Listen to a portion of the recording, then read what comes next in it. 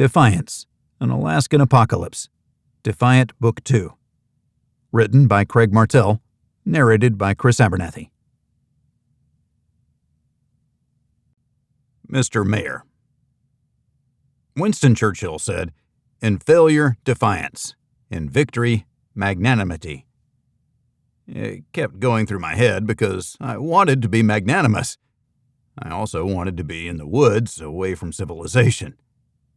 "I'm not playing," I declared, hammering my fist into my hand. I wanted to think that I had a choice. After the rest of America had tried to choke us into submission, we continued to pay in cash. We continued to resist, and we won.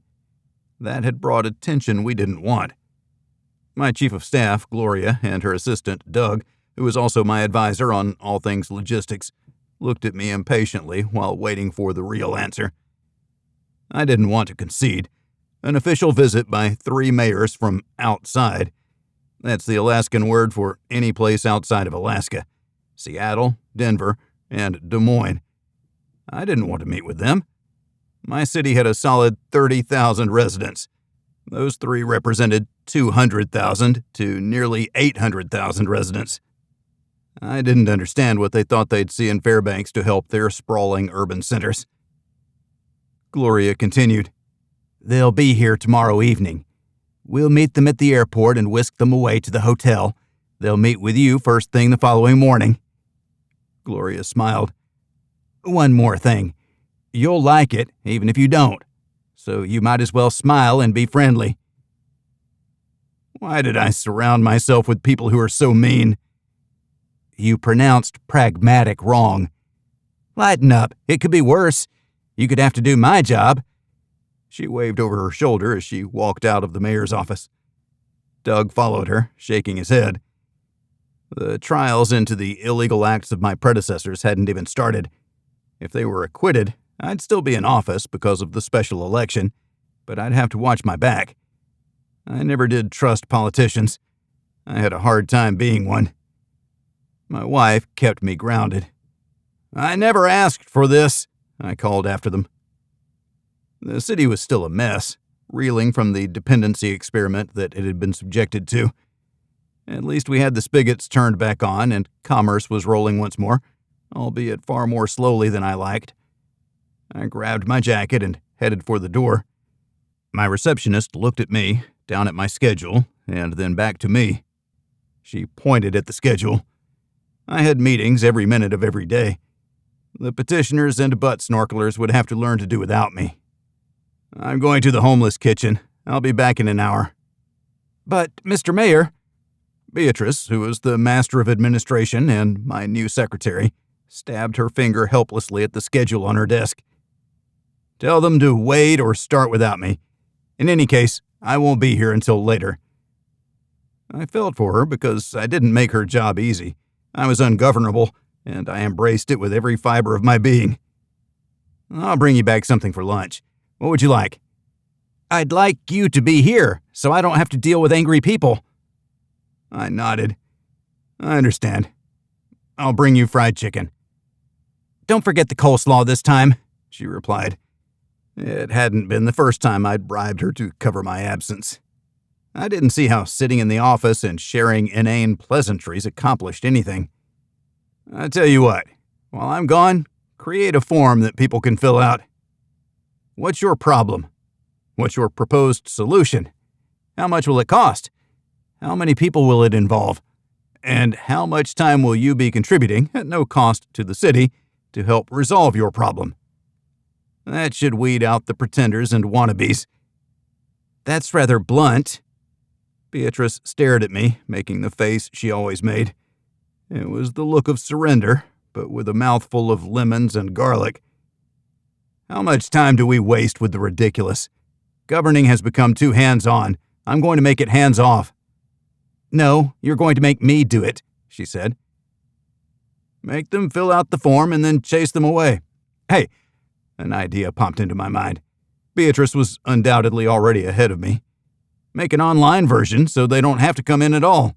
You can chase them away without having to look at them." She tipped her glasses down her nose to look at me over the top of them. I had preferred my life of anonymity and low stress. I hadn't asked for any of this, but when it came time to act, too few stood up to be counted. Too few resisted. In the end, one was left standing on the chests of the former assembly, mayor, sheriff, and chief of police. They were in prison waiting for a trial that couldn't come soon enough. The storm had come and gone. A new world existed. The old world had returned to rest atop the destruction wrought by the overthrown. Some people had died. Many were hungry. Cupboards were bare and money was tight. The homeless kitchen covered the gap for many people. Laura was there helping out. I couldn't hire her for the mayor's office because of an anti-nepotism law in the books. That was a good thing, I guess. Others would have abused it, but laws were made for those kinds of people. Good people didn't need those laws. That only protected them from the nature of people who would take advantage. The type of person who is happy to exploit loopholes was the same person who created the loopholes in the first place. I felt dirty every time I stepped into City Hall. I shouldn't have. I'd purged it from the influence of the previous regime, those who'd bought their way into a position of power. That's when Fairbanks became a test to see how far the people would bend before they broke. I was surprised by how much we tolerated. No one wanted a civil war, and the authorities counted on that. What they didn't anticipate was that someone would assail them in their chambers while undercutting their authority by removing their subversion of the local police. It was mind-boggling what they'd accomplished in such a short time, while I seemed to be quagmired in bureaucracy and unable to move anything. Entrenched players saw new power and opportunity. I just wanted out of the mayor's seat. But since I was there, I'd do the best job I could, without being trapped in my office. I started my truck, and the radio came on to the news station. I laughed. It's what my dad would have had on. I used to play the hard rock station, heavy metal for relaxation and distraction. I reached up to change it, but a man was speaking, the one who ran for mayor against me in the special election. KFDX interview with Clint Carstairs continues. Mayor Cory Beringer continues to struggle. Without the ability to use his fists or force of arms to get his way, his leadership is sending our great city in a downward spiral from which we may never recover. I'm not saying there's buyer's remorse, but we should call for a new election now that the citizens have seen what they voted for. The office of mayor needs a professional. This is no time for amateur hour. Hold the mayor accountable. Demand change. Demand the help you deserve. By all that's holy, I grumbled. I punched the button to change the station. Ozzy Osbourne's low tenor filled the cab. I hate politics. The parking lot was packed, and every seat inside the homeless kitchen was filled. I walked in and dodged past the short line to help myself to the employee-only area behind the serving station. Dorothy called to me from the checkout. I wondered if you were ever going to show up again. She grabbed me and hugged me before I could answer the jibe. I have been relegated to the most unfun job in Fairbanks. She waved me off before leaning close. It's getting worse, she whispered. I know. We're moving as much as we can into town, but new loads are snatched up immediately since people are stockpiling as if they're expecting society to melt down once again. That makes it look worse than it is, and people end up here because there's nothing left at the stores, which means it is worse when it should be getting better. Human nature is making it worse, not the government. You can't blame people for being people, especially with what they just went through. I need to buy time for things to settle, for spring planting to sprout and people to see hope. Dorothy smiled once more, the matriarch of the hungry and homeless. I'll keep feeding them if you keep making sure we have food to serve. I had rented a 28-foot moving truck each week and sent it to Anchorage to fill up on groceries and bring it back to the kitchen. Doug was the key in making that happen and keeping Dorothy and her customers fed. The patrons watched me. Some glared. I could only feel like I failed them. Hard-working people shouldn't go hungry. They shouldn't be here. But thanks to a place like this, they could get something to eat. I excused myself and went into the kitchen. I found Laura at the stove, Mays doing knife tricks at the prep station, and his girlfriend, Conchita, loading the dishwasher. I kissed my wife on the cheek while hugging her from behind, leaving her hands free to maintain her mastery over the stove. I'll order more spices with the next load. I'd purchased bulk quantities of what Laura used to add flavor to the variety of foods served. Not all of the staples were the highest quality, and a little spice had gone a long way to giving the needy a decent-tasting meal. "I'll ask Doug to take care of it. You have enough to worry about." Laura smiled at me over her shoulder. "Be careful with those hands. You don't want to get a grease burn." I realized that I still held her around the waist, and my exposed skin was dangerously close to the business end of the stovetop. I let go and backed away. "I'll see you at home later. Are you going to stop by the office on your way?" "I will." She sounded confident. There was enough parking and not enough traffic into City Hall, so she'd be able to find a spot. She drove the Prius that was my dad's. He'd passed away and left me everything because there was nobody else. I gave his fishing gear to his fishing buddies. I blew out a long breath and stared at the floor. I hadn't been given time to grieve, and his absence washed over me when I wasn't expecting it. Like now. No matter how hard I tried or how much I worked, I couldn't change people's perceptions that things were worse. They were getting better, but I needed more time so they could see it for themselves. At least I wasn't sending the police to take their guns away. We'd rescinded that law as the first order of business, along with the law eliminating the need for a warrant under the auspices of conducting a health and safety check of each property. Just because the government taxed our property didn't mean the government had a right to enter. The Fourth Amendment protected us from that. The Second Amendment protected our weapons. My predecessors had used the health and safety law to ignore the former, to abuse the latter. I was still angry that they had taken my moose rifle, a stainless steel Marlin 45-70. I liked that weapon. I decided it was time to order another, if I could find a federal firearm license holder who was still in business. The previous administration had done a number on them, too, taking all their weapons without recourse. It was going to be my responsibility to pay those claims, but the city's budget was in tatters, and the money was being spent on reestablishing infrastructure. Tax receipts had fallen off because the people were rebelling against property taxes. The school system was in crisis because we were running out of money to pay the employees. The previous administration had hastened the end of civilized society. It seemed like I had to rebuild that from scratch. I was ill-equipped for the politics involved. So many favors were needed from people who made it their job to drag their feet so they could ask for a favor in return at a time and place of their choosing. The man who was supposed to be the mayor, one Clint Carstairs, should have been in that office, and I should be on the outside throwing rocks at his glass house.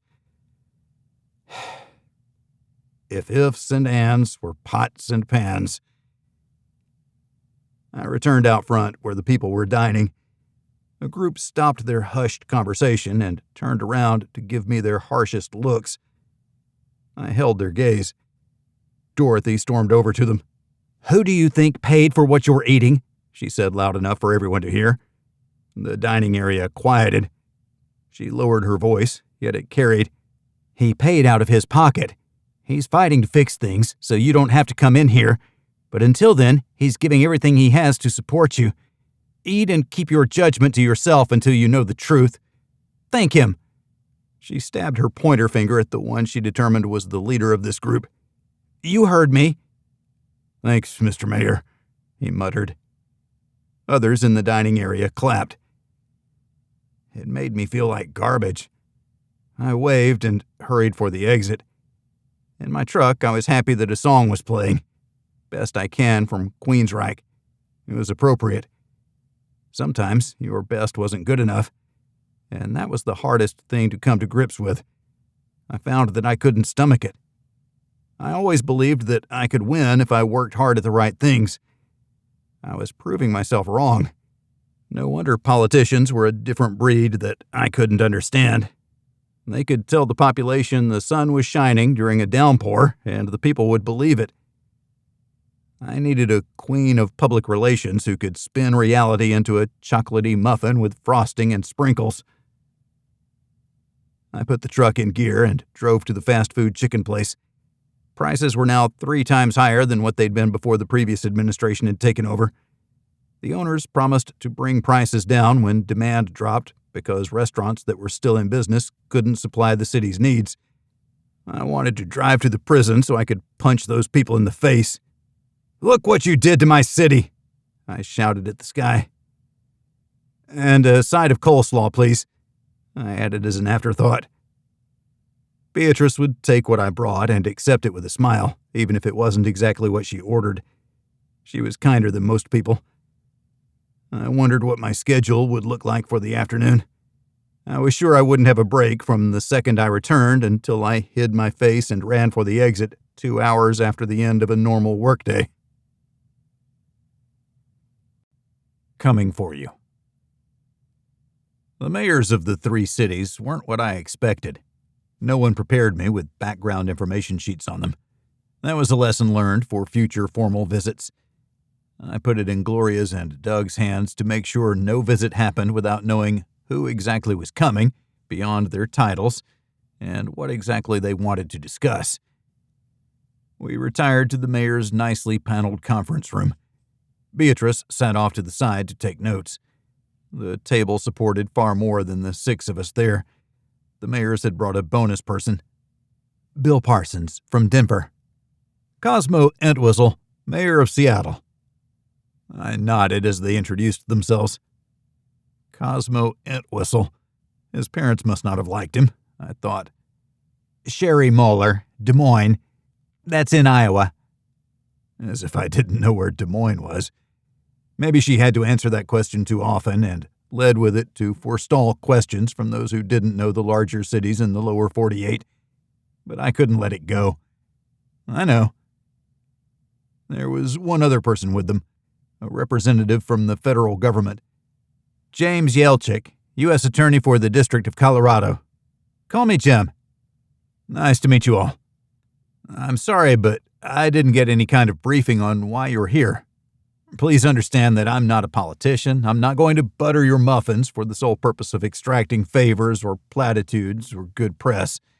I want to have candid conversations about the challenges of leadership in a climate of significant change. From worst to first, they call it in sports.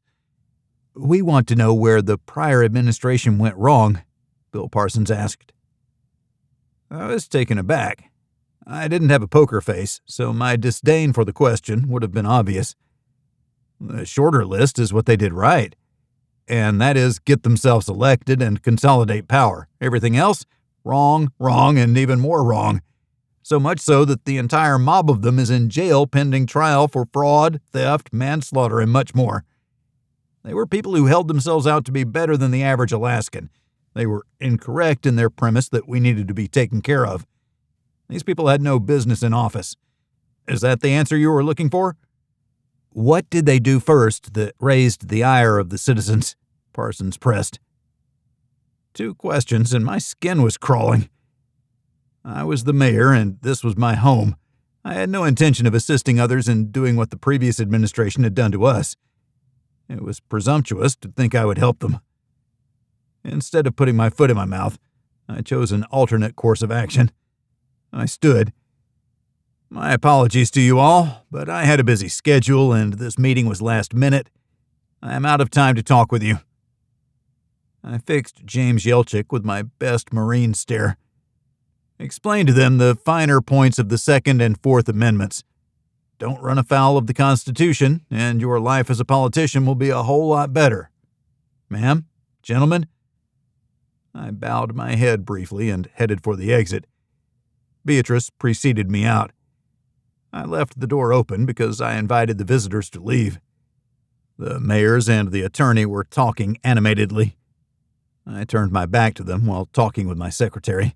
I leaned close to Beatrice. If they try to reschedule, I'll commit to 2 weeks from next Tuesday.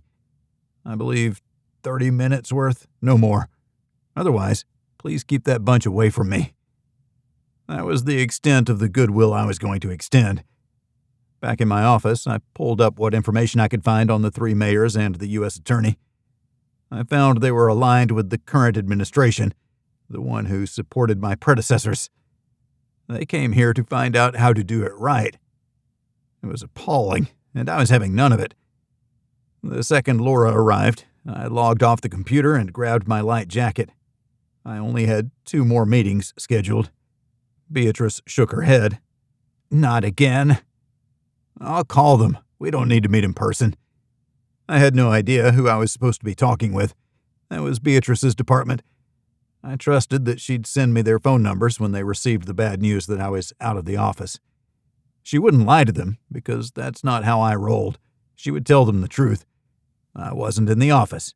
If they wanted to know something beyond that, then they were assessing their position as superior to mine, and that my reasons for not being there were inferior to their desire for an in-person meeting. They'd get over it. They all did, eventually. New rule, I told Beatrice. No more than 2 meetings a day. I'll do phone calls if they go through you first, so you can set me up. No meeting will last longer than 20 minutes. They can say what they have to say and be done. Also, no outside visitors. I have nothing to say to them. If they insist on coming, foist them upon Gloria and Doug. Beatrice nodded, tight-lipped. Laura waited. I get it, she said. I can't think of anything more reprehensible than wasting time. Is it good for the city? Is it good for the people? Those two go hand in hand. Anything else, the so-called politics as usual, are a huge waste of time. Here's a secret, B. I'm not running for re-election. Nothing I do is to win votes. All I want is this city to run like it can. Period. End of story. Everything else is noise. Like that bunch who stopped by today. They are what's wrong with politics. They have earned my absolute disdain. Beatrice laughed. Are you off your soapbox? Sorry, I mumbled. Laura shook her head. The two tolerated me and my idiosyncrasies. We know you hate politicians. You can be less vocal about it. Just smile, shake their hand, and say, would you look at the time? Then walk away. I'll do that from now on. I won't let this consume my life, I vowed. You already did, and that's how you got yourself in this position, Laura added. Damn it. I hugged her and we left. Beatrice could leave whenever she wanted. It didn't make any difference to me as long as the taxpayers received value for her time. Time and value. Those were the principles I applied to the mayor's office. I tried not to take my salary, but they said it wasn't legally permissible. So I dropped 100% of it into support for the homeless kitchen, directly and indirectly. I was glad Dorothy schooled the patrons. They didn't need to know, but they didn't need to take their ire out on me either. Diffusing the situation had helped me. It would take the city to rebuild itself, but it needed the citizens to take care of each other. It was my job to bear the brunt of their angst. It crushed my soul knowing that I was doing everything I could, but it wasn't good enough. Proud people were eating at the homeless kitchen when they should have been able to provide for themselves. It made me want to go straight to the jail and start punching the real perpetrators of the crimes upon the citizenry. I had that thought too often. It was starting to annoy me. Laura stared at me while I sat on the couch with Star Trek reruns playing on the television. Our dog, Euripides U. Mendeethes, sat half on me. I caught movement out of the corner of my eye. Laura was smacking a wooden spoon into her palm. I remember when you used to help, she said, but it was without judgment, despite the spoon smacking. Her voice was kind but tired. She'd spent the day in the kitchen already, just not ours.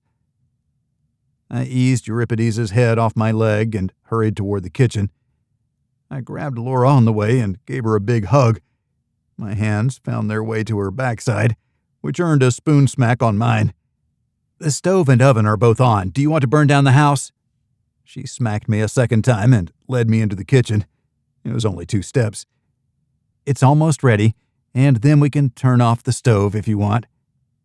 I was transparent when it came to our continued honeymoon. I always want. I smiled as the lights went out. I blinked until I could see what light penetrated the closed blinds and curtains. Being the mayor made me paranoid. What the hell? We held our breath while we waited. Many power interruptions only lasted a few seconds. When it stretched to a minute, I checked my phone for the outage map. The power flicked back to life. My uninterruptible power supply, the UPS, beeped once and went silent. Better finish dinner, just in case. Before Laura could reach the stove, the power went out once more. I was on the power company's website. They hadn't posted anything yet, not surprising, as the outage had been in effect for less than 2 minutes. It was late spring, and there was plenty of daylight. "I guess it's good enough," Laura said. She kissed me on the cheek and got plates to dish out our dinner. I didn't hold out hope that the power would return anytime soon. Our personal generator should have been functional, although it had been a while since I fired it up. I went outside to check it, despite Laura's objections that dinner would get cold. I shouldn't have worried since it started on the second pull. I powered it down. We wouldn't need juice for 2 to 4 hours, depending. We'd run the freezer and the refrigerator first to make sure we didn't lose any foodstuffs. Everything else could go without power for as long as we didn't have any. Inside, Laura was putting the plates on the table. They were filled with spaghetti. The butter had not yet melted on the garlic bread, but it was close enough. One couldn't complain about a good meal. "Thanks, beautiful. It's better than I deserve." I took my first bite. It was plenty hot and hit the spot. "No complaints." "You never complain. You're happy as long as you don't have to cook it yourself." I tapped my nose while chewing. My phone rang. I chewed faster and swallowed. The note on the screen said it was the head of the power authority. "Mr. Mayor, I have bad news. Call me Cory. Give it to me straight and then tell me what I can do to help." "Bad oil. The power plant is going to be down for a while until the burners cool enough to clean them out. We've lost a lot of oil that's tainted. We'll have to load it back on train cars to send south for disposal. This is going to cost a fortune." "You weren't kidding. That is bad news. How much oil did we lose?" Stocking and restocking were huge issues for the city. "The main tank was polluted with detergent. Must have come in on a tanker and got pumped directly into the tank. We have the smaller generators and are working the interties to boost what's available. We should be able to come back within an hour with limited power and no longer than 4 days to full power. It helps that it's cool out. We'll be able to get in there sooner than we would have otherwise." The plant manager sounded confident. That put me at ease. "Do what you need to do. What can I do to help?"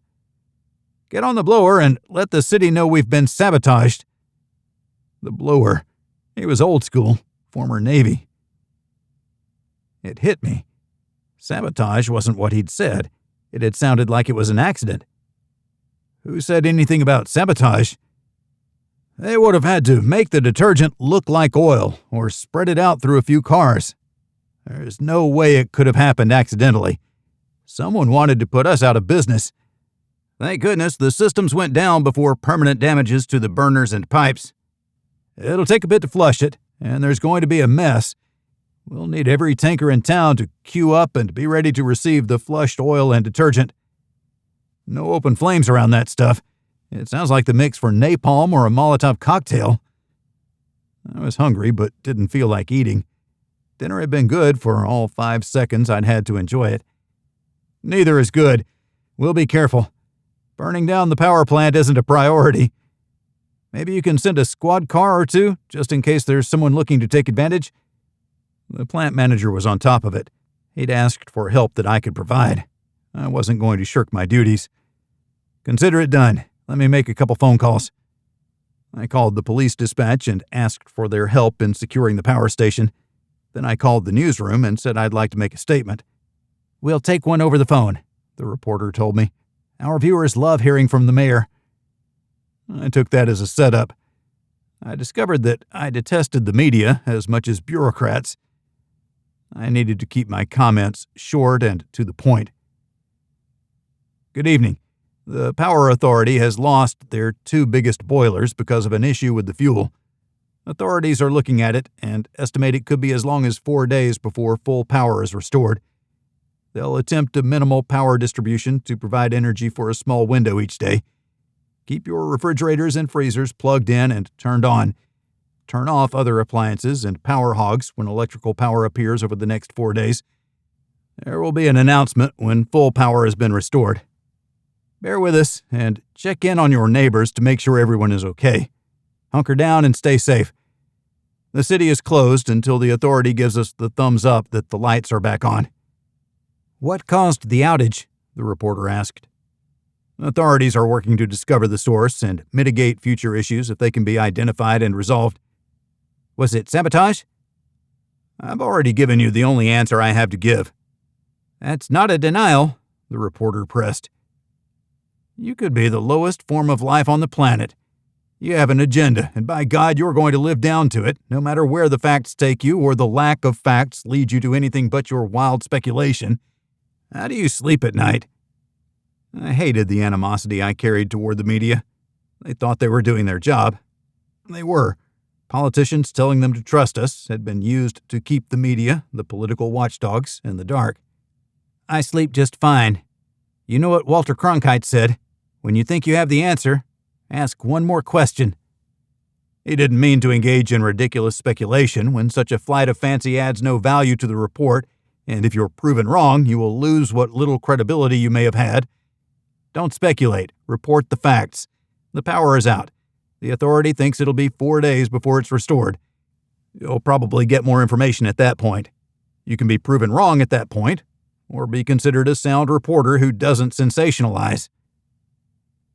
"What if I told you we received a manifesto stating that the power would go down and that the new administration would do exactly what the old administration was doing in an effort to save the city?"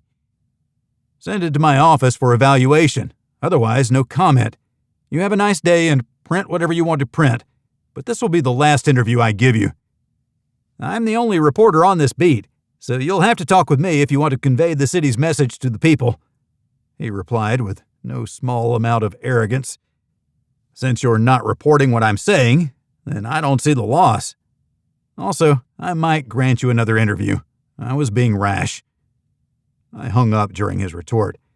My blood pressure was up. Little people thinking they're big people. Easier to throw rocks from the cheap seats than be a part of the solution. They thought something was going to happen, and instead of telling the authorities, they sat on the information. Did that make them complicit? No, free speech and all that. But I didn't like it. Watch the world burn rather than help put out the fires. The media was a tool that I had to figure out how to use, just like they were using me. It was going to be an epic battle if I ever let it be waged within me, the forces of dark and light competing for primacy. What manifesto? There was a problem that I couldn't solve. I called the FBI office in Anchorage and told them what the reporter had told me and what the power authority had said regarding their impression that it had been sabotage. Sounds like you have two reports that corroborate each other. How does one sneak detergent into a tanker car of oil in great enough quantity to pollute a huge tank? What is that, 100,000 gallons? I have to say that I'm remiss in that I never asked. It's a lot. Whoever did this has cost us how many millions of dollars? A threat with follow-through. This makes whoever it is credible. I felt like you should be involved. You made the right call. We're on it. He hesitated before continuing. For what it's worth, you did a good job standing up to clearly illegal orders. I can't believe they made it as far as they did. Me neither. No one came to help us. I wasn't pointing the finger at the FBI agent, but Alaska's senators and our congressmen never followed up. Calls to them had been lost. The second largest city in the state was under attack, and no one did anything. You have my number, and I have yours. I'll call you when I know what we're doing. Have a nice evening, Mayor Beringer. I looked at the blank screen on my phone. Why don't you eat? Laura asked. Sounds like it's not going to be a fun few days.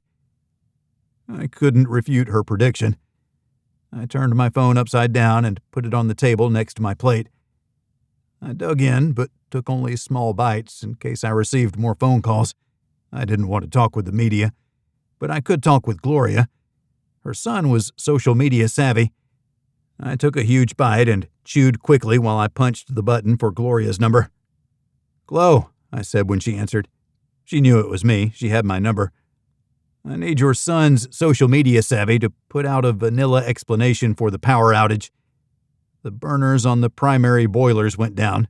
They're working on them. It'll be 4 days. Simple message, but I think the news station is going to promote something a little more obtuse." "Aliens?" Gloria guessed.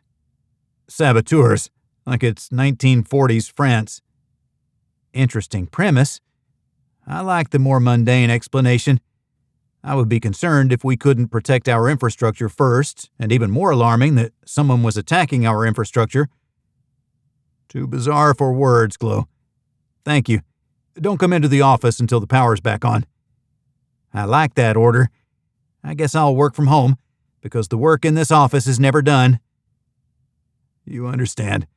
I'm supposed to be eating dinner," I added. "We hadn't started cooking yet."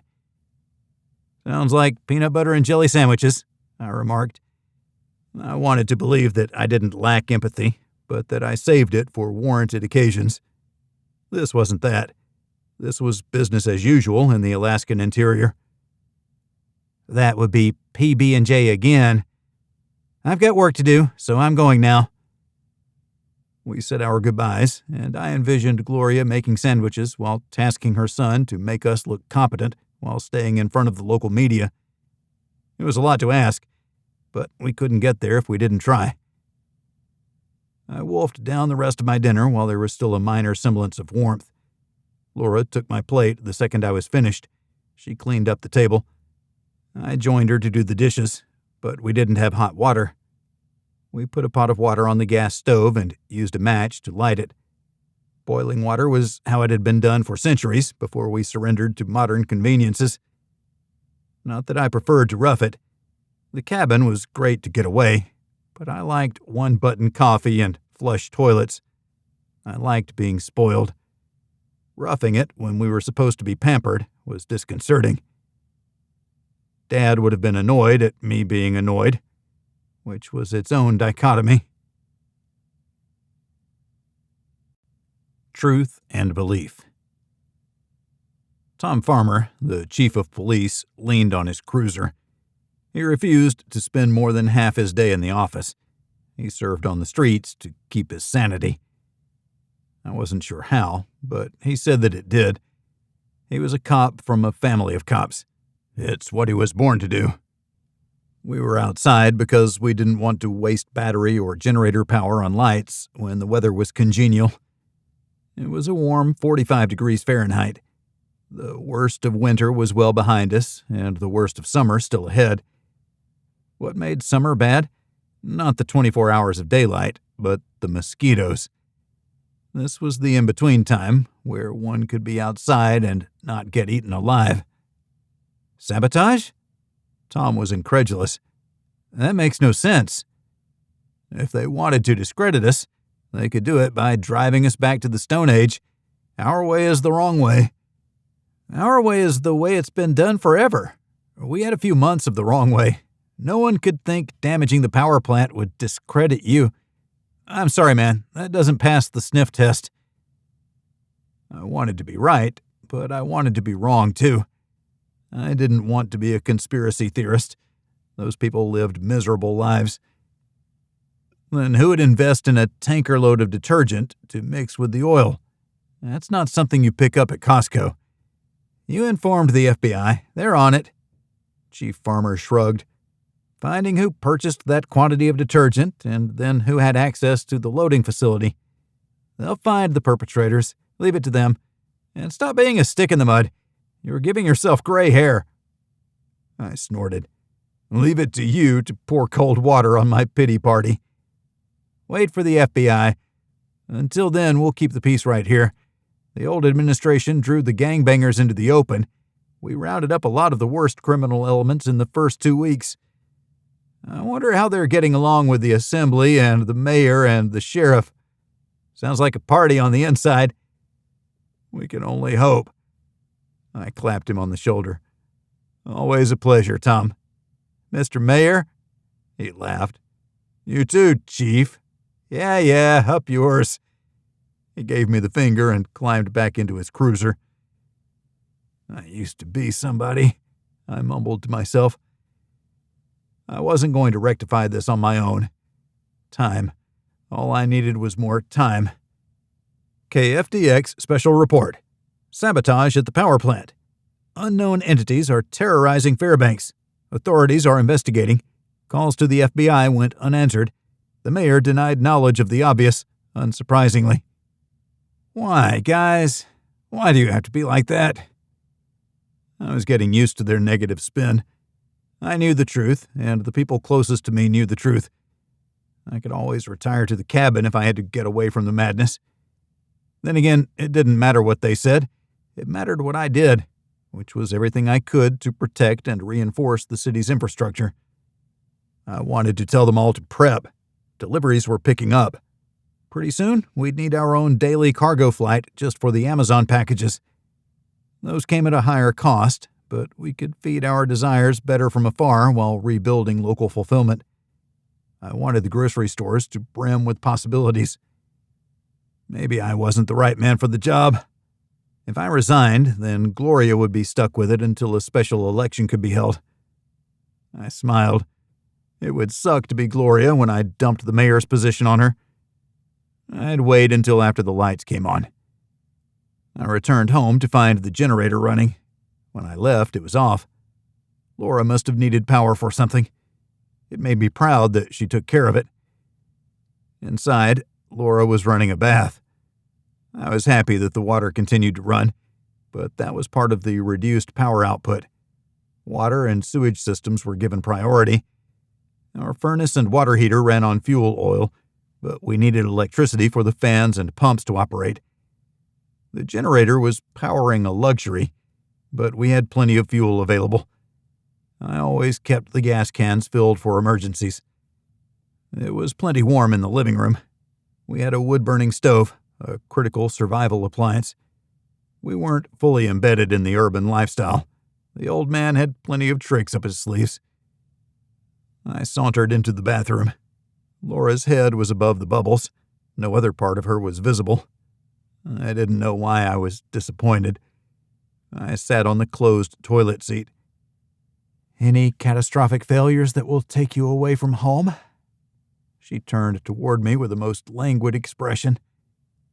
"Home tonight?" I leaned in for a kiss, and my phone rang. "Being the mayor sucks," I nearly shouted. It was Gloria. "A manifesto had been posted. It's not pretty." She sounded concerned, more so than usual. "Is it credible?" "They took credit for taking down the power plant. They gave the details of exactly what they did. It sounds like what you described." She stopped, but she wasn't finished. "There's more, isn't there? Like what's coming?" "Uh-huh. Do you want me to read it?" "No, but you better. Forewarned is forearmed, or so they say." "Fairbanks and anyone who considers themselves to be the resistance, you are not. The resistance is what we are. Resistant to business as usual, resistant to toxic capitalism, resistant to a life where work is its own reward. We resist. I hope you like being without power. It's going to be a while." Delightful. I rolled my eyes and leaned back. Laura gripped my leg, but it was too cold on her wet arm, and she pulled it back into the hot water. "What are they going to do to take down our power plant? And more importantly, why? They complain about working in capitalism. Welcome to America, pal. What am I supposed to do about their disillusionment with a system that's been in place for 250 years? You can do nothing except find them and restrain them.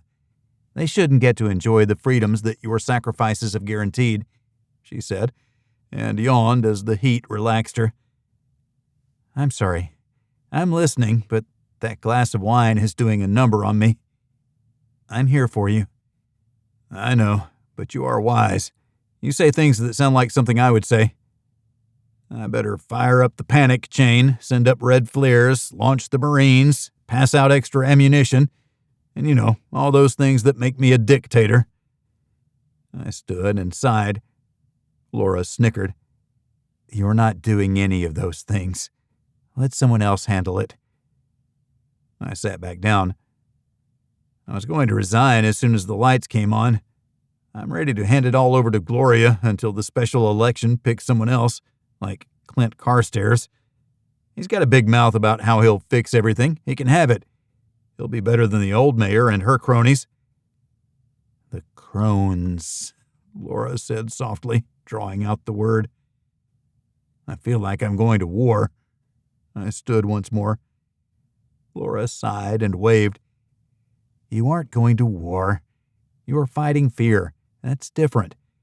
No one is shooting back. She produced a glass of wine from the corner where I hadn't seen it and took a sip. She slouched deeper into the bubbles. I'll be home as soon as I can. I went to our bedroom and took my Desert Eagle from the drawer. I stuffed it into the chest holster and arranged it so it hung like it was supposed to. If I was heading out to fight a war, I wasn't going unarmed. I didn't care if the mayor wasn't supposed to be armed. Let the media have their day. I deferred to sanity and put on a jacket that had enough room where the pistol's bulge wasn't obvious. Forget the media. I wouldn't give them any fodder in addition to whatever they fabricated. I had to admit that the reporter hadn't been wrong about the sabotage.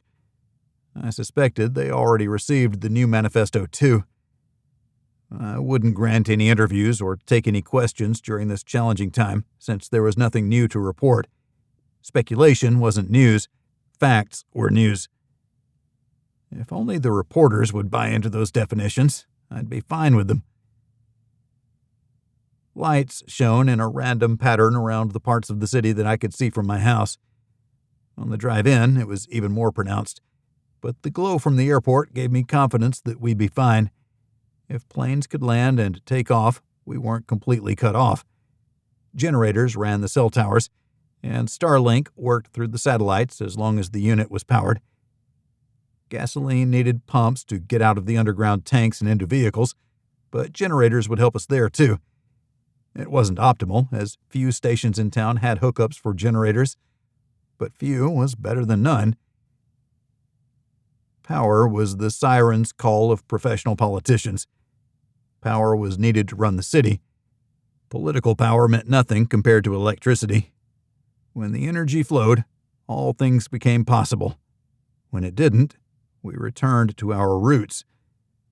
I figured I would hear my alter ego, future Mayor Carstairs, stinking up the radio waves with nonsense that added zero to solving the problem.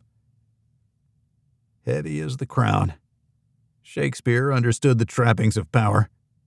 Me and mine, we would be fine. Now was not the time to resign. There was work to do.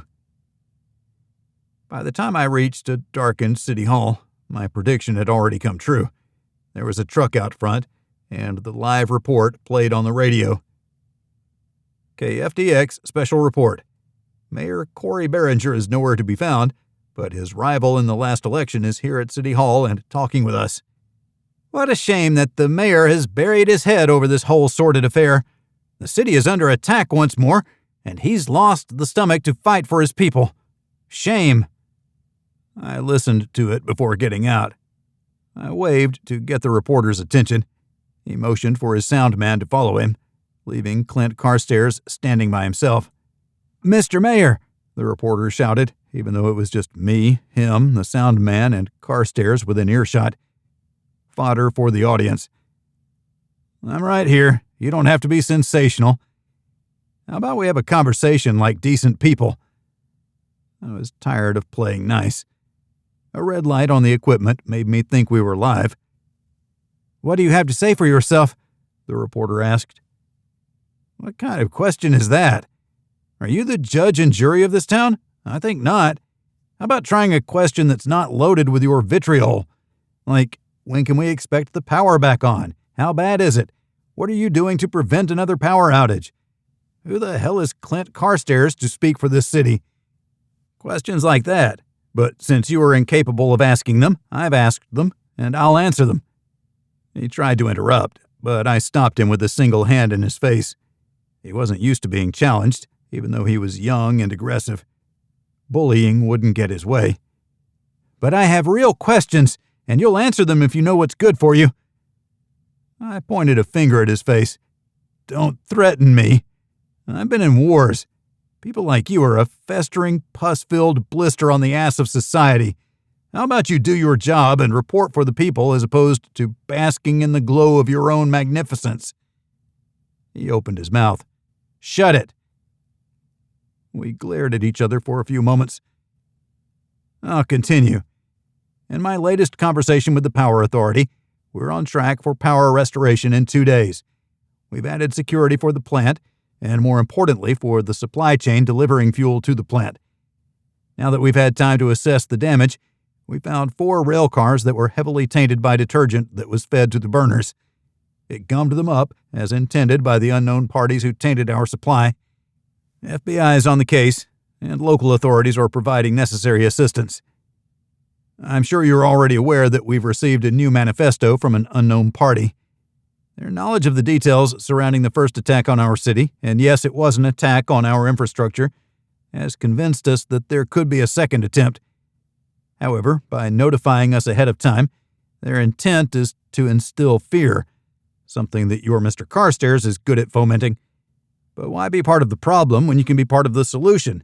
Upstanding citizens can volunteer with the sheriff as a citizen's watch. Get out there and keep your eye on rail lines. Let us know if anyone is attempting to interfere with them. I leaned around the reporter. Make sure you get plenty of selfies, Clint, so you can show the city what you're doing. Otherwise, go home. You aren't helping. The people see that you aren't helping. You're just a jerk, and the people knew that. That's why you're not the mayor. Stop playing politics and start being a good citizen. Carstairs fumed, but he no longer had access to the microphone. He ground his teeth and stabbed a finger at me in a promise to retaliate.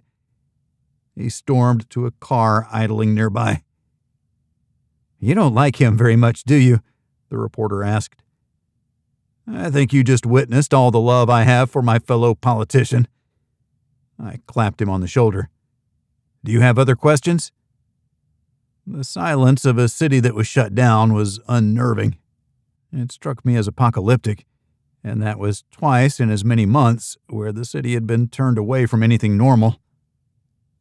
"Are you going to declare martial law? You said it yourself. The city is under attack." "I said there was an attack on our power plant, which isn't an attack on the city. There's a subtle difference between the two. And no, I won't be declaring martial law. That's the last step to take before anarchy. We're nowhere near that. Listen." I held my hand behind my ear to funnel the lack of sound toward it.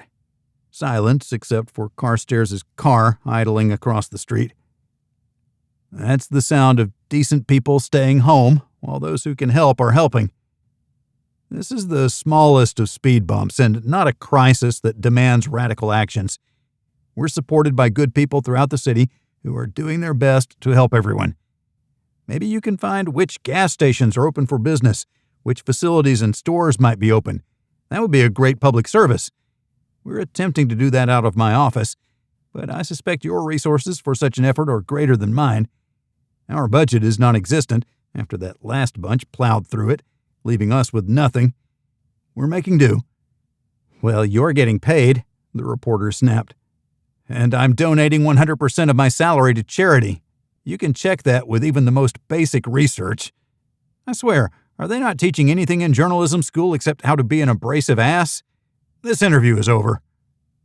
I smiled my biggest, most artificial smile, which drew a glower that wouldn't have passed had he been on camera. I wondered how he'd cut and paste my words for some kind of gotcha campaign. His ego wouldn't allow him to take my denigration of his person and abilities. Same with Carstairs. There was more coming from him, too. So be it. I had a city to run. I let myself into City Hall and made sure to lock the door behind me. The emergency lights still worked. I was impressed by the longevity of the battery power. In my office, I had a paper planner that contained most everything I needed, It was a desk calendar that Beatrice insisted I have since I was notorious for ignoring meetings. If I wasn't going to resign, I had to play the role and do better at the politicking. Otherwise, we would be stuck with someone like Clint Carstairs, all talk and no action. I was letting him distract me from the primary focus, which was on the terrorist element. They had to be well-funded. They had access to places they shouldn't have been able to go. How does one load 4 tanker cars with mostly detergent? That made no sense to me. Smart people would figure it out, but smarter people had to predict and prevent the next move. I feared that wasn't me, but it had to be. I needed help. I dialed the leader of the good people who had helped me during the last crisis. "Sergeant Major, how are you doing?" I put in my papers. 8 seconds later, the power went out, but I was on base. Our plant is up and running. It could have been an omen, but I took it as the resilience of life after the Army. Congratulations. Make sure I get an invite to your retirement ceremony. I don't put my uniform on for much nowadays, but I'll do it for you. You're not calling about my retirement, are you? It was obvious, since I hadn't known about it, surprisingly. I hadn't stayed in touch like I should have. No. I was hoping I could brainstorm with you and the boys.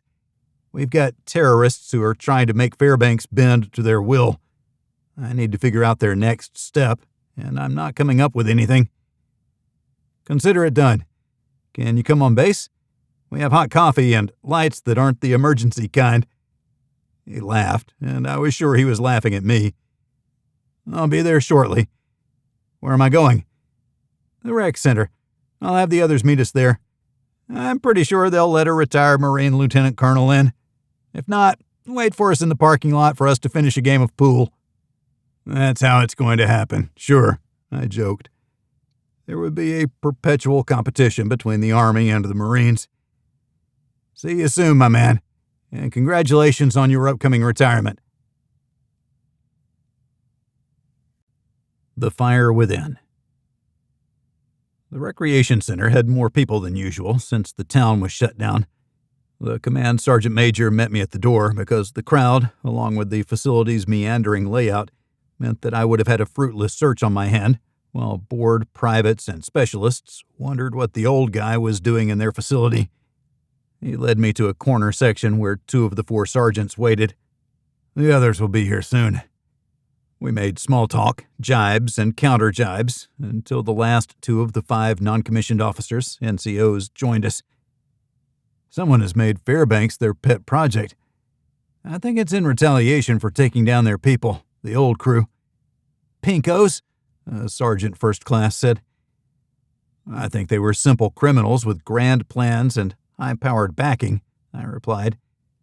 You said you needed our help, the command sergeant major said to get us on track. What's next?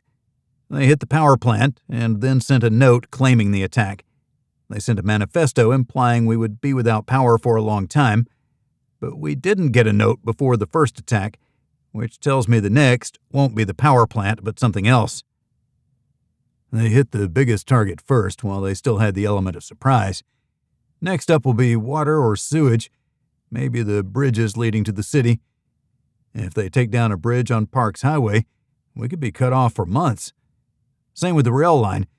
It's a long way to Valdez and to the city that way. It would be harder to cut the road to Canada, but not impossible. We need security for those bridges. It's a tall order, but if you don't want us separated from the rest of humanity, then you'll get on it. How about the governor and the National Guard? That's what I was thinking. I'll call him and request resources. We're not going to be able to handle this one by ourselves. They watched me as if I was going to call the governor right there. He'd think I was in a strip club.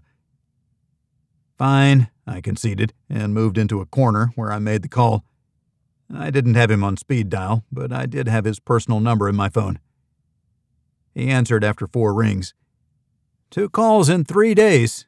Are you calling with good news or bad news? I'm calling with a request, which I'm sure you hate to hear. Good news is that we're on track to have power restored in 2 days, but we want it to stay on. Our nemesis seems to think we will not have it on by that point. So what I'd like is to activate the guard to cover key bridges, both rail and highway, between here and the northern suburbs of Anchorage. That's a lot of bridges, the governor replied. We don't need all of them. We only need the ones that don't have a quick drive around. Cutting us off from the port would be a huge claim to fame for whoever these people are. We cannot resupply solely by air. I know. Let me gin up the order. We'll put the guard on it. Can't have our second biggest city suffer. You were making progress, too, weren't you? Rebuilding would have been lost, Mr. Governor. Please don't lose the election to an outsider. Alaska won't survive another round of constitutional abandonment. But I can lose to an Alaskan? Out of everything I said, that's what you took away? You politicians are killing my will to live. He laughed.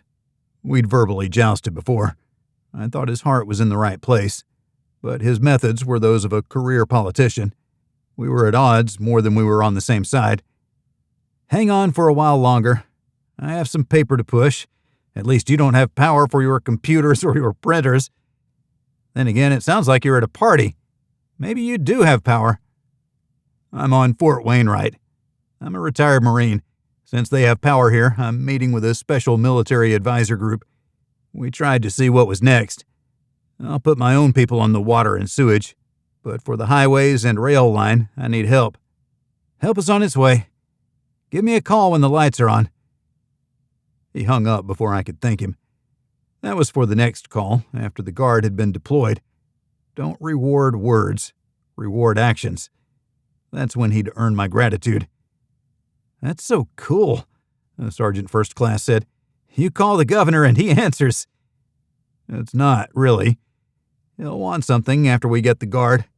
Everything in politics is a quid pro quo. The command sergeant major had disappeared while I was on the phone. He returned with drinks for the group. Cokes and sparkling water. I took the water. No Red Bull? They had it, but it's late afternoon. Us old people have a bedtime to think of, he replied. Old. The oldest among them might have been 40. The others were in their mid-30s. It was funny how the perception of age changed as the years passed. I considered myself middle-aged, but knew that wasn't correct. I was old, almost ready for Social Security. What's their end game, sir? In the sandbox, we'd bomb them back to the Stone Age and then move in to secure the territory, refuse its use to the enemy, then rebuild it in a way that served the people, free of terrorist influence. It was what I had been thinking. It was refreshing to hear the same thoughts from the NCOs. That's what I figured. But this was a place for the people. If they get their way, it won't be. It'll be a communist enclave with complete loss of freedom. It will be counter to what we believe. We have to think like them if we're going to get in front of them. So, start thinking like them. What do you have? Say what? The sergeant major retorted. Leave it to the officers to make the senior non-coms do all the thinking. How did I get mixed up with the likes of this bunch? I quipped. That's right, the Wives Club. It came across as a pejorative, but we were all better because of our better halves. Are they coming to make war on us? The sergeant major asked. It was an inevitable conclusion. Who would make war on us? We had the Army and the Air Force right here. No one could infiltrate a force that would stand up to them for longer than 2 minutes. It would be terrorism with no hope of success. We could rally the locals to fight off the interlopers. It led me back in a circle. Why? No one made war without having an objective. Wreaking havoc in the interior of Alaska for no reason was useless. They already tried to do that and failed mightily. We had more friends than they counted on. I'm heading back into town. Keep your heads on a swivel. In the meantime, I'll request a meeting with the base commander and make sure he's still on our side. Same with Alaskan CO. Alaskan Air Force Base, 30 miles to the south of us. They had a fighter squadron and aerial tankers. They played an important role for long-range intercepts. No one was coming here from the outside. So what was their game? One question, and no answers. It grated on my soul. 2 days later, the power plant came back online. It was down 40,000 gallons that had been tainted. It was moved to a tank in North Pole at the old refinery that had not yet been dismantled. They borrowed the tank to store the fuel. If they could figure out how to scrub the detergent from it, then it wouldn't be a total loss. New cars of fuel oil were on their way. The reserves were more than enough to keep the plant running until the new stock arrived, which it did in good condition. The tanks were filled and life continued. 3 weeks later, the incident was mostly forgotten. But in the back of my mind, I wondered if the terrorists had been bluffing, or if they were patient and the other shoe was going to drop when we least expected it. As long as I expected the worst, it would never come if the logic followed. Being paranoid would only make the burdens of the office worse. Although as services and resources were restored, the burdens became less. The media distractors looked for other conspiracies to promulgate to improve their ratings. At least they kept Clint Carstairs off the air, since his ill-advised diatribe in a powerless downtown. KFDX kept that young, aggressive reporter away from me. I simply responded that there would be no comment if he were within earshot. With the return of normalcy to Fairbanks, the mind-numbing routine of the mayor's office found me seeking an intellectual respite. "Gloria!" I shouted from my office. Beatrice appeared in the doorway. "She's not in right now. She'll be back in 2 hours. "Where'd she go?" "Does it matter?" Beatrice shot back. I thought for a moment. "I guess not. When she gets back, have her see me." "What about?" I cocked my head and pursed my lips. "Are you running blocker for her?" "I may be. Are you going to resign and dump your job on her shoulders? If you're not going to do that, then there's no problem." "I hate this job." "It doesn't hate you," she argued. "You're much better equipped to deal with it than she is. Do you want to destroy her?" "What?" I wanted to keep it from destroying me, but Beatrice was right. This position would only do what I'd let it. It was time to stop letting my hatred of it rule my life. Water off a duck's back, or so they say. I wasn't running for re-election. I would give the office 40 focused hours a week. Outside of that, it would have to run on its own. I'll stop my whining. Good. I won't bother her then whenever she returns. If she returns. It was like we were filming a weekly drama comedy show, and I was the butt of everyone's jokes. I jumped on my computer to sign things that always needed to be signed, but couldn't log into the internet through which most of our correspondence flowed. Are we offline? Internet's down, Bea called from her desk.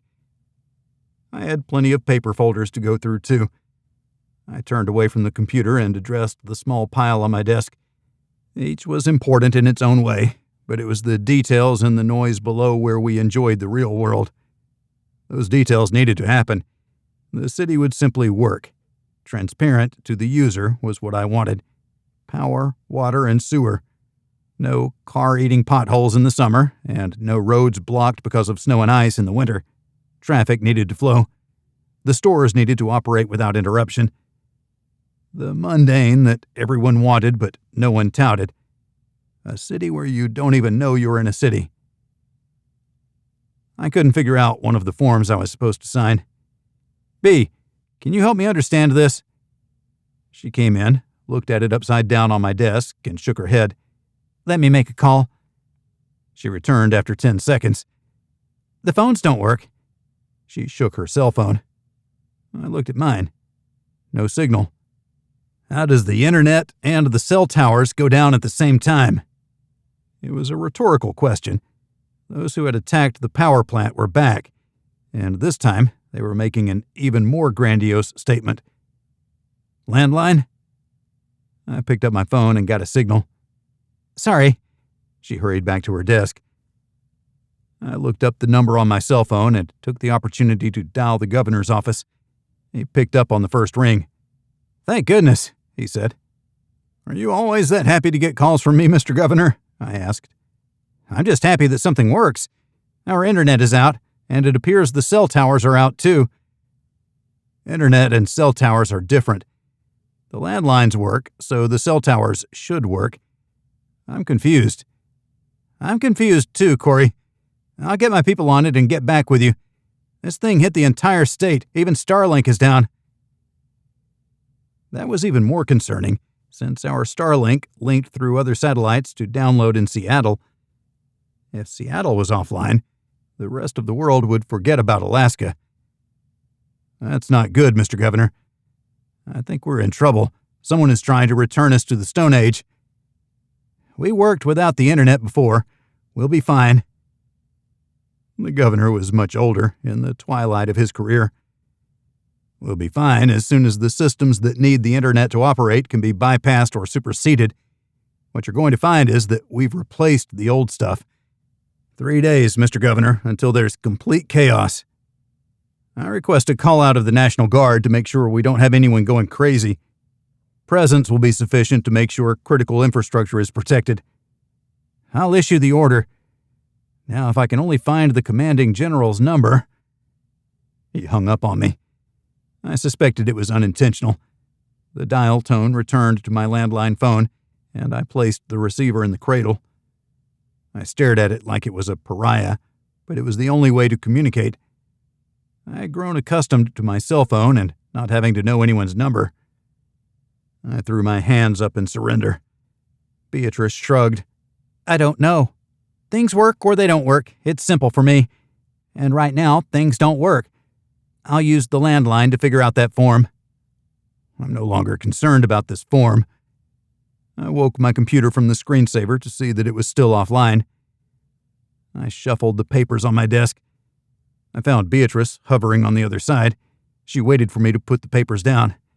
She removed the one I had asked her about, skimmed it, and then checked a box. She slid it in front of me. It's good. You can sign it. I dutifully scrawled my signature and pushed it to her. I better start calling people. I'll coordinate a press conference, B stated. 1 hour out front. I made a face at her, and she ignored me. It was how it always was. Business as usual, which gave me a minor respite from the troubles that were coming. I dialed the landline at my house. I hoped that Laura would pick up. She did on the 4th ring with a tentative, Hello? It's me. Everything is down.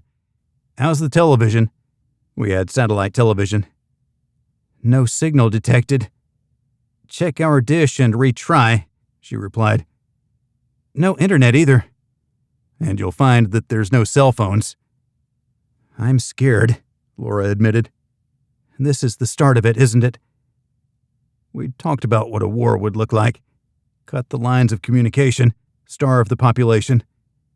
They couldn't do it from within, so they were doing it from without. But who were they? The others had been Americans, transplants from outside. My next call was to the commander's office on Fort Wainwright. They were down too, but relied on landlines for office work. They had no additional information for me. None of it made sense, and I needed it to make sense. An immaterial mystery. The utility companies were fine as long as they had power. They could figure out the billing later. The good old U.S. Postal Service still worked, but paying for the postage would be a challenge. It made me laugh. Pay in cash. But no one had enough cash to pay all their bills. Besides me. I had a couple $100,000 at the house and another $200 at the cabin. I'd spent the rest that Dad had hidden in the floorboards. $350,000 to put the city back on its feet, along with keeping Dorothy and the homeless kitchen running. I didn't have enough cash to keep the entire city afloat. I'd need to send an envoy to the banks.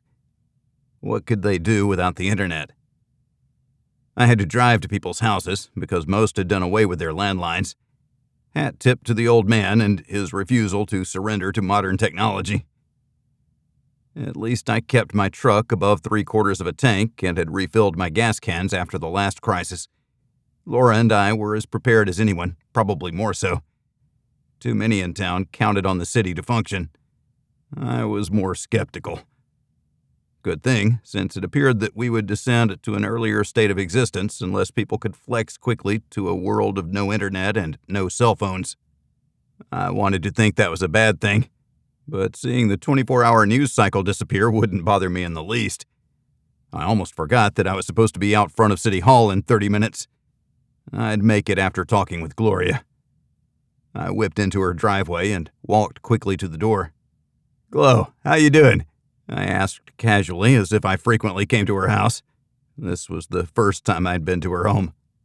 "Let me guess, you want something?" Gloria stood in her doorway with her arms crossed. She wore sweatpants and an oversized hooded sweatshirt. "You got me, I do. Can you call the utility companies and ask them how long they'll be able to operate without the internet or cell phones?" "How am I supposed to do that since cell phones aren't working?" Gloria shot back. "Landlines work." She grimaced at the revelation. "I don't have a landline, but there's one in the office." I didn't have to say anything for her to realize what I was asking. "Sure, I'll head in. I have to change." "I can give you a ride. You don't need to change. This is Fairbanks, and by all the madness, I'm the mayor. We're not putting on airs for anyone. Grab your stuff, shut off your stove, and tell your son you'll be home in a bit." "Stove's not on." She reached inside and grabbed a purse that didn't match her current look. "Shall we?" We hopped in the truck. It rumbled to life quickly. I should probably drive the Prius because we're probably going to need to stretch how far the gas goes. How many stations are operational? 2, and I bet they run out soon. I shook my head. I wasn't going to get into the middle of that. I better call Tom and ask the police to make sure people are playing nice. I pulled into a spot in front of City Hall while the reporters were milling around in a tight circle. Gloria headed inside while I stayed out front. The reporter from the radio station, who I'd declared persona non grata, was there. I would make it clear that he wouldn't get to ask any questions. Be a decent human being without playing a game of gotcha, and I could work with you. I scanned the small group. I wasn't sure any of them fit my limited definition of decent. They were the media. They were the enemy. "What's your agenda?" I asked before we started. Only one television station had sent a crew. 2 were from the radio stations, and the last one was from the newspaper.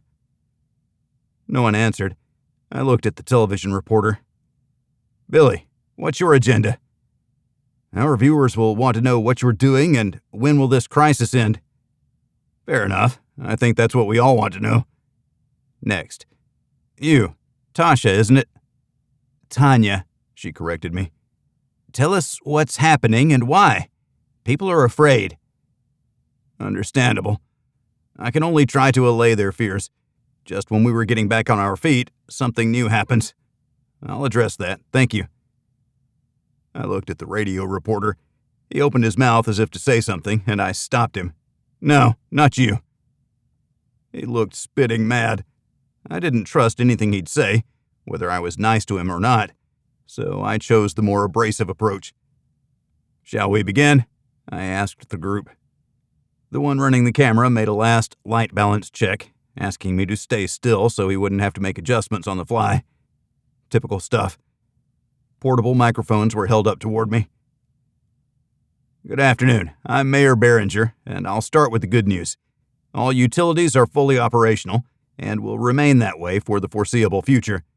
The mayor's office will assist any we can while the companies figure out how to get paid for their services, depending on how long this outage will last. And that's the bad news. We have no idea how or why the internet and cell phones are non-operational, but it'll take experts from outside to fix it. As far as I know, this outage is Alaska-wide and could be worldwide. How much damage has been done? Who knows? How long will it take to fix? No one knows because I don't know if anyone understands what happened. Is it an attack on us and our way of life? It may seem that way, but if this is a worldwide outage, no one elsewhere will remember that we exist. Our lives may be intertwined with the internet, but we're Alaskans. We live in a place that can be both beautiful and inhospitable. We've not only survived, but we've thrived. We will continue to do so. Questions? Billy, the television reporter, raised his hand, along with the radio reporter who I'd told wouldn't get any airtime. I pointed to Billy. Mr. Mayor, after the sabotage of the power station, which affected just us, by the way, how can you say that this is more than Fairbanks? Apt question, Billy. With the previous administration's attack on our society, it's my belief that Fairbanks was a proving ground for a wider attack. We're no longer instrumental in whatever big plan is going on. Unnamed outsiders proved what they could do. This is speculation on my part, which is what happens when there's an absence of information. You'll see local police to control the crowds at the 2 operational gas stations. We have to make sure no one is hoarding, although preparing for the winter is a different issue. It's a fine line we'll walk into our summer growing season. Tanya gestured. I tipped my chin toward her. What's one piece of advice you can give our listeners? Stay calm. Panicking never helped anyone. It only wastes today and impinges on tomorrow.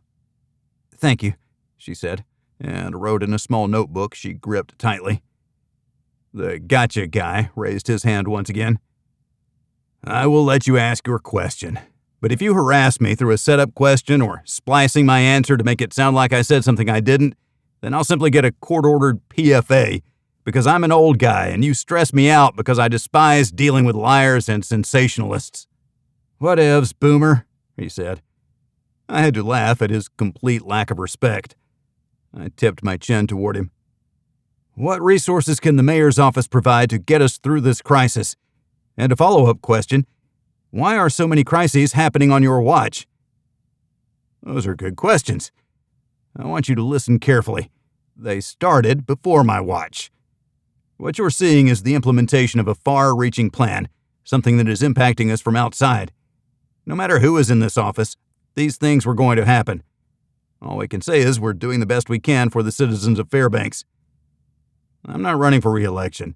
I shouldn't care what people say or think about me. But what I can tell you is that I'm donating 100% of my salary to charity. I don't want this job, but the people voted me into it, so I'm going to keep doing everything I can for the good people of this city. What resources can we provide from the mayor's office? Stability. The safe city you trusted this morning will be the safe city you jog through tomorrow. We're already looking at supply lines, trains and trucks to make sure what we need, from fuel to medicines to food, continues to flow uninterrupted. People fighting over the last gallon of gas, that would be trivial compared to what could happen if we're cut off from the rest of the world. Farmers, grow like you've never grown before. Canning is preferred in case we lose power. Freeze less. Put in your stocks of firewood and cut a little bit more, just in case your neighbor suffers. We live for today, but we have to plan for tomorrow. That's what the mayor's office can provide. Unlike the last administration, I'm not going to steal people's food and then give it back out while patting myself on the back because of my magnanimity. Those people were foul creatures and are in jail pending their trial. I'm not going to take anything from you besides your property taxes, but that's something completely different. We're in this together. I stepped back and raised my hands. Thank you all for coming. The gotcha guy started shouting. I reveled in the fact that I could ignore him while I walked through City Hall's front door, smiling at him as I locked it behind me. I had friends from the Marine Corps who lived in the lower 48. I looked up a number on my cell phone and dialed it on my landline. It went straight to voicemail. I called 9 more numbers and received the same thing every time. All cell phones. People stopped giving out home phone numbers a long time ago. I knew which office had to have a landline. I called our senator's office in Washington, D.C., and was surprised when someone answered. Good evening. This is Mayor Cory Beringer from Fairbanks. What time is it there? It was a nonsensical question, since I could look at my watch and add 4 hours, since we were that many time zones from the center of power or the black hole of humanity, however I chose to look at it depending on what was happening in the world. It's 8 in the evening, but with the current crisis, he's still in the office, so I'm here too. What can I help you with? We're cut off up here. No television, no cell, no internet, but we do have power and utilities. We're hunkering down for a longer-term approach. Although this happened quickly, I don't expect it will be resolved anytime soon. I don't know what happened, and I don't really care. I only want to know that something is being done. We'll keep our heads up and noses to the grindstone, as it may be. Summer is in sight, and we'll be fine as soon as the crops start to appear. Where are you from? Fairbanks. I went to Lathrop and am taking a gap year before college, so I'm interning in D.C. I'll pass your message to the senator. I doubt he'll call you back, but I can call you with any message he may have. I would like that. Call and leave a message. Can you see my number on your phone?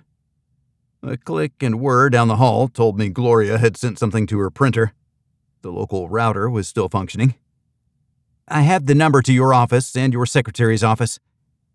Beatrice is her name. You're great, thank you. What's your name? Candace Johnson. Nice to meet you, Candace. I don't know if air travel is going to be impacted, but I expect it will be. Air travel is definitely impacted. 90% of all flights have been canceled. They need the internet. They need GPS. GPS is down? What kind of attack took out the GPS system? It's not down, but the data is corrupted. A commercial flight taking off out of Denver flew into a mountain. There was no warning. They were simply off track. The black box has not been recovered, but the FAA has delayed flights out of an abundance of caution. VFR only. That's going to be a challenge, I said. I was losing confidence in our connected society. I wanted to run to the cabin. I would drive there without a GPS, but I couldn't be gone. Once away from the city, even a mile, I'd be out of reach. My position prevented me from leaving when Laura and I had a perfectly viable place to go to. The cabin didn't depend on any technology. The small generator stored there would serve no purpose without the portable Starlink and without the satellite phone. I had yet to check it, but I was sure it wouldn't be functional. Thanks, Candace. Keep your head on a swivel. D.C. is a dangerous place for young women. I know. My aunt and uncle live here. They give me rides to and from work. I'm not being served up to the wolves. It has been, shall we say, enlightening. Politics is a sordid world that serves a necessary purpose. Sounds like you are too smart to be there. Good luck again, and thanks. I placed the phone in its cradle. I stared at the twisted cord. I picked up the receiver and let it dangle so it would untwist itself. I put it back when it was done spinning. The cord smoothed out and hung in a simple loop. Little things from the before time would return to importance. I didn't bother turning on my computer. Instead, I took myself to Gloria's office. She was on the phone. I waited until she hung up. The good news, I started, is that when you leave the office, you leave it behind. No one can contact you outside of work hours. You did, she replied. She crossed her arms in front of her and leaned back to stare at me. Her eyebrows rose and stayed there while she waited for my inevitable witty retort. I could come up with nothing. You win. Are you finished? Is it time to go home yet? Want to hear what the utilities said? You can tell me on the way, unless we have to stay here for some reason I don't know. She powered her computer down. That was the answer I was looking for. They're fine, but they are concerned about billing. The power plant and water company take in today's payments to pay for goods and services 2 months down the road. Sewage will flow and get treated, but they have costs too. Treatment is expensive. I know. So we have 2 months for everything to get back on track before everything gets cut off. No, we have a month. After another month of not paying bills, we won't receive additional oil. We won't be able to operate the facilities. We have a month. After that, it's only a countdown to an inevitable gap in support. If you want chaos, cut off the power for a month when the power plant is fully operational. Unless they borrow money from somewhere. Headaches. That's what this office would supply for the crisis. I should have had that answer ready, but no one wanted to hear about my problems. They wanted answers to their problems. We'll come up with something. On another note, fuel trucks here to resupply the stations that aren't functional. Can we divert them to the 2 who are? Probably. I'll get on the phone to the gas station owners." We headed back into the building. I made myself a cup of coffee while Gloria worked the phones. Doug appeared. He'd been the manager of a grocery store that closed thanks to my predecessor. He'd been my right-hand man when it came to the resistance to the prior administration, and now he worked as Gloria's assistant. They made a good team, from the grocery store to the mayor's office. "I figured Gloria could use a hand," he told me. "How did you know we were here?" "I heard you on the radio. They said you arrived with your chief of staff and disappeared into City Hall following the press conference. You kept it short, that's for sure." "The shorter the better, and the less likely they'd be able to take something out of context." "Why do I see them as the enemy?" "They have an agenda. You don't win a Pulitzer by reporting the news. You get one for taking down powerful people during a crisis. We're at the very end of the road when it comes to news. No one up here is winning any journalism awards, not because their reporting is anything less than beatific. They won't win because this market isn't big enough. They get a start here, and then they go to a place where their reporting is received by more people who are influenced by their grandiose words and penetrating look into a corrupt world. We aren't corrupt up here. At least, I don't think we are," Doug replied. It made me laugh. "I'm hiding nothing from you, my friend." I stepped back and spun slowly. "What you see is what you get. You are a strange man, and I'm glad to know you. You saved me from complete failure. I wanted to think that it was what decent people did. We're going to need that kind of magic to save the city, again." "Be the resistance," Doug muttered. "Did you pick up Gloria?" I nodded. "I'll take her home. There's no need for you to stay unless you have something to do." He knew I didn't, since he found me wandering aimlessly in the hallway. "I'm off then. Turn out the lights and lock the doors on your way out." I waved over my shoulder and headed for the exit. I stopped.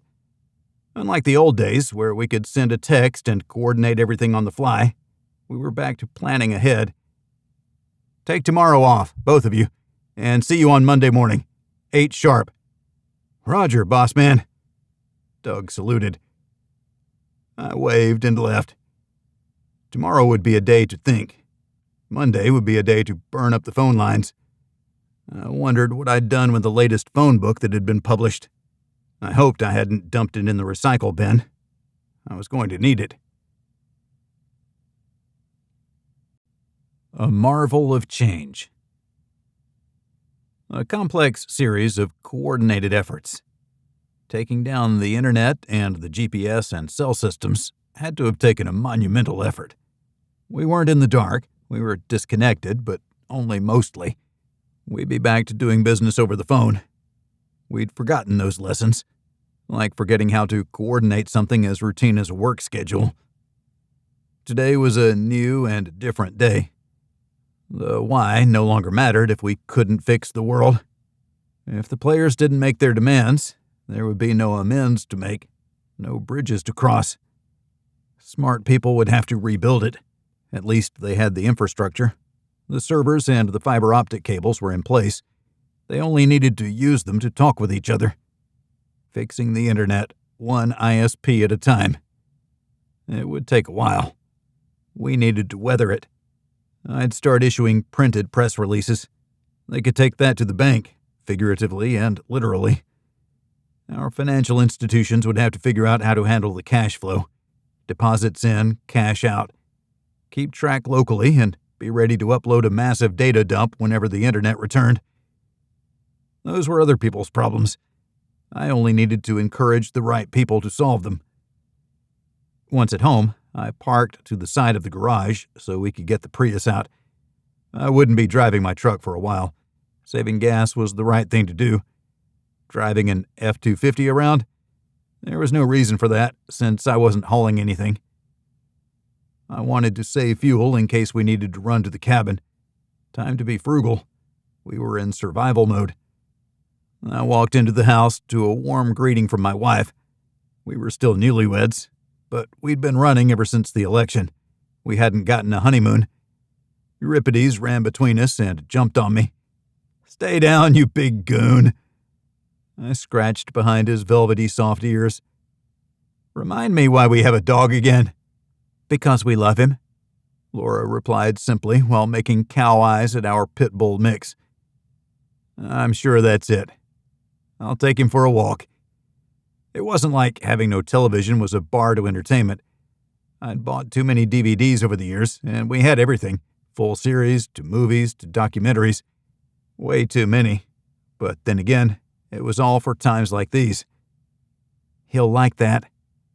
Laura put on his harness and hooked him up to the leash. I made sure I had a cleanup bag, and we headed out. Walking our dog wasn't a trial. I liked it, even if I gave my wife a hard time. "Who's my good boy?" He wagged his tail in appreciation. He knew the answer. He hadn't taken over our lives, but he took up an annoying amount of space on the bed. Laura cleared space for him and invited him in. She did that once, and after that, he accepted that his spot was between us. He snored loudly. But he was as happy as a dog could be. I took him for a longer walk than normal because I was certain I wouldn't be bothered. No errant phone calls because the cell towers were down. I would stop carrying my phone if it weren't for the contact list I had. So many phone numbers and no way to remember them all. Modern society wasn't the enemy. We had conveniences that freed us up for other pursuits. If only I could articulate my hobbies and diversions without sounding like I enjoyed being lazy. I liked not having to answer for anything. I was ostensibly retired, but was far from lazy, at least in my own mind. Euripides headed for the kitchen, where a treat awaited him upon his return. He wouldn't run off, even if he wasn't on the leash. He knew where his bread was buttered. Early in the mornings, I'd take him jogging with me. He'd keep up because he was hardcore. I didn't need the leash, even though it was the law that he was supposed to be hooked up.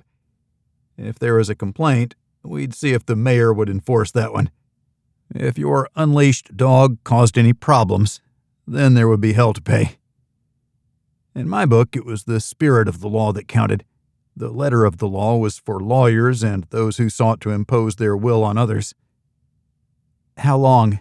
Laura asked. I wish I knew how long this was going to last. I suspect a very long time. If the ISPs were obliterated, then rebuilding those from scratch could take a while. I'd like to think there are backups, or that they shouldn't be susceptible in the first place, not all of them at once.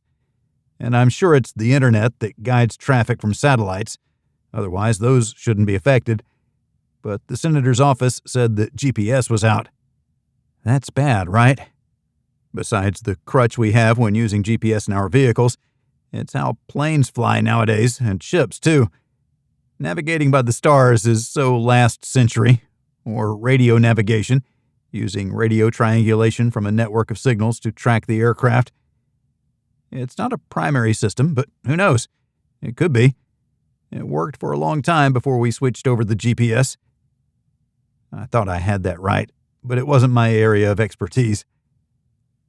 I hoped it was easy to return to an earlier time, because we had to if we wanted to keep moving forward. Fall back to lean forward. Reality suggested nothing would be easy. "It'll be okay," Laura said. She had complete confidence that the situation would get resolved. I wish I had her faith. "We should probably buy some extra dog food," I suggested. "Not a lot, but enough. He can eat people food, but it's nice to have kibble." "Of course. He deserves all the good food." Laura made cooing noises at him. He wagged his tail furiously. He expected a treat was coming. The real trials have not yet begun. I believe these have only been tests. I sighed and dropped my head under the weight of an invisible crown. I think the worst is yet to happen. "And you'll deal with it when it does. Don't waste today worrying about tomorrow." Laura had listened to me enough that she was giving my own advice back to me. Anticipating what would be lost was an exercise in futility. In between, we'd buy an extra bag of dog food. More seeds to plant come Memorial Day. Other things, all minor because they were extra. We had enough of everything to get by. We weren't hoarding, we were hedging our bets. What made it bad was I had to think for most of the city's residents. Those in tightly packed residential areas or apartments suffered from the inability to support themselves, not from their own gardens and not from the wildlands. Limited storage and dependence upon others. The good news was that the mayor's office still received a physical copy of the newspaper. I wondered if they were burning up the landlines to gather information from the lower 48 for their news articles. We'd soon find out. I couldn't call or email the man who'd started the uprising, the editor-in-chief of the newspaper. I had his cell phone and email for contact. Maybe a trip to the newsroom was in order. You up for a ride? I wanted Laura to go with me. For newlyweds, we spent too much time apart, especially since I was supposedly retired. We'd already had dinner, but rosemary and thyme still permeated the air. The vision of a seasoned chicken breast danced across my mind. I could eat more, but that wasn't the best for me. She nodded. Sometimes the little things mattered. The world was again slowly coming apart, like with the last administration, but in a completely different way. We were being attacked from without, not within. The enemy used digital tools instead of using a sheriff and weaponized police force, but the result was the same. Fighting for our lives like a cultured society. Summer held the promise of growth, like in the subsistence days where people worked like fanatics to grow, gather, hunt, and fish. I saw myself doing all of the above with Laura by my side. She was willing to do what needed to be done. Everyone had to have that same attitude, or they should find their way south. I didn't want to chase people away, but those who were unprepared for a Fairbanks winter would be a huge burden on others if they survived at all. People are going to leave, I said. Of course. Life is hard, too hard for many. It's not going to get easier. What happens when the trucks and the trains stop coming? I figure that'll take a month or two. I can only guess. Runs on groceries, fuel, building supplies, and everything we count on to survive. We'll also lose the ability to be entertained with books and videos. After all that, we'll probably lose power. I hope we don't, but if the smart people can't fix the internet, it will be inevitable. The backward slide won't be stopped. The world will come grinding to a halt, even with all our technology and power. What will hurt us most once the modern world ceases to exist? A virus where the doctors can't learn about effective treatments and can't get the medicines, even if they knew what to do? An invasion where our response can't be coordinated? Just being cut off could be enough to cause a great deal of grief. I love having you here. I don't have to think of everything. My old man seemed to have the answers, but I don't, and he's no longer around to give them to me. I lamented his loss for a moment. I missed him more with each crisis. You're right. They lay siege to us, and then clean up the scraps when we can't fight back. Do they want us all dead, or do they just want what we have? Laura held her arms out. What do we have that someone else would want? A stunning DVD collection, I quipped. I knew the right answer. It was the reason Fairbanks was founded on the shores of the Chena River. It had been a transport hub to support the gold boom. She gave me a half smile in response. Not just gold, but oil. The pipeline and all trucking goes through here. I hung my head. Crap. Laura headed for the front door, but I stopped her and gestured toward the garage. Need to save gas. It might have to be rationed. Those weren't words I wanted to say or even hear. For now, there was enough. We had more than enough, but our driving would have to be limited. Yet, here we were, heading to the press room for an evening conversation with the newspaper editor, assuming he was there. I didn't have a telephone directory at home to call a landline within the newspaper's office. I'd have to rectify that if I could. I needed landline numbers. Who kept that stuff around? We had the world at our fingertips. Laura climbed into the driver's seat. I held the door for her and closed it once she was in. Are you sure they're going to be in? The real work happens at night when they load up the paper for an early morning delivery. I'm hoping they're working. Someone will be. We'll get phone numbers we can call so our fingers can do the walking. The drive was easy, since most stores had reduced their hours. It was 8 in the evening and still light outside. It was getting to be that time of year. Little snow remained, and that was only in the deepest shadows. Rhubarb had already breached the earth and raised its head. Grass and dandelions struggled for dominance where the sun shone. Soon would be green up, that time of year when there was an explosion of new growth. It happened over the course of one day, from the brown of remission to the green of life. Within weeks, the growth would reach a jungle-like status, threatening to choke paths through the woods. For now, I had questions that I hoped the newspaper's press room could answer. At their main building, we found the door locked. I pounded on it until a person appeared. She recognized me, although I didn't know who she was. "Mr. Mayor," she said when she opened the door, "what brings you to our house?" I was hoping you'd have updated news from the lower 48. I must admit that most of my contact numbers are cell phones. Which means you can't contact anyone. She nodded knowingly. We figured that out too, the hard way. But we also have numbers for newsrooms throughout. It was in an old file. We've been burning up the landlines making calls. Tomorrow's edition will have everything we could find out. She stopped smiling. The world's on fire, Mr. Mayor, and no one knows how to stop it. People will try things, and when they find something that works, they'll do more of that. Until then, we remain in limbo. An absence of information is worse than bad news. We tend to fill voids with the worst thing we can think of. Your newspaper is going to gain new prominence. The problem is that you've been moving away from print editions. How long will you be able to print papers? Because your subscribership is about to go through the roof. We have a month's worth of print and ink at our current volume. If that increases, you can do the math. Nathan is in front of all this, but ordering extra paper and ink has been problematic. Is Nathan in? He was a good friend of the people during the last administration. Sure. She motioned with her head for us to follow. Laura eased up next to her. Thank you for what you're doing. Taking you to Nathan? She asked. No, Laura laughed. Being in the newspaper business. Truth will win out, right? The woman nodded. It's not the best paying job, but we see how we can make a difference.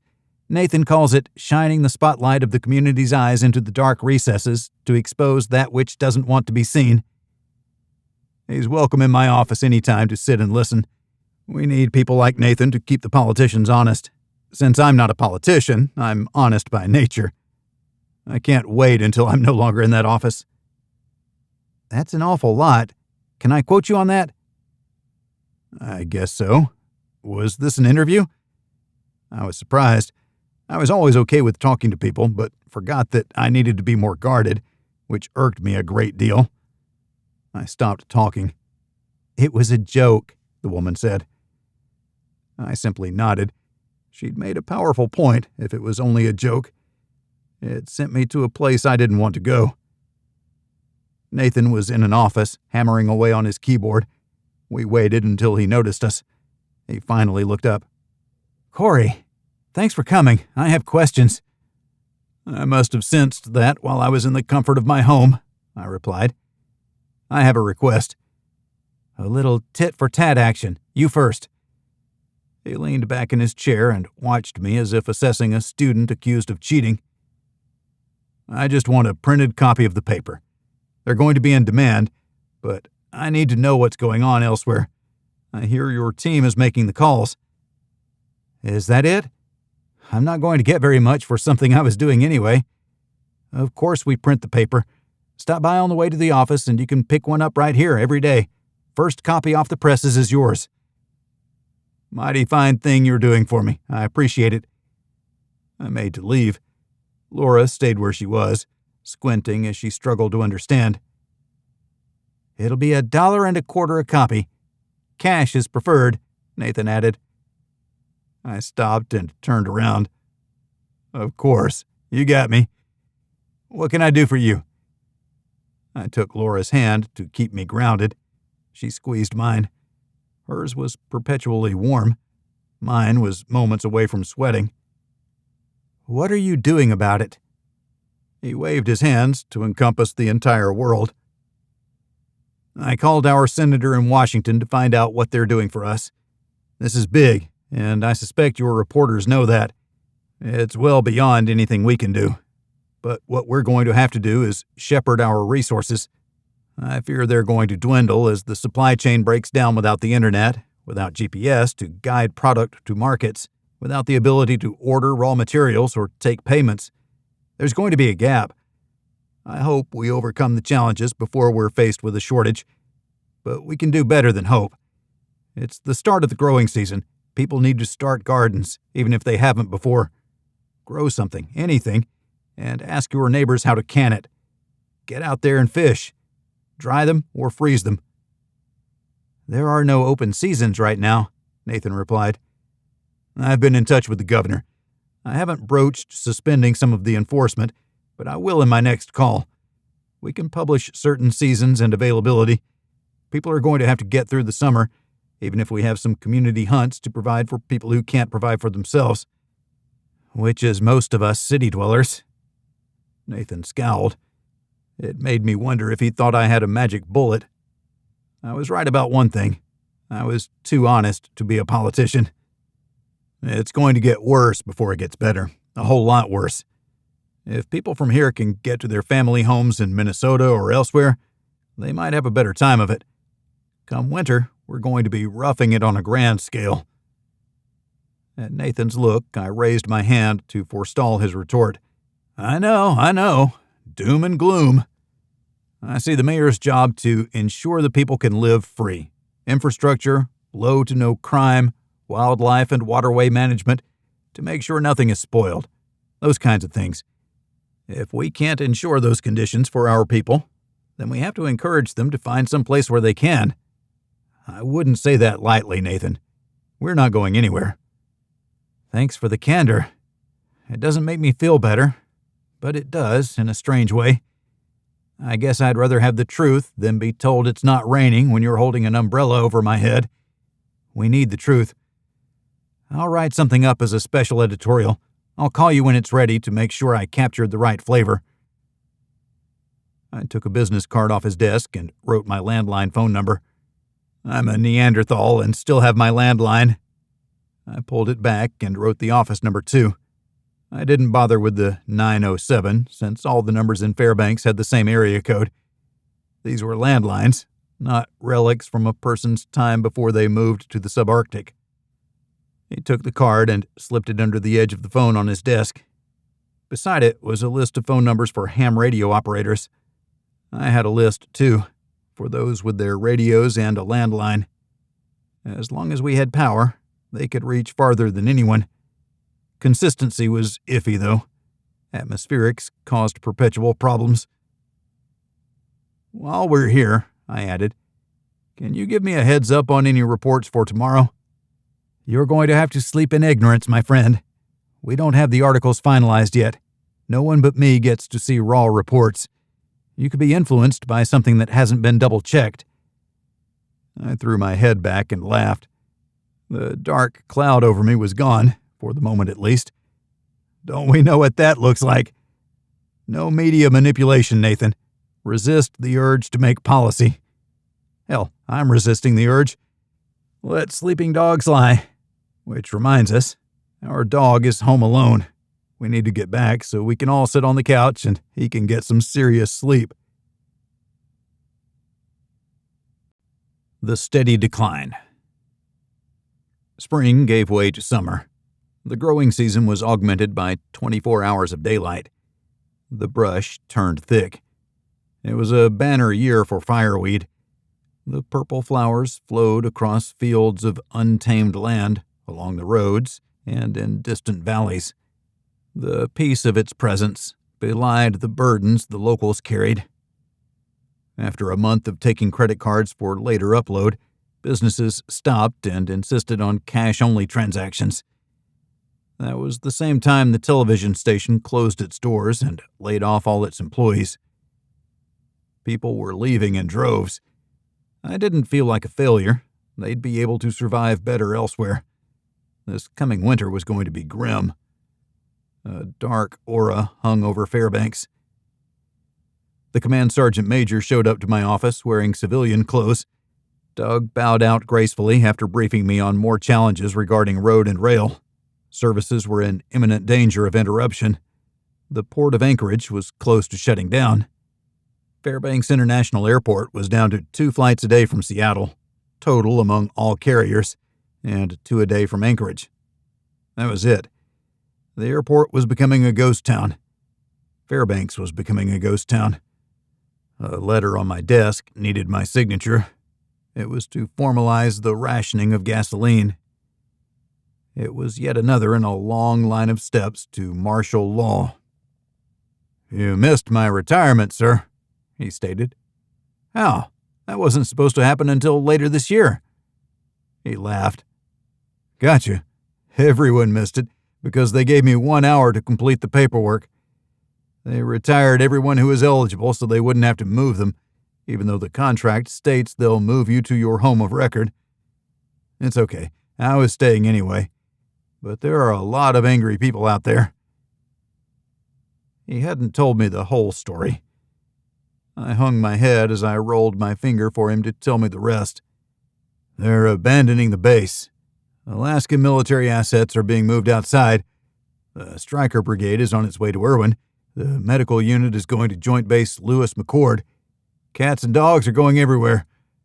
A convoy leaves next week with every vehicle on base. Many will be flown out, but most will be on those vehicles." I wondered why the base commander hadn't informed me. With the demise of the internet and social media, Laura had lost contact with the NCO wives group. They would have heard and been up in arms. "Allison, too?" "Yep." "I don't have a good feeling about this. What do they know that they aren't telling us?" I hated being left out of the loop. I was the mayor. People were supposed to tell me things that affected the city. I didn't need to be the first to know, but I should have been informed. It looked like I was making a trip to Fort Wainwright to see the post commander. I'd like to say I'm surprised, but after the last crisis, Wainwright hasn't been the same. Although, from the mayor's perspective, 25% of the city's population is tied to the base, and this is a catastrophic blow to the community. What about the soldiers' homes? They're going to default on their rent or their mortgages. They're going to stop paying because they don't know if they've been paid. It seems no one can get through to their bank. In person, it seems okay. I have my stuff direct deposited right here at the credit union. There is too much people don't know, so it confuses everyone." He shifted his weight back and forth. "Levi Walter is my name." "After all this time, you finally tell me your name.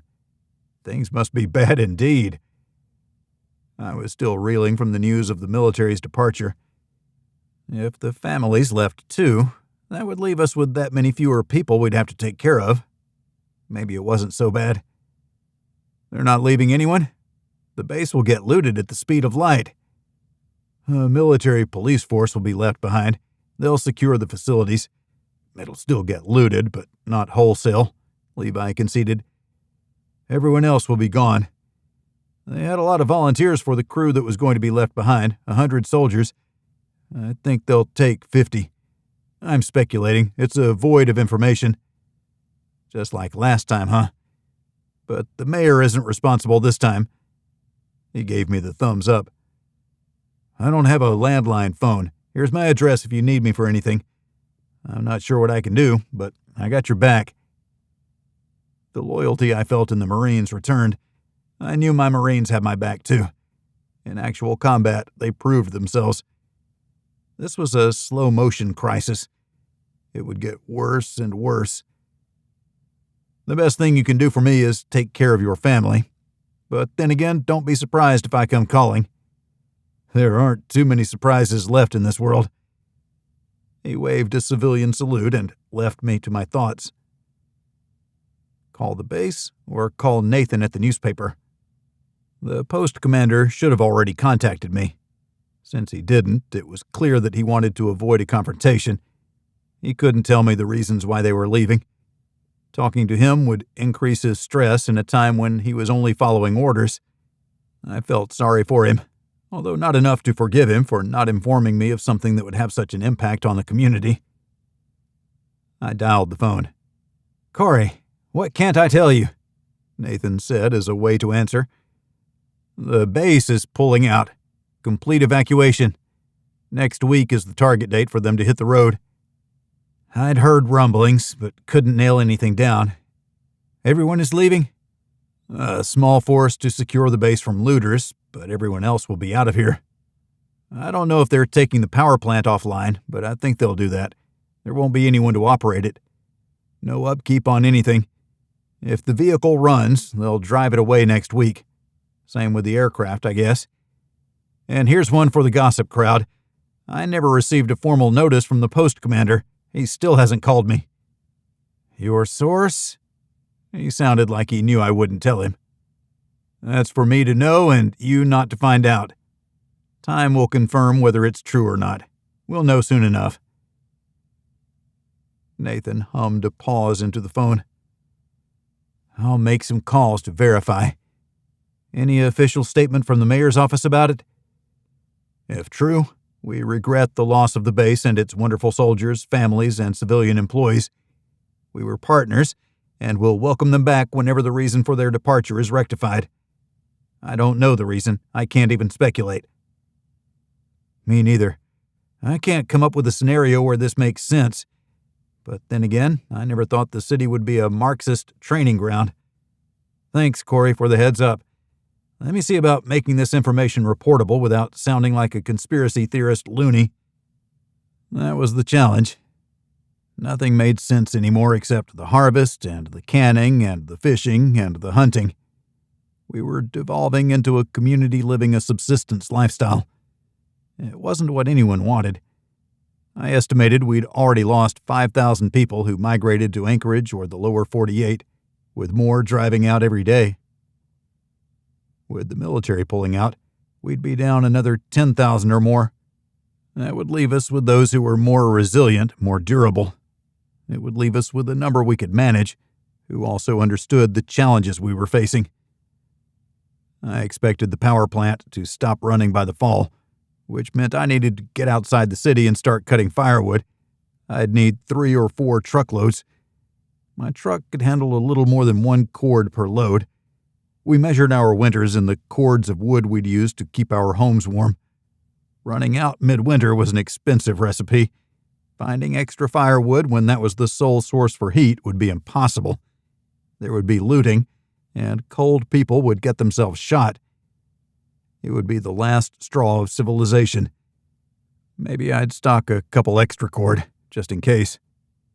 If everyone else did the same, no one would run out. Law and order would soon become a challenge. I had cash to pay for things, but most did not. For those who didn't bank locally, they had big problems getting money. ATMs didn't work. They needed the internet. The only way to get money was to see a teller who could confirm local deposits when money was accounted for via a landline phone call. Some branches had resurrected their fax machines. I used to make fun of people who asked for my fax number. Not anymore. They were coming in handy for the banks. The flex back to old technology gave me a glimmer of hope that we might get through this. Hope for the best and plan for the worst. 2 steps back to take 1 step forward. Dorothy didn't have a landline at the homeless kitchen, so I asked Beatrice for a ride since Laura had brought me to the office. She'd waited around until it was time to cook for those in need. "Take off early if you'd like. We're not getting the calls we used to." "There's not much to talk about," Beatrice replied. "What can be done has been done. I encourage every caller who is upset that they won't be ready for winter to buck up, make a plan, and get to work delivering to the plan. If they can't, then catching a ride out of town might be in order." "What if we turn a hotel into an underprivileged shelter?" I asked. "I think they'll take any terms. Almost no one can pay cash for a room, so there's no staff left. Doug can make a good deal to benefit the city. I'll ask him to explore options to take them all over. But if we lose power, they won't be of any use. No way to heat the rooms without electricity. Might have to rethink that. Let me put Doug on it to find bigger homes that have fireplaces. If they've been abandoned, we can claim them under eminent domain or something. But we'll store the personal items inside and do our best to keep them in good condition. I want this to be temporary. It has to be, doesn't it? Bea asked. How long will it take to fix the internet? All the pieces are in place. What's taking so long? I know. We're not talking with the people who are tackling this monster. I'm not sure anyone will admit who they are. There's been too much pain and suffering. Modern society was ill-equipped to lose what they'd spent a lifetime building and integrating into every aspect of our lives. I was blessed to have a gruff old man who wouldn't tolerate any of this newfangled nonsense. I learned the old ways. There aren't many of you left, Bea admitted. She pulled into the homeless kitchen and parked. You want to come in and grab something to eat? Why not? Inside, we found a small group still eating. I passed through the crowd, gave Dorothy a one-armed hug, and walked into the kitchen. Mays and his girlfriend were there, prepping and cleaning, while Laura worked the stove. I'm here. Everyone relax, I called out in my loudest, non-shouting voice. Project from the diaphragm I'd been taught in the Marines. For heaven's sake, Cory! Laura cried out after getting her breathing under control. She was easily frightened. I took advantage of that too often. Mays waved the pot-scrubbing brush at me. His girlfriend smiled while never missing a slice at the prep counter. We'd gathered a good quantity of vegetables from local farms to supply us. We paid in cash, and that put the homeless kitchen at the top of their priority lists. It was also good for the community. People liked to feel good about themselves. I was funding the kitchen nearly in entirety because the donations had dropped off without the internet. But my paycheck for the mayor's position was enough to keep things going. Dorothy reduced her paycheck. She had almost no bills. She took just enough to pay her utilities.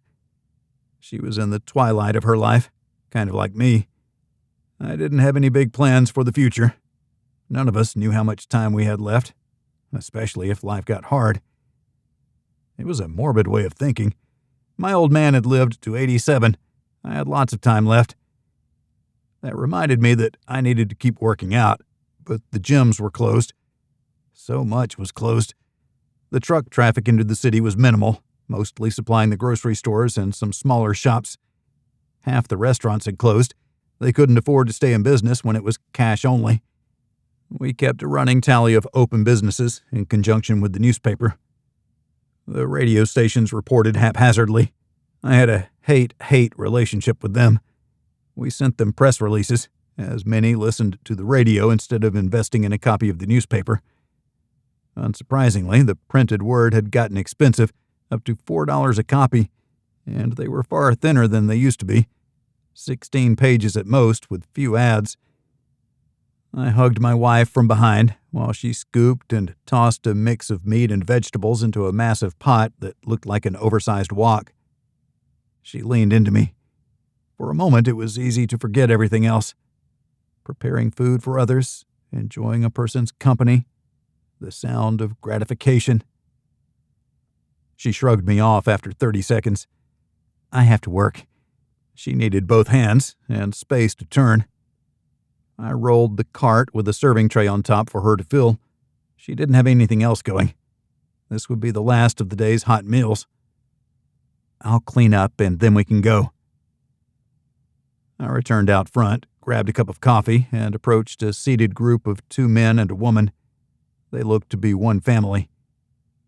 May I join you? The woman pointed to an open seat. What do you see going on out there? I asked. I didn't have enough interaction with the city's people when I was supposed to be representing their interests. We're bugging out. Last meal before we hit the road, the man said. We got a cabin outside Healy on the edge of Denali. Good call. Hunker down and survive. The world will come back, but it's taking a long, long time. When you see the planes flying again, that's when you can come out of hiding. Hiding? We're not hiding. We prefer the cabin. But since we don't have to pay taxes anymore or utilities or anything else, we don't have to hold down a day job. We're good with that. We might be off-grid forever. I think we're going to like it. Flour and sugar. There are things that we can't make ourselves. I have a cabin too, up north. Maybe I've gotten soft in my old age, but I like certain comforts. Yep, the man agreed. You've gotten soft. We had a good laugh. Keep that attitude and you're going to be just fine. We'll keep working things from this end to restore what we were, but there's no reason to leave your cabin if you don't want. People have been living the subsistence lifestyle for millennia in Alaska and will continue to do so. Good luck. I waved as I returned my cup to the dishwashing bin. Mr. Mayor, Dorothy said. I shook my head. She did that to get under my skin. Are things okay? We're hanging on. Food is getting more and more expensive, and we're not able to get as much. But the population we have to feed is dropping off too. That group won't be back. They're heading south today. I nodded toward the three making their way to the exit. Instead of the television, Dorothy had the radio on because they continued to broadcast. KFDX breaking news. The military is pulling out. They are leaving Fairbanks as early as next week. We have confirmation that there will be 100% deployment no later than next Thursday. As usual, the mayor's office has not commented on this story despite numerous requests. Stay tuned to your favorite radio station for more news when it happens. They didn't have a landline phone, otherwise I'd have been on the line with the radio station to request they stop telling such blatant lies. I've been out of the office for 20 minutes. How many requests could they make in 20 minutes? It was news theater. It made me wonder if Clint Carstairs had gotten a job with the station. Dorothy poked my arm. I don't see you refusing to comment. They probably called my cell phone. Subterfuge isn't beneath them. I thought of other ways they could claim how superior they were. Or sent me an email. I have to say that I love not getting email. Can't you set up a local server just for your building? Dorothy asked. I held my finger to my lips. Shh, someone might hear you. That would be called an unfunded requirement. The city has no money. Plus, I'd rather not get an email from someone who's down the hall. I think that's where we started going wrong. People send an email when a conversation would have been better. There's less room for misinterpretation. No, I won't have a local server. Not if we can't communicate with people from outside. I called the Alaskan intern answering our senator's phone. She had nothing new for me, but she wouldn't elaborate on what the federal government was doing. So I called the governor of Alaska. He had a more direct relationship with our federal representatives. The governor wasn't getting answers either. Our daily calls to higher authorities became weekly.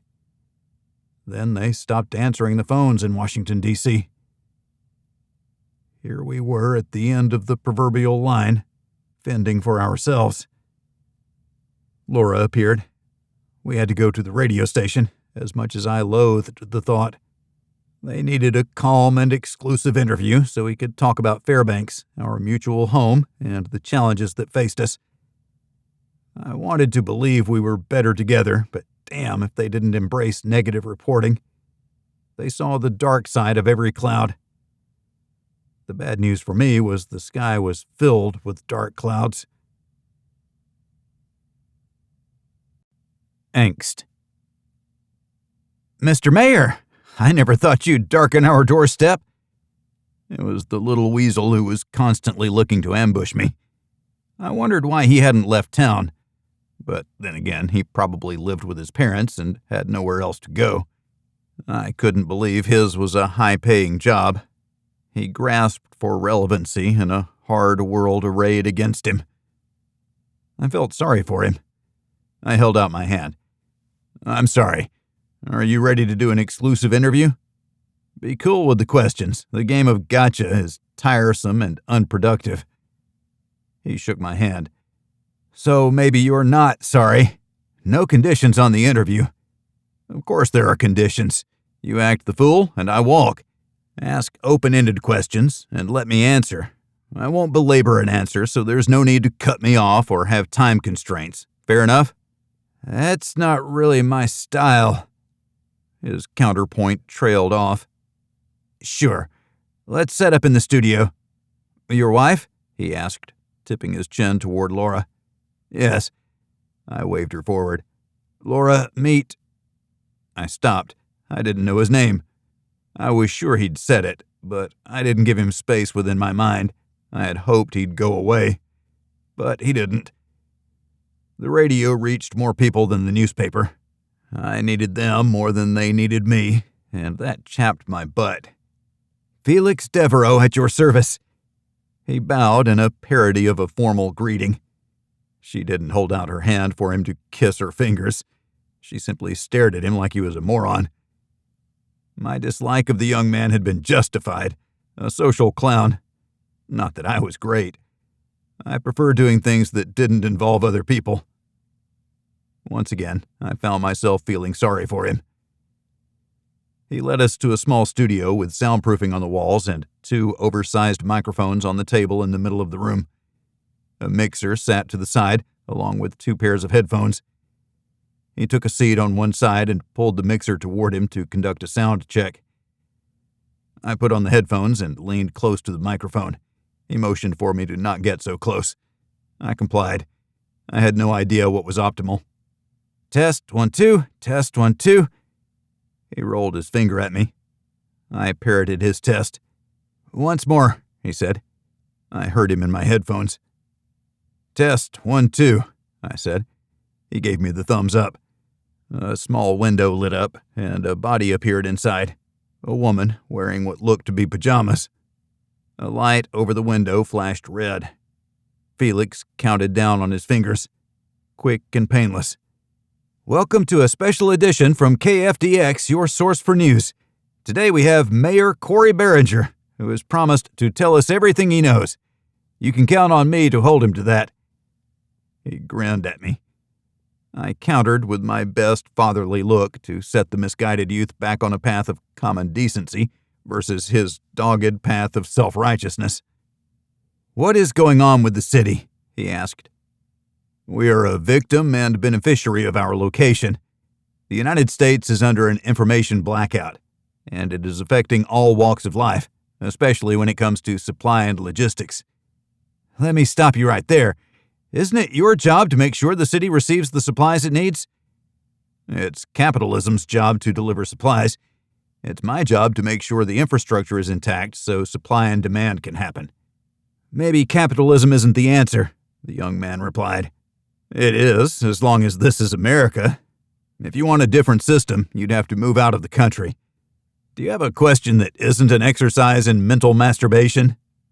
"What do you mean by that?" "I didn't come here to debate the structure of the United States. I came here to talk about our small part of it. I'm not going to declare martial law in order to take over the system that is working as well as it can work under the circumstances. I suggest socialism and communism wouldn't work at all in the crisis of today. It's speculation on my part, but it doesn't have to be anything more than that since we have democratically elected representatives in Fairbanks. And we're doing the best job that can be done. We're burning up the phone lines daily to coordinate traffic, making sure the supplies flow. We keep the roads open, which virtually guarantees they can deliver gas, oil, and coal." "How long will this crisis last?" "We're into the 3rd month. We used to talk to our senator in D.C. once a week, but we haven't been able to get through recently. We're progressing toward being totally cut off. We're down to 2 flights a day. The freight train runs once every 3 days. Trucks are intermittent. I fear that we are close to losing all physical contact with the outside world." "Wait, we're going to be cut off?" "We may be cut off. It is not inevitable, but it's going to have to take events that are outside of our control. In the interim, we hope for the best, but we plan for the worst. Are you getting your gardens ready to harvest and then can the products? Are you hunting and fishing?" "I'm vegan," he announced. I wanted to ask him if he did CrossFit too, but decided to limit the snark. "You've got a lot of work ahead of you to make sure you can eat through the winter. Stock up on beans and rice if you can get them." "I'll be fine," he stated. Of course, I thought the worst of him. that his parents were taking care of his dietary needs, that he contributed little to the family situation. I wanted to blame the parents, but every generation wanted things to be easier for their descendants. If my generation made things too easy, then our offspring would suffer. My old man was under no disillusion regarding my upbringing. I was raised to be independent. I never forgot those lessons. WWDD. What would Dad do? That was my mantra when it came to problem solving and level of effort. He would have laughed at me in the mayor's seat, and I would have had to endure his withering scorn. If anyone disliked politicians more than me, it was my dad. New question.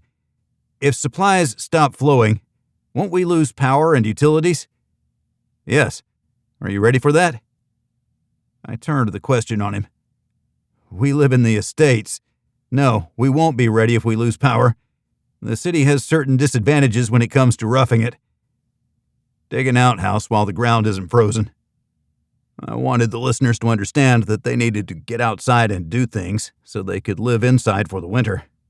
Looking for food in December was a non-starter unless a careless moose wandered through, but it would be gone long before it reached the estates, owing to hungry people who lived away from the city center. I'm not digging an outhouse in our backyard. Felix looked disgusted. It made me think of what my old man would have said.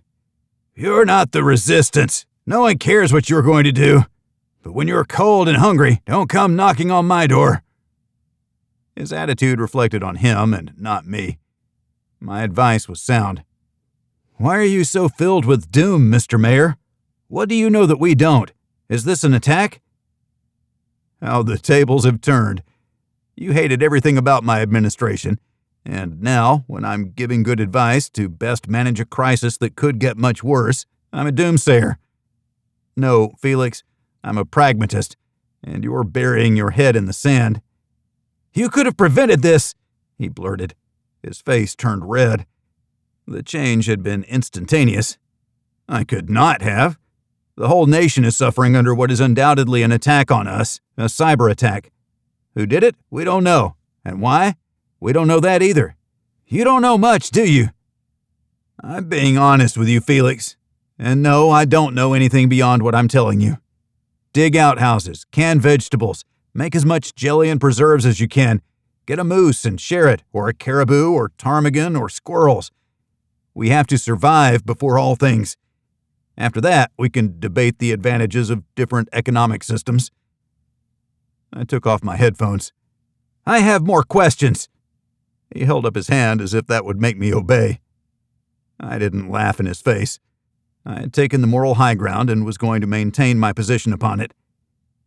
You have a nice day. I was happy to find that no one had locked the door in an attempt to keep me in the booth. Laura headed for the exit with me close on her heels. Someone had microwaved popcorn for about 30 seconds too long. The odor permeated the building. It was the perfect scent to remind me of my one and only trip to KFDX. We jumped in the car and drove off quickly, almost recklessly, but traffic was practically non-existent.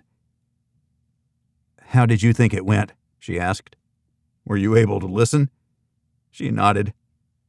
It was piped into the hallway. I think it went fine. I don't know why anyone would listen to Felix. I can't believe he's the new generation. I'd like to think people like Dash and Maze are the next generation. They are doers, not talkers. This guy is going to suffer mightily this winter unless his parents have everything stocked and ready for their little lovick and huggy bunches. Laura snickered. Remind me not to get on your bad side. For the record, you've never been on my bad side, and I don't see that changing, Mrs. Beringer. That's it, huh? Use my official title? I prefer Mrs. Mayor, if you please. Laura slowed as we came to a red light and continued through it after confirming no one was coming. I pointed and looked over my shoulder as we drove toward home. You drove through a red light? At this point, they're only suggestions, she replied. We had shepherded our gas and drove carefully to maximize the Prius's use of its electric drive. We averaged over 50 miles a gallon and drove a grand total of 12 miles a day. We needed to fill the tank once every other month. We were in a better position than most. If the roads weren't going to be plowed in the winter, then we'd only drive our Arctic Cat snow machines or our Polaris Ranger 1000 ATV with the track option installed.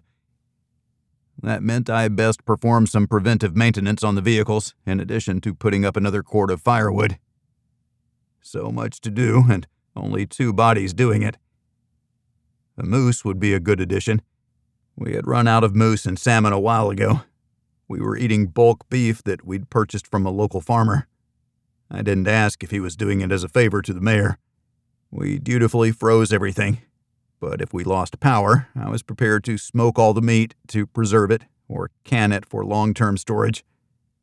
We need to can our moose burger.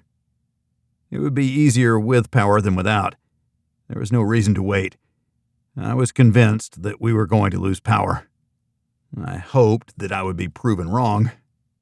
There had to be a Superman out there ready to save us at the last moment, didn't there? We had 2 recipes for canning the moose burger. The first required a pressure cooker, which we had along with a stock of quart jars and new lids. The canner fit 6 jars at a time, so I filled a pot with 6 pounds of moose. I cut up 2 yellow onions and dumped too many teaspoons of minced garlic into the mixture. I used far less pepper than what the recipe showed, only a half teaspoon for the 6 pounds. But salt was important. I added a tablespoon and a half to my mixture and stirred until I felt my arm was ready to fall off. I fired up the stove and cooked until everything was lightly browned. I put the mixture into the jars, 1 pound for each, adding water to the brim, and then sealed them with freshly cleaned lids. I carefully lowered the jars into the water until the pressure cooker was full. I sealed it and started it to get it boiling. I left the pressure valve open during the 5-minute boil. After that, I set the valve to 10 psi. I set a timer for 75 minutes, although I checked it often during the process to make sure the pressure remained steady. Once the time was up, we let the pressure gently release until it was safe to open the cooker. We let the jars cool on a rack. I had mixed another batch while the first was going, and dumped this into 6 more jars with clean lids for all. I eased them into the hot water. The lids on the first batch popped while I got the second batch started. Sometimes they didn't all seal. Those went into the refrigerator and were eaten right away. All 6 popped and sealed. It was one of those things that made me feel irrationally good, my small and personal victory over nature. 30 jars later, it had been a full day, and I was done. That was as much as I was going to can, even though Laura had taken over for the final 2 batches. The old man wouldn't finish until we were out of jars or moose meat, whichever came first. I wasn't sure I appreciated how hard he worked. Day of Darkness. The autumnal equinox was a date we'd been dreading. The Power Authority had told me a few days prior that they were going to run out of fuel oil. The coal piles were also depleted. There would be no more juice. We put out the word to everyone who would listen. KFDX special report. The lights will go out in 2 days. Get your last-minute preparations finished. Without a miracle, the city is going dark. The Power Authority has confirmed that they will not come online anytime soon. Once they've burned the last of their fuel, they will clean the burners and prepare for a restart. All they'll need is fuel. God pray for them and us. The landlines were on their own power grid, but I expected that would end too, as there was no power to be had. Then we'd really be cut off. We had our fuel tanks topped off. Our propane tanks were nearly full.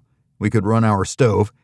We would avoid running the generator except for 30 minutes every 12 hours to keep the freezer running until the weather was cold enough to store the frozen goods in coolers outside. I was tired. It had been a frantic rush to the end, the drudgery of winter prep. But we didn't have to do it while living austere. We had lights, movies, hot water, enough to eat, and each other. With the announcement that the power outage was imminent, The grocery stores opened their doors to clear what remained from the shelves at no cost to anyone. We stockpiled some things for the homeless kitchen, but only what didn't have to be refrigerated or cooked. That didn't leave much. Crackers, peanut butter, and jelly. I was surprised to see people grabbing cases of soda. Coke and Diet Coke would be the last vice accommodated. We grabbed extra dish soap. I felt bad that we hadn't gone to the cabin since before I became mayor. I deserved time away, didn't I? Not when there was a crisis. The decisions may have seemed trivial, but they needed to be made by the mayor. Thanks to the previous administration, the Fairbanks North Star Borough Assembly had been greatly weakened. They asked me for everything at the rare times they were in session. They avoided meeting because the bad taste of their predecessors hadn't left the mouths of the constituents. When the power was out, we'd lose the ability to talk with the outside world, except by ham radio. Those guys had disappeared during the previous crisis, but they came through on the current problems. I missed having the military around. Being a retiree and the mayor, the military police allowed me on base to drive around. I only did it once. It was too depressing. The sergeant major had visited me twice, but it wasn't because he'd given up. To the contrary, he had put his energy into getting ready for the worst. He even shared some moose with me and saved me from a hunting trip where I couldn't afford being away. We dropped off the food with Dorothy, along with paper plates. They'd run out of water, along with everything else. Dorothy had brought a lamp and white gas to run it. It would get really cold inside, but the kitchen wouldn't make it far into the winter. They'd run out of food. "It was a good run," she told us. "I give it a week and we'll be out of business." You and everyone else. I had a hard time clinging to hope. Winter was coming. The Farmer's Almanac suggested it was going to be harsh, according to someone who heard that from another in the lower 48. We were left with nothing but rumors, gossip, and speculation. In the Marines, we always waited on the word. It was the guiding principle of everything we did. Who had the word? What was the word? Hurry up and wait. Mill about smartly. I didn't miss those days, but it was easier than now. There was so much that I didn't know. The most frustrating part was not being able to take care of my people, the residents of my city. In the Marines, the officers swore a sacred oath to take care of those in their charge. That's why the officers ate last. The Marines and NCOs were the front-line troops. They had to be fueled and ready to go. I was hanging on for the ride as mayor. It wasn't enviable. I was convinced that only morons would seek this. Who wanted to be the mayor of a ghost town? "You can come to live with us if you're not ready for the winter. We have room. We have enough food. We have firewood." "I have nothing. I've been living here," Dorothy replied. "Grab your trash. Come home with us today. Well, after one more run to the grocery. We could use a few extras." "Like what?" Laura wondered. The kitchen was unnaturally quiet. The serving trays remained on the line, although they were empty and bore the remnants of what had been in them. "We don't know until we see it. We're not hoarding, but no sense letting something useful go to waste." I motioned toward the pans. "Let's get this cleaned up and go home." "I'll close the doors for good." Dorothy held the sign in her hands. "We'll put the food we brought outside the door. Anyone can take it who shows up to get something to eat." "I'll make a sign," Dorothy said. I didn't think that was necessary, but it was Dorothy's business. If she needed to do that, it wasn't hurting anyone. Laura and I disappeared into the kitchen and made short work of the stove and sparse trays and dishes. When we returned, Dorothy was sitting with her head in her hands. "It was a labor of love," I said, trying to be as soothing as possible. It was past the time of taking care of others. Or was it? We each could only do so much, but if we each did a little, everyone would be taken care of. But now it's time to live to fight another day. I hate to say every man for himself, but we're fighting to survive, just like everyone else out there." Dorothy held up her sign. "Take what you need, but leave something for the next person in need." We piled the last of the food on an old chair in front of the door. Dorothy shut the lights off one last time and locked the door behind us.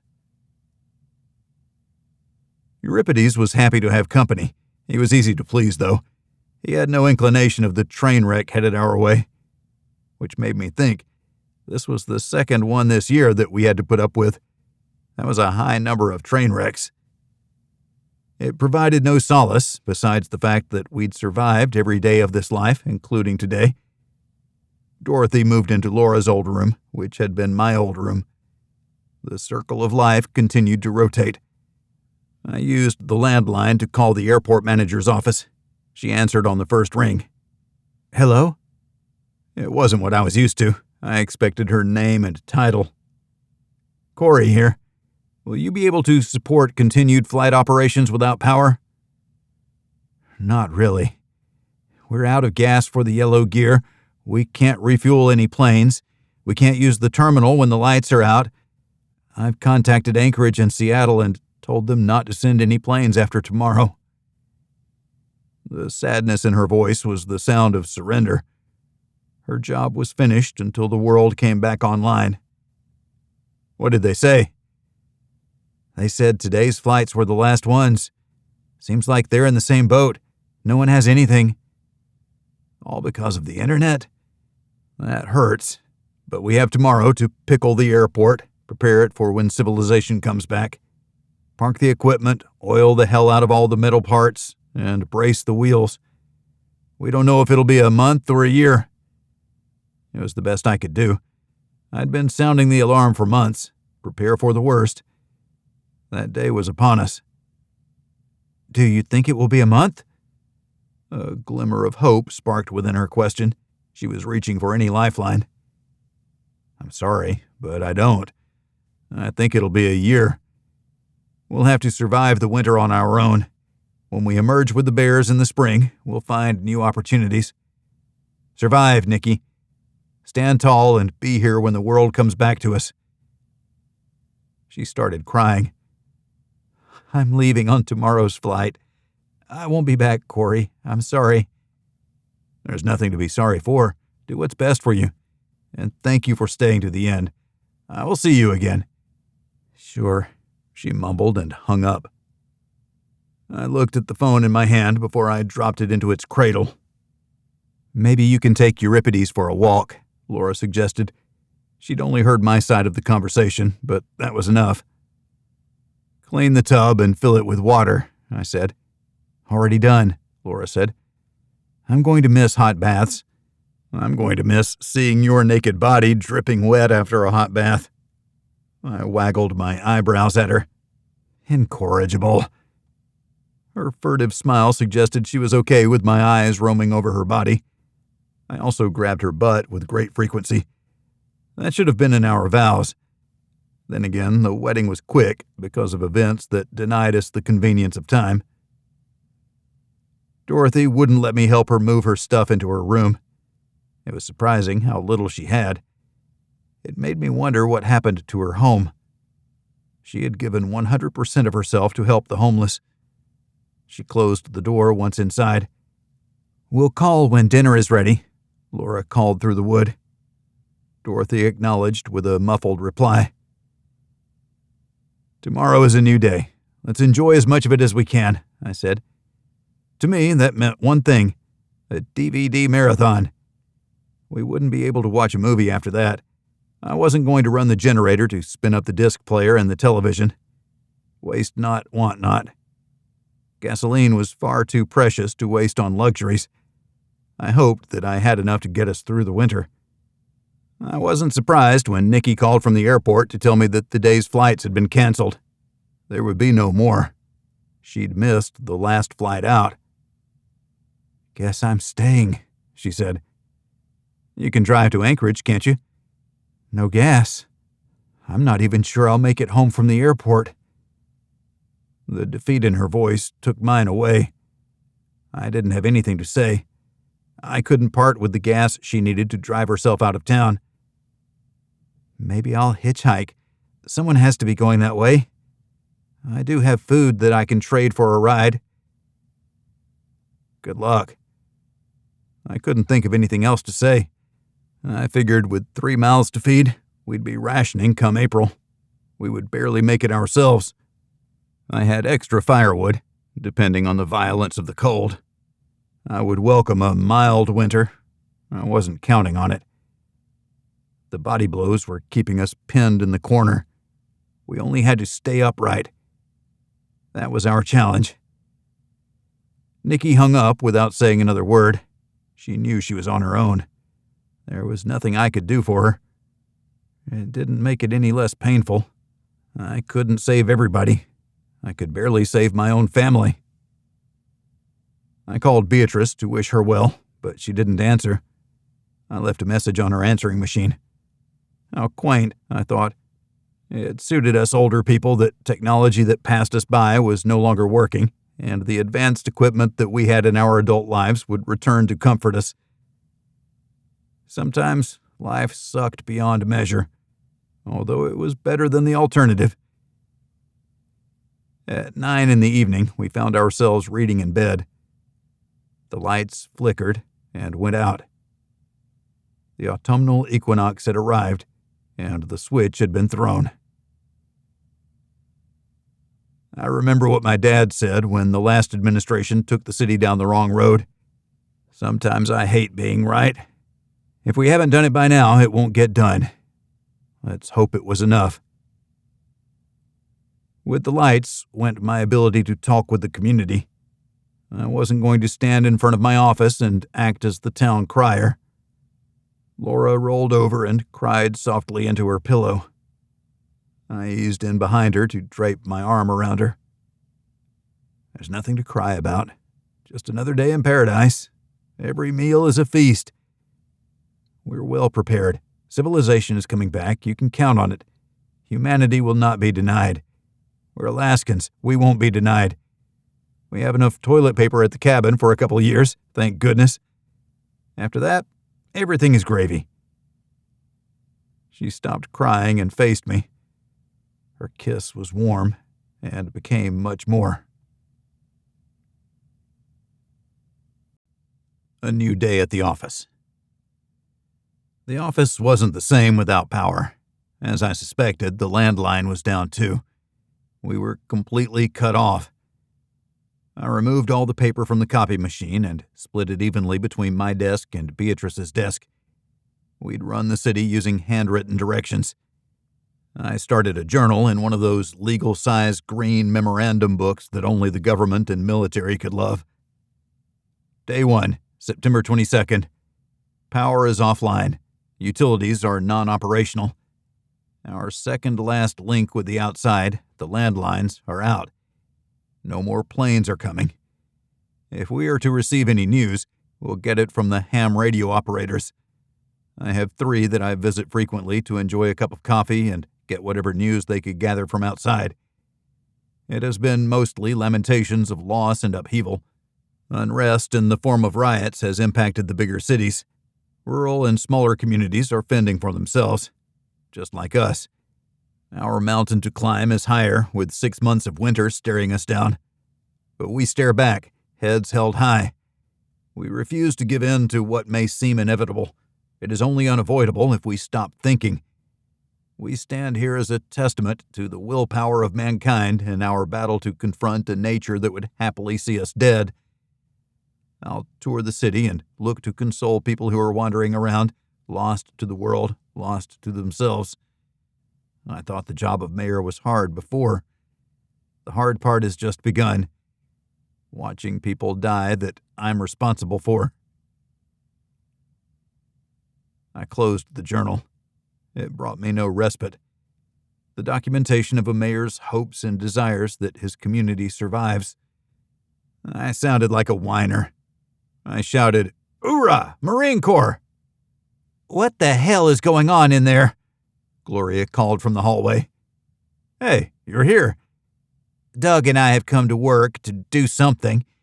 What do you have for us, boss?" Build a plan to restart the city if civilization comes back online. Document where we are and prioritize a restart plan. Guesstimate number of bodies we need to allocate to each task. It'll be a lot, but it appears we have time." Doug gave me the thumbs up.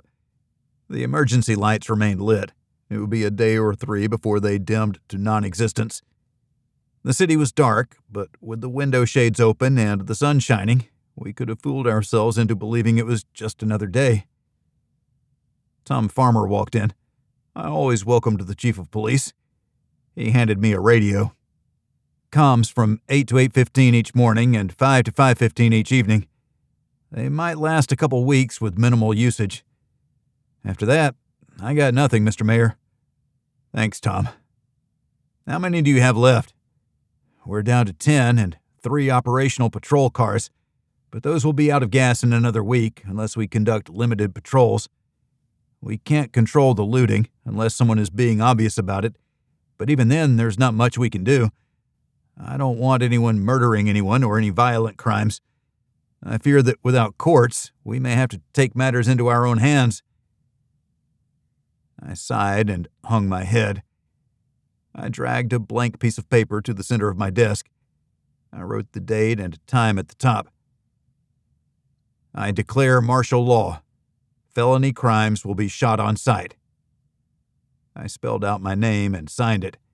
I held it up for Tom to read. I'm not going to shoot anyone unless they try to shoot me first. Or rapists. I'll kill them on sight. I would say thank you for the order, but it's crushing me under its weight. I feel like we failed. I stood and offered my hand. There wasn't a damn thing we could do to avoid this moment. The landslide was headed down the mountain when we assumed our positions. The only way to stop it is to let it hit the bottom, then we'll dig ourselves out. I would unleash a tirade of profanity, but I'm too tired. And this isn't even hard.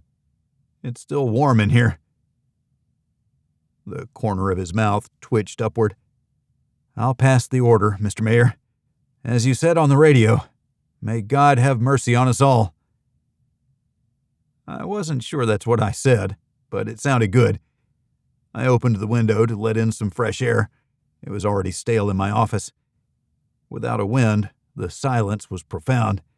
I hadn't gotten used to a minimum of traffic, bordering on no traffic. A motorcycle revved a few blocks away. It sped away, and peace returned. I leaned against the window and took it in. Tom joined me. He wasn't in a hurry to tell his people to shoot criminals. A low droning cut through the silence. I listened for a moment. The familiar sound shouldn't have been there. An airplane, a big one, jet, a C-141 or a 737. I ran out of the office with Tom right behind me. I headed for my car, but he waved me to the cruiser. He turned on the lights and we sped away, but he didn't redline the engine. It was a rapid response without overdoing it. Conserve the resources to the end. The airplane flew low over the city, banked, and lined up for the runway coming in from the north. Stop the car. I got out. 2 other big planes circled high overhead. The flag on the tail drove my heart into my throat. Yellow highlights on a red field. We're being invaded. Get everyone out of the city. Use your cars and bullhorns. Evacuate right now. I'm guessing we have 30 minutes before they make it into town in whatever vehicles they brought with them. What did you see? Tom squinted at the plane, but nothing was registering. It's the Chinese. Who could take down the world's internet? How about the ones who made all the chips? Who could take out the GPS? The same people who also put satellites into orbit. Get out, Tom. I'll tell my people. Tom burned a U-turn in the middle of Airport Road and gunned the cruiser. This time, he didn't bother to spare any fuel. He tore through the lights and squealed around the corners on his way to drop me off. He activated the radio in his cruiser and relayed the order. Evacuate all citizens. We have 30 minutes to contact as many people as possible. Get out of town. We're being invaded by a foreign military power. Run for your lives. He never stopped fully for me to jump out. I hit the ground running as he sped away. Into City Hall, shouting at the top of my lungs, "Run for your lives! We're being invaded!" Bea looked over her reading glasses at me as if I was speaking in tongues. "Chinese are invading the airport! Get out of town! Save yourselves!" "Are you serious?" she asked. "I don't know how to speak any more clearly. Go, now!" I ran away without waiting for them. I counted on my sense of urgency to light a fire under their feet. I jumped in the Prius and raced for home. I accelerated down the streets, hitting 70 miles per hour when that wasn't even close to being safe. I had to buy time. We needed to get out of town. That meant my truck, trailer, and the ATV, along with anything we could carry. We had a lot to do and no time to do it. I raced down our street and slammed on the brakes, but the anti-lock braking system kept me from sliding into my own front yard. I parked out of the way of the truck and ran for the front door. "Pack and load the truck. We need to go right now. The enemy is here, and we should have known." It took a minute for Laura and Dorothy to get past the initial shock. "I'm loading the ATV on the trailer and hooking it up to the truck. Get what you can carry and let's go. We're down to less than 20 minutes before they push outward from the airport. If they've done their prep, they'll take the key intersections around the city, stop the exodus. Then they'll close the cordon. We have to hurry. Come on, Euripides." The dog bounced around, both excited and anxious. I ran into the garage and manually opened the door. I started the ATV, happy that I had prepped it. I drove it onto the trailer in the side yard and then backed my truck up to it. Everything was taking too long. I ratcheted the ATV down and hooked up the trailer to the truck, crossing the chains below the hitch. I secured it and returned to the garage to take 4 jerry cans of gasoline. 20 gallons would do until we got to the cabin, where I had a barrel of gas. Hopefully, the Stabilo I put into it had done its job and kept the gas from breaking down. I put Euripides in the truck. The ladies had not yet appeared. "Come on!" I screamed through the open door. Laura appeared, looking frazzled. She carried her small suitcase. Dorothy was still inside. "Help me," I told my wife as I jogged down the hall to the bedroom. I opened the floorboards to pull out my .45-70 and the M1 Garand. I handed as much ammo to Laura as there was until it was too heavy for her to carry. I dumped the ammo into a cloth laundry bag, the green military style that I had in the Corps. I tossed my small go bag on top of the ammunition. I replaced the floorboards in case we were able to return home. Dorothy sat on her bed. She had nothing packed. "We're leaving. Are you coming?" She shook her head. I turned to leave, but Laura was in the way. "We can't go without her." I leaned around the doorframe to look into her room. "Good luck, though. Keep your head down and cooperate. If they wanted us dead, they would have bombed us. They didn't. They want us alive for some reason. But I'm not going into a Chinese prisoner of war camp. No freaking way in hell. We're leaving." The look of fire and fury in my face made Laura recoil. I tossed the keys to the Prius to Dorothy. "Garage door's open and car's in the driveway. I'd appreciate it if you put Laura's car in the garage." I wasn't angry with her. I was just angry. We were thrust into a war not of our choosing, on a battleground we couldn't defend except at the cost of our lives. She clenched her jaw and followed obediently, like a whipped puppy. This wasn't a time for emotions. The Marine in me had been called back to duty. We hopped in the truck and drove off without looking back. "Everything we did," Laura said, looking at the firewood stacked neatly along the side of the house and under the overhang of the shed that wasn't too steady. "Dorothy can continue on if they let her stay. If she has to leave, then it'll be there for whoever needs it. I'm sorry, Laura, but this is war, and we've already lost. The only thing left to do is save ourselves." "Do you think you should run away? You're the mayor." "We lost the war. Here's what would happen if we stayed. They'll grab the city's leadership and execute us. I can't help anyone if I'm dead, but I can honcho an insurgency from the outside. You ever see Red Dawn?" "With Patrick Swayze?" "Yes, that's the good one.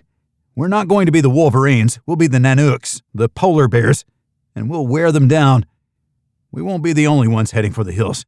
We'll rally the troops and heaven help those occupying our city." Laura stayed quiet for a minute. I drove as far north on the steese as I could until I reached the point where we'd head east on a well-traveled trail. I pulled to the side of the road and shut the truck off. I bolted out the door. First order of business is to get the ATV ready to roll. You pack it and we get into the woods.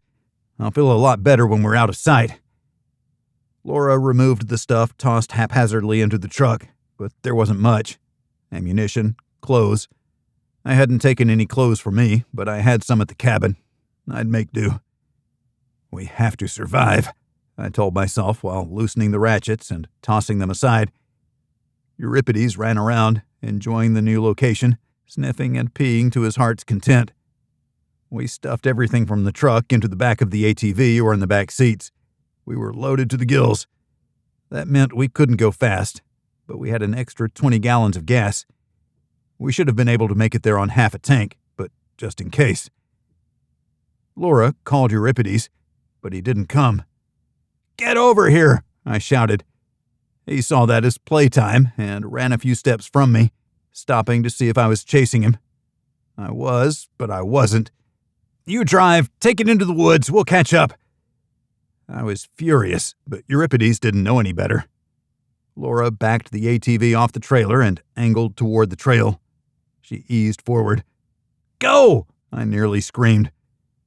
In my mind, I heard vehicles coming down the road, coming for us. It was Rhodesia all over again. If we didn't move, we were going to get slaughtered. I left Euripides behind and ran after Laura. I dodged behind a tree trunk once I was on the trail. The dog loped past. I dove out and caught him.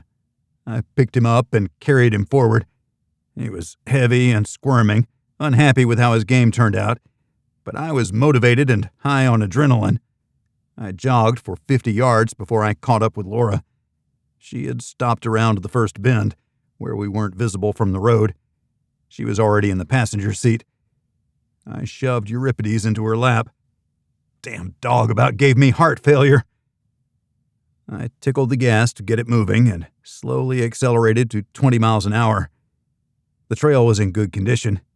In 20 minutes, we'd turn off the main path. The ground was hard enough that they wouldn't be able to track us. Laura's features were taut. She held onto the dog like he was her lifeline to sanity. I continued on. There was nothing to say.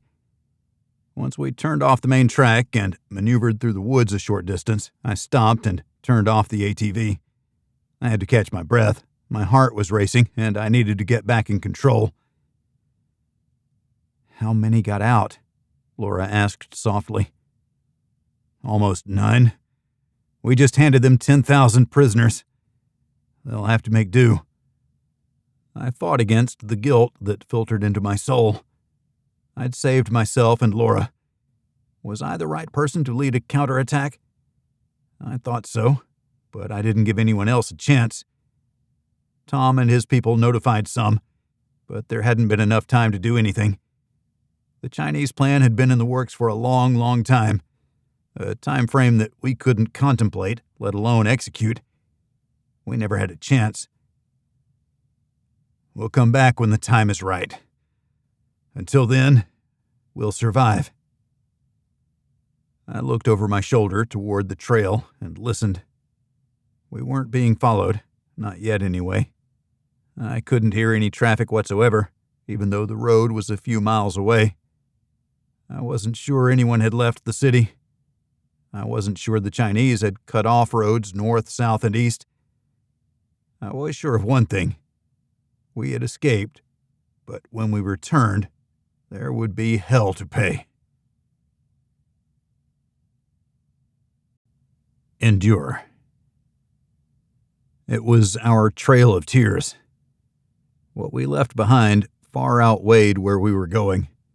The cabin should have been a respite, but as we approached, it felt like a cage where we were free as long as no one found us. Fear of discovery would enclose us as surely as any jail cell. Contemplation would fill my days. Worry would fight to take over my mind if I let it. I had to reconcile myself that there was nothing I could do. I had fought with the media and my fellows to prepare for worse yet to come when they wanted the rose-colored glass view. Then I found myself getting angry with them and the consumers of that failure to see reality. They wanted what they wanted, regardless of it being separated from reality. Clint Carstairs could lament my inability to stop a Chinese invasion. The military had pulled out in entirety. It made me wonder if they knew and abandoned us. I couldn't believe the administration of the Honorable J. Wesley Willoughby would sacrifice Alaska at the start of a new world war. Our oil would fuel a massive war machine. Willoughby would be the architect of his own demise. Our National Guard had pulled back from guarding the utilities, roads, and rail a month earlier. Too much of doing nothing wasn't healthy. It had been an expensive effort to stop the inevitable collapse. It hadn't come from terrorists, but from removing our ability to supply ourselves when we were under siege. We never realized the enemy had surrounded us, weakened us until we couldn't resist, then poured in. "Are they going to turn everything back on?" Laura asked. "The Chinese will appear to be the saviors of our city and all of Alaska." I had thought about that too. The conquerors provide what the conquered could not. Power and water, reestablishment of commerce, maybe even the internet. But what would that look like? They'll control everything, and the people of the city will be a slave labor force, even if they have the appearance of freedom. Internet, that'll flow through communist Chinese servers. There will be no resistance organized online. We failed our people when the computer revolution started 40 years ago, when we outsourced the most important aspects of our modern world. The good news is that the ICBM fleet operated off very old technology, 8-inch floppy disks, so a nuclear war didn't happen because it could. They aren't beholden to modern technology built on a Chinese backbone. By playing the long game, we are left with only one option: a world-ending deterrent. The mice will nibble around the edges of the cheese, but the more than billion of them will eventually get to something important, and it'll be far too late for the federal government to do anything about it. Too much will have been lost. I would hope we wouldn't cover the world in nuclear radiation as a last act of defiance. Defiance had come and gone. We were at the survival stage, just until we could figure out how to strike back. Any respite would come from the patriots, those people who had been captured but wouldn't capitulate. Those who avoided capture needed to return and pull the enemy's attention in multiple directions. At least the invaders hadn't brought fighters and helicopters. It was a small force that would grow. I knew it would because it had to.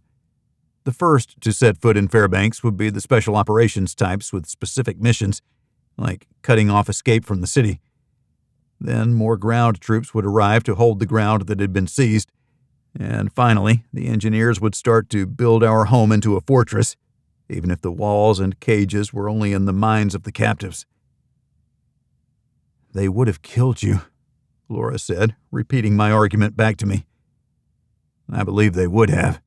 Standing up to them would have helped no one. The cabin was ahead. I slowed through the area where the bear had been last time we were there.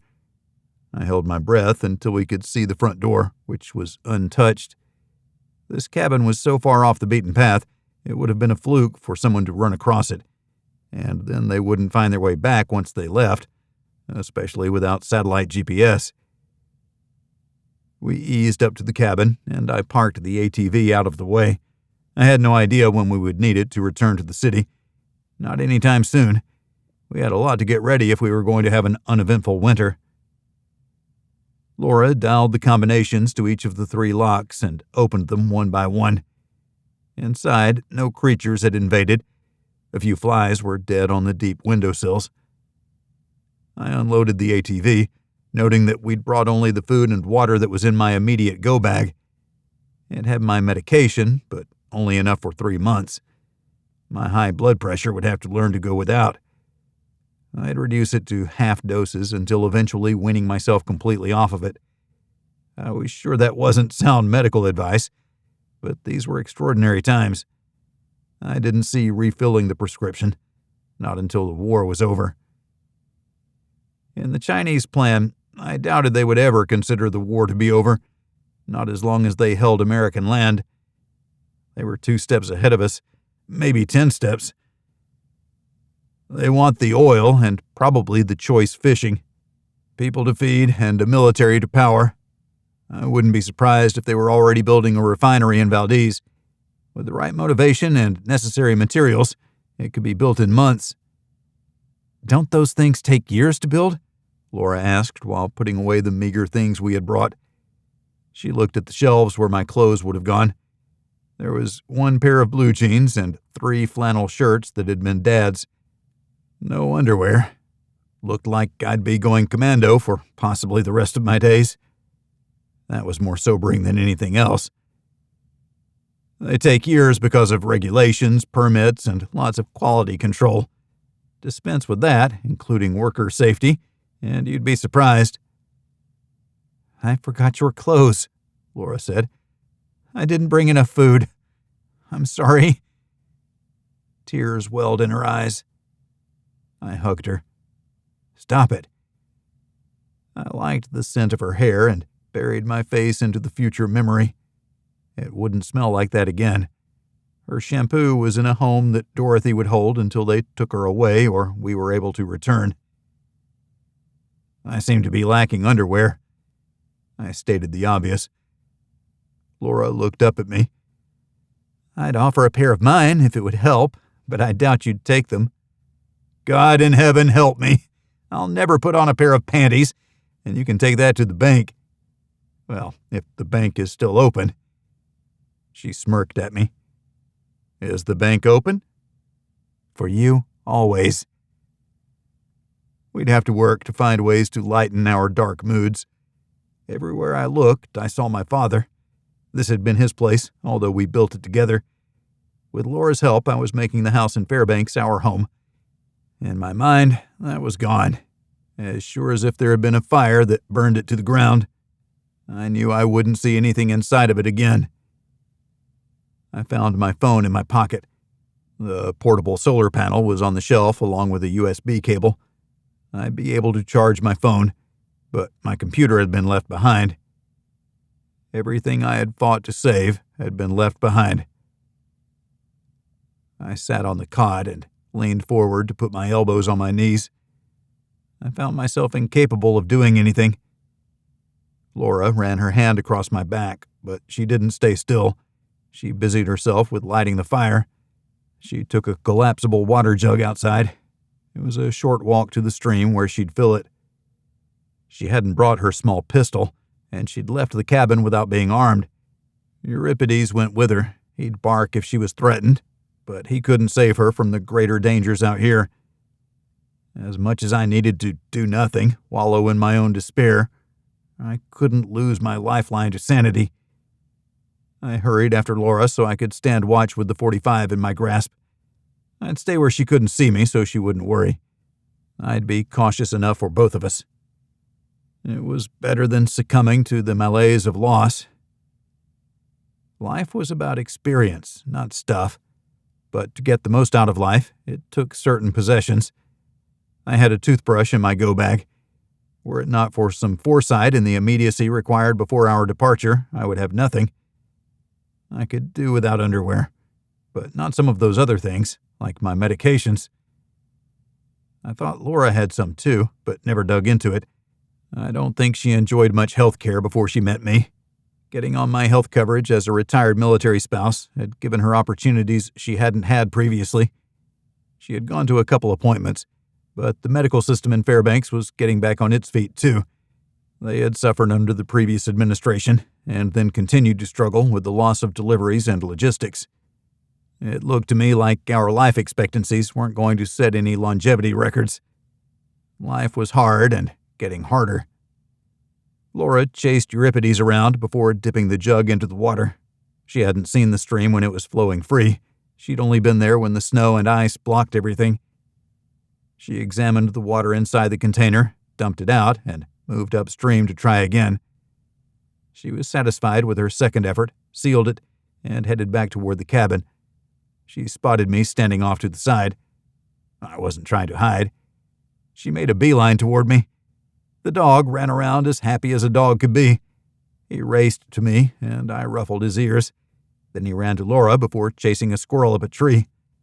The furry-tailed rodent barked at him, and he barked back. It was the chaos of a happy home. It was easy to be unburdened under such a sky when the mosquitoes were no longer around. The leaves had changed and mostly fallen from the trees. The gray and brown of the subarctic fall dominated the area, but it was comforting because it was the cycle of seasons. Winter was coming, but it wasn't here yet. There was a respite. The air was cool, but not cold. The company was flaming hot. I returned my pistol to its holster and smiled. "Are you on drugs?" Laura wondered at my too rapid mood change. "Yes, but not those kinds. I ain't got no time to be depressed. We have winter to prepare for, and we don't have enough of the good food. Did you see any fish?" She looked at me oddly before shaking her head. "Are there fish living in our drinking water?" "A little empathy," I quipped. "Why are we drinking their home? That's the question you should be asking." We strolled toward the cabin. "I better go hunting." "Take Euro. He needs the exercise." "Do you think that dog will help or hurt my hunting efforts? This is food to sustain all of us." "Probably not," she admitted. "Firewood, water, food, the outhouse. Our needs are simple, but food and wood have to come first. They make everything else possible." The wood stacked along the side of the cabin completely filled the storage area. Was there enough for the entire winter? Probably not. We had never stayed for that long before. "We need a lot more wood, 2 or 3 cord. I had an idea where I would stack it and wrap it with one of 2 tarps we maintained at the cabin for emergency roof repair. Losing the integrity of the cabin would expose us to elements we didn't want to be exposed to. Unless we needed it for the roof, we would use it for the woodpile. "I'll check the outhouse and clean up the spiders." Laura sounded less than enthused. I gave her a quick kiss. The dark cloud over my head had let through tendrils of sunlight. It was easier to see without the shadows of the past covering my eyes. We'd be okay, and then we'd head back to town and see what it would take to help everyone left behind be okay too.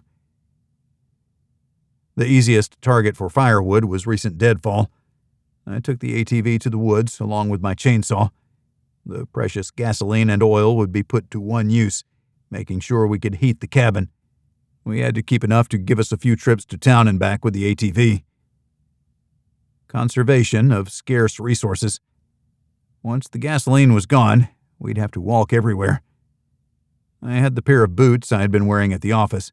They weren't the most rugged or the best for the snow, but they were what I had. Laura had a better pair with her kit. Even though she'd been shocked by having to leave, she had the wherewithal to pack for the winter. I had a winter coat. I needed to lose weight if I were to wear a double pair of pants. As much as I didn't want to, I knew it was inevitable. We wouldn't take in excess calories like we had with our lifestyle from the before time. We'd have to make snowshoes. I needed the tendons from a moose and pliable willow. I'd never made them before, but if we wanted to get around after the snows hit, they would play a critical role. So much to do and not enough time to do it. We had the scraggly bear hide from the one that attacked Laura, which reminded me that I couldn't see the scar on the side of her head. I hadn't cared about it or looked for it. It wasn't who she was. Her hair covered the worst of it. And that reminded me that we hadn't restocked the first aid kit at the cabin. I had made a note, but forgotten.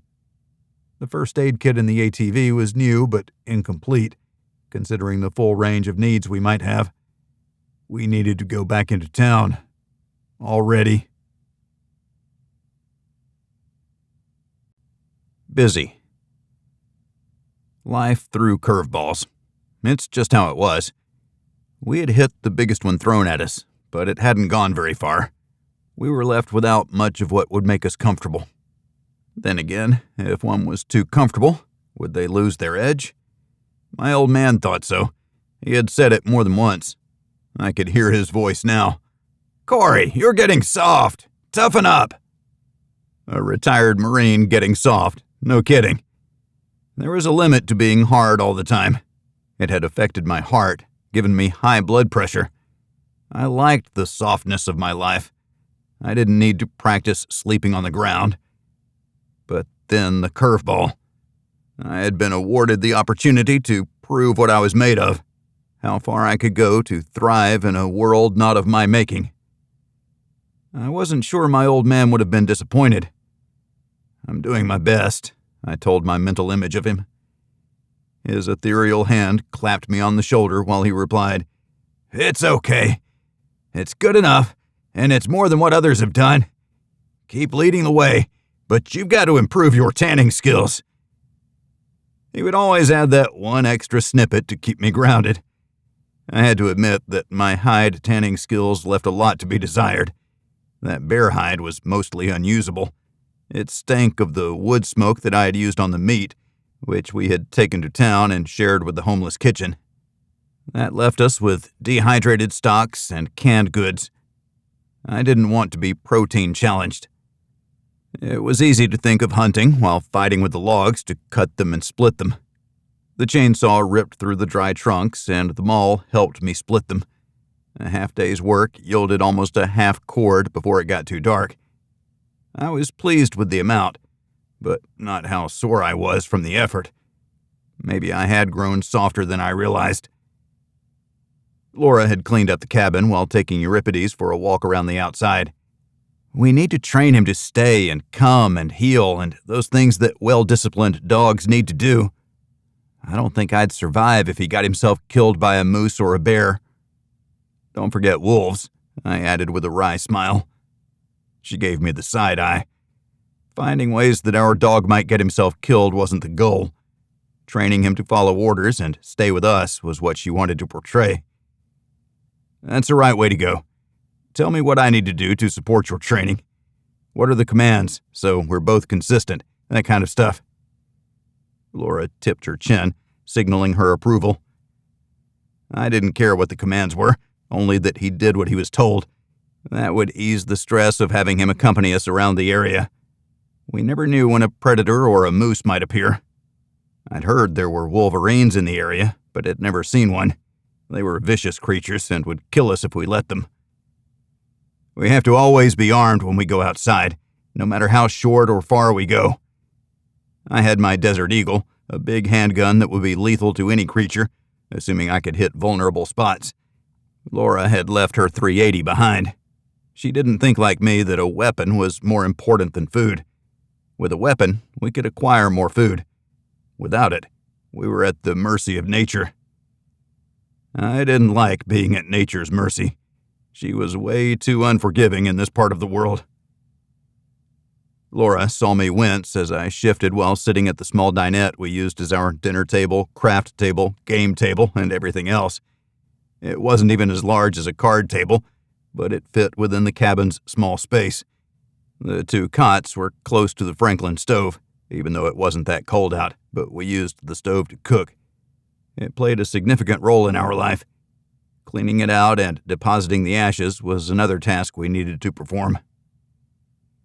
Running the stove in the daytime was going to be problematic. Did we want a smoke trail that could be seen from dozens of miles? Probably not. I wasn't sure how far the Chinese had advanced or if they were looking. We'd heard no aircraft, but it hadn't even been a day. In the weeks and months to follow, we'd learn more. "Tomorrow, we go hunting," I stated. At Laura's look, I added, "All of us." She continued to massage my shoulders while our reconstituted dinner heated up. We needed meat, or Euro was going to get really hungry. He wouldn't understand why there wasn't anything for him. He'd eat some of the precious bear jerky we'd left in a bag hanging from the rafters. I took a small bite to confirm that it was little better than dog food. I hadn't done a good job with smoking the bear. In absentia, Dad was right. I had grown soft and had lost skills in areas that I shouldn't have. Tomorrow would be a new day. I needed to fix myself, and I'd bring Laura and Euripides along for the ride.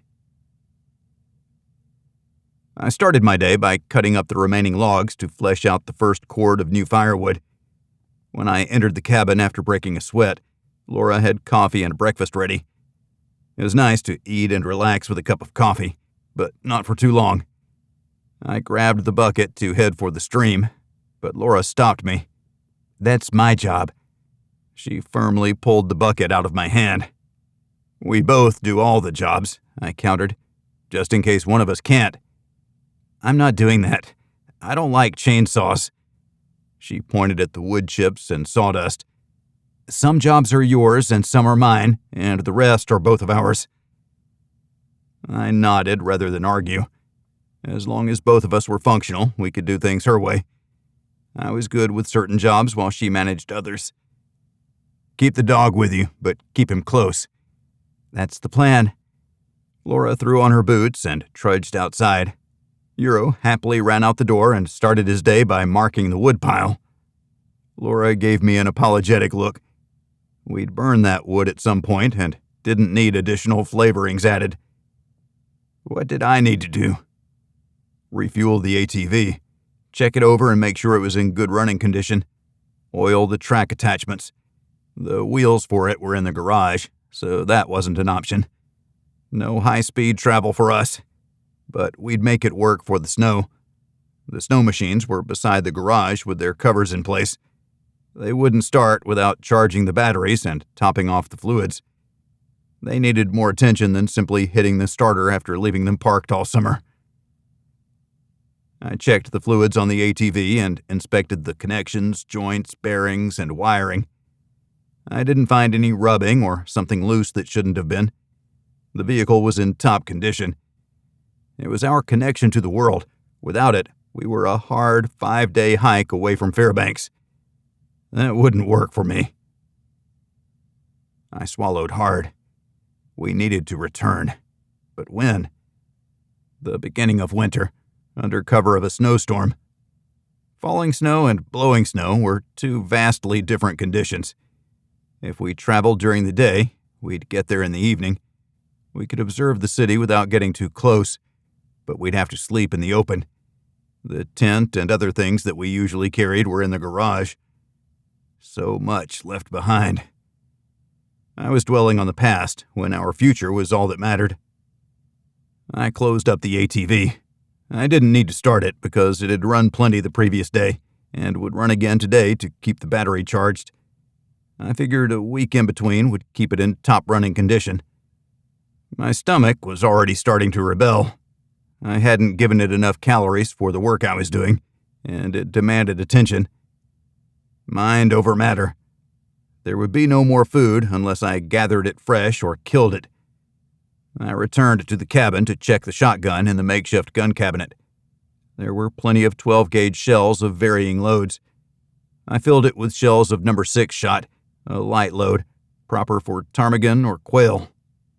With the shotgun and Dad's M1 Garand, I had what I needed to hunt anything that could be hunted. I wanted a moose, though. That was the epitome of hunting success. It would feed us for the year. Food security was the key element for a survival frame of mind. We were not yet secure. Soon.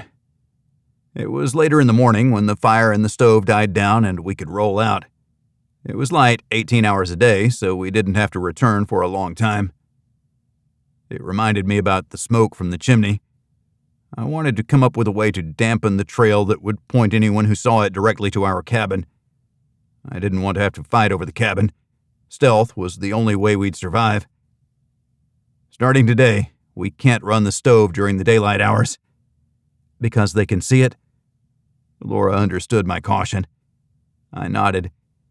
If we want to survive, we have to think like they're over the next hill looking for people like us. But when? It's been 2 days. How long before they expand their reach? They'll have enough to do with the city in the near term, but I think we have to exercise greater diligence. Of course, I don't want to lose our freedom. We already paid too much for it. You paid too much. Laura was my biggest cheerleader. Everyone needed a partner like her. And you came along for the ride. I'm sorry, while also being happy that you're here. We climbed in the ATV and fired it up. If Euro didn't jump in, he'd have to run behind us. But Laura gave him a sharp command and he vaulted into her lap. That's more like it. I held out my fist, but she just stared at it. Knuckle bump. I'm not doing that, she countered. She hugged the dog to her. I was so close to building her social chops that the younger generation embraced, although I wasn't the best teacher of things I didn't understand. She may have been right, but I wasn't going to let it go. I bet myself how long it would take to get a fist bump. It was a little game, the likes of which we played in the Marines. I made the rules. Not more than one attempt per day. She had to do it willingly, not because of coercion. That was that. The game was afoot. We drove away, down the opening between the trees that led to the cabin, but dodged into the dead underbrush after traveling 100 yards. We crawled slowly, picking our way toward the top of a hill that bordered the final run to the cabin. If we found no tracks or other signs of moose, we'd cross the small valley and climb the hill on the far side. Those two hills protected the cabin from direct observation until someone was already in the gap. The geography was varied enough to break up the approach. The cabin's location wasn't on a direct path from one place to another. It was off the beaten path, so to speak. Moose weren't constrained by the trails. The stream provided the best opportunity, since every animal needed to drink. But they spent time on the hills, away from the low country where bears frequented and wolves hunted. Everyone had a role to play in the circle of life. I wasn't sure what our life in the cabin would look like over the entire winter. I'd only spent 2 weeks at the cabin before in the heart of winter. It wasn't long enough to establish or identify any patterns. We'd see moose. Did we wait and count on seeing them during the heart of winter? Or did we go after them now? Now. Plan for tomorrow, but live for today. The hillside was rougher than I expected, and we crawled over heavy deadfall and rocks. I stopped less than halfway to the top. We're walking from here. I'm not going to risk destroying a track. I hopped out, lifting my rifle out of the back seat to carry in front of me. I gave the shotgun to Laura. She looked at it oddly. I gave her the 15-second tutorial on using it. She flipped the safety off and back on again. I tell you what, if we see a ptarmigan, toss me the shotgun and I'll shoot it. I like that plan better. She smiled at me. Euro barked. Shh. I held a finger to my lips. His tongue lolled, even though it was cool out. He was a big, happy dog and wouldn't let his joy be deterred. We worked our way up the hill. I signed for Laura to stay back. She held the dog's collar while I stalked forward, but he started barking. He wasn't happy with being held back. Fine. Laura let go and he ran to me. A dog barking wouldn't necessarily make a moose run. That was the good news. It would, however, make getting a surprise shot that much harder. They'd know we were coming. I peeked over the top of the hill, but the growth was so heavy with spruce trees that there was no field of view. We couldn't see far enough to make it worthwhile. The ground was hard, so seeing hoof prints wasn't a given unless they walked through the sparsely arrayed soft grasses. I wandered back and forth looking for a sign. When I looked back, Euro's nose was planted on the ground while he walked back and forth. He hurried away, following the trail. I jogged after him. He could have been trailing a moose. He also could have been trailing a squirrel. His commitment to big game wasn't the same as mine. He treated all wild creatures with equal zeal. He increased his speed. He was on something that was hot. I ran after him, which he took as a call to move even faster. I found myself nearly sprinting to keep up with him. When he stopped cold, I had to dodge to the side to keep from running him over.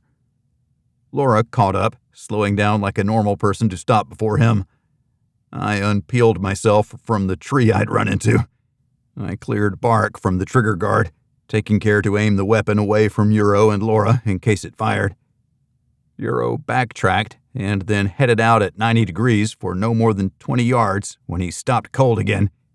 head up and staring. I raised my rifle the last few steps, preparing myself for anything.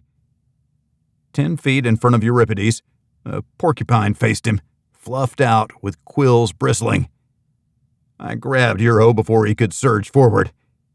"Good boy. Who's my good boy?" I took a knee and vigorously rubbed his back. "Leave that one alone. What do you say we go this way?" I pulled him back, and he let me. I found his innate understanding of the risk posed by the spiked creature refreshing. He would save himself by not being too curious. He had trailed the porcupine efficiently and effectively, but that was enough. He won the battle of wits. He didn't have to go any further. Laura put his leash on him, and we strolled the other way. I marked the trees and the track we'd followed so we could get back to the ATV. We'd gone a ways. Getting lost was the last thing I wanted. I took 4 steps and froze. A cow moose sauntered casually up ahead. "Hold him," I whispered over my shoulder. I didn't need to move ahead. I had a clear shot. I took aim. A second head appeared. A calf. I raised my rifle and stayed where I was. The calf was young and wouldn't survive without its mother. It wasn't big enough to feed us for the rest of the year. I couldn't shoot a cow or calf. I could shoot both and leave neither to the harsh environment. I wasn't prepared to do that. Not yet. We were far from desperate. The cow looked at us, but we weren't moving. It waited for its calf to walk past a neighboring spruce.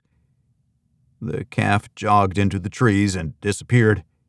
The cow trotted after its offspring. Euro watched with interest but wasn't pulling or trying to chase the moose. He was happy being outside with his people. That satisfied him. Chasing wildlife was a distant second on his favorite things to do list. "Not today," I told Laura. "Maybe later, but not now." "You'll get your opportunity. Next time, let's try to get closer to our ride. Hauling 1,000 pounds of moose by hand isn't high on my priorities." I had to concede. There is that. A moose we have to haul by hand is better than no moose, but leaving a carcass out here will inevitably draw the wrong kind of visitors. Let's go home. There's other stuff we can do today. I wanted to rework the bear hide. We'd need more covers since we were limited to the blankets we'd left the last time we were at the cabin. We had taken the sleeping bags back to the house in case we had to overnight on the way. More recriminations. My bug-out plan had failed us. I hadn't prepared anything because of being mayor. It took my focus away from our survival and slanted heavily toward the lives of those in my charge. Now we were paying the price for my lack of success in both efforts. We'd make do because we had to. The alternative was unacceptable. I slung my rifle over my shoulder. We were finished hunting for the day. "Nice day for a walk, huh?" Laura laughed. "Or run. Have you seen a porcupine before?" "Once, but not close. I'm happy Euro understands the danger. I have new faith in our dog." "I love him," Laura said, while making cow eyes at the dog. He bounced with the praise. He was easy to please, just until he didn't get any meat for dinner. We'd run out of that nasty bear jerky too quickly. I figured even he'd grow tired of eating it after a couple days. "Shotgun." I held out my rifle and traded Laura for the 12-gauge. A squirrel or a rabbit would do. I saw enough droppings to know there were rabbits in the area. That suggested we might have Arctic lynx, too. Arctic lynx fur would make good mittens, boots, or even a hat. It was some of the best fur one could get. It was both warm and soft. As enticing as a porcupine hat sounded, the answer had to be no. I couldn't imagine how often I'd skewer myself while trying to prepare the hide. It would have been a nightmare. Although the quills could come in handy for other things. I wasn't sure what. We had needles of various sizes in the cabin. Not desperate enough or needy enough to kill everything that walked. "He was kind of cute," Laura said, as if reading my mind. "I think he's safe from us. He goes his own way and we'll go ours." We didn't see any squirrels backtracking along the trail we'd made as we tore through the dead and dying brush while following Euripides. I was happy to cross over the top of the hill and see the ATV not far away.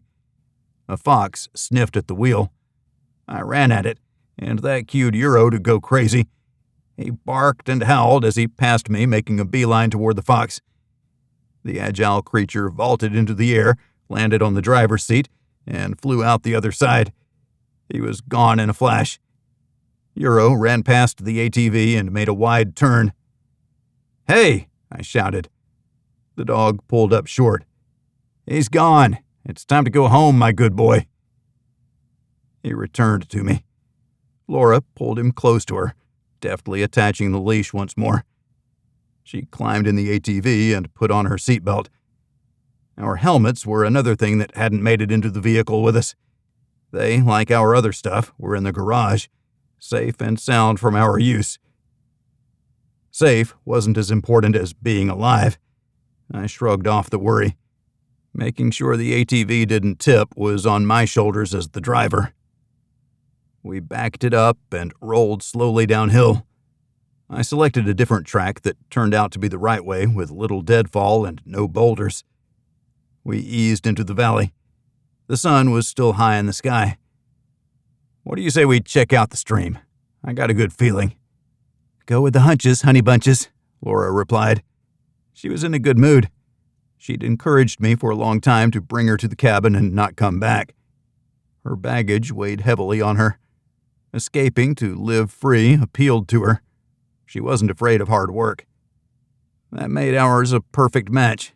We both liked our creature comforts, but the only thing that mattered was being together, whether life was hard or easy.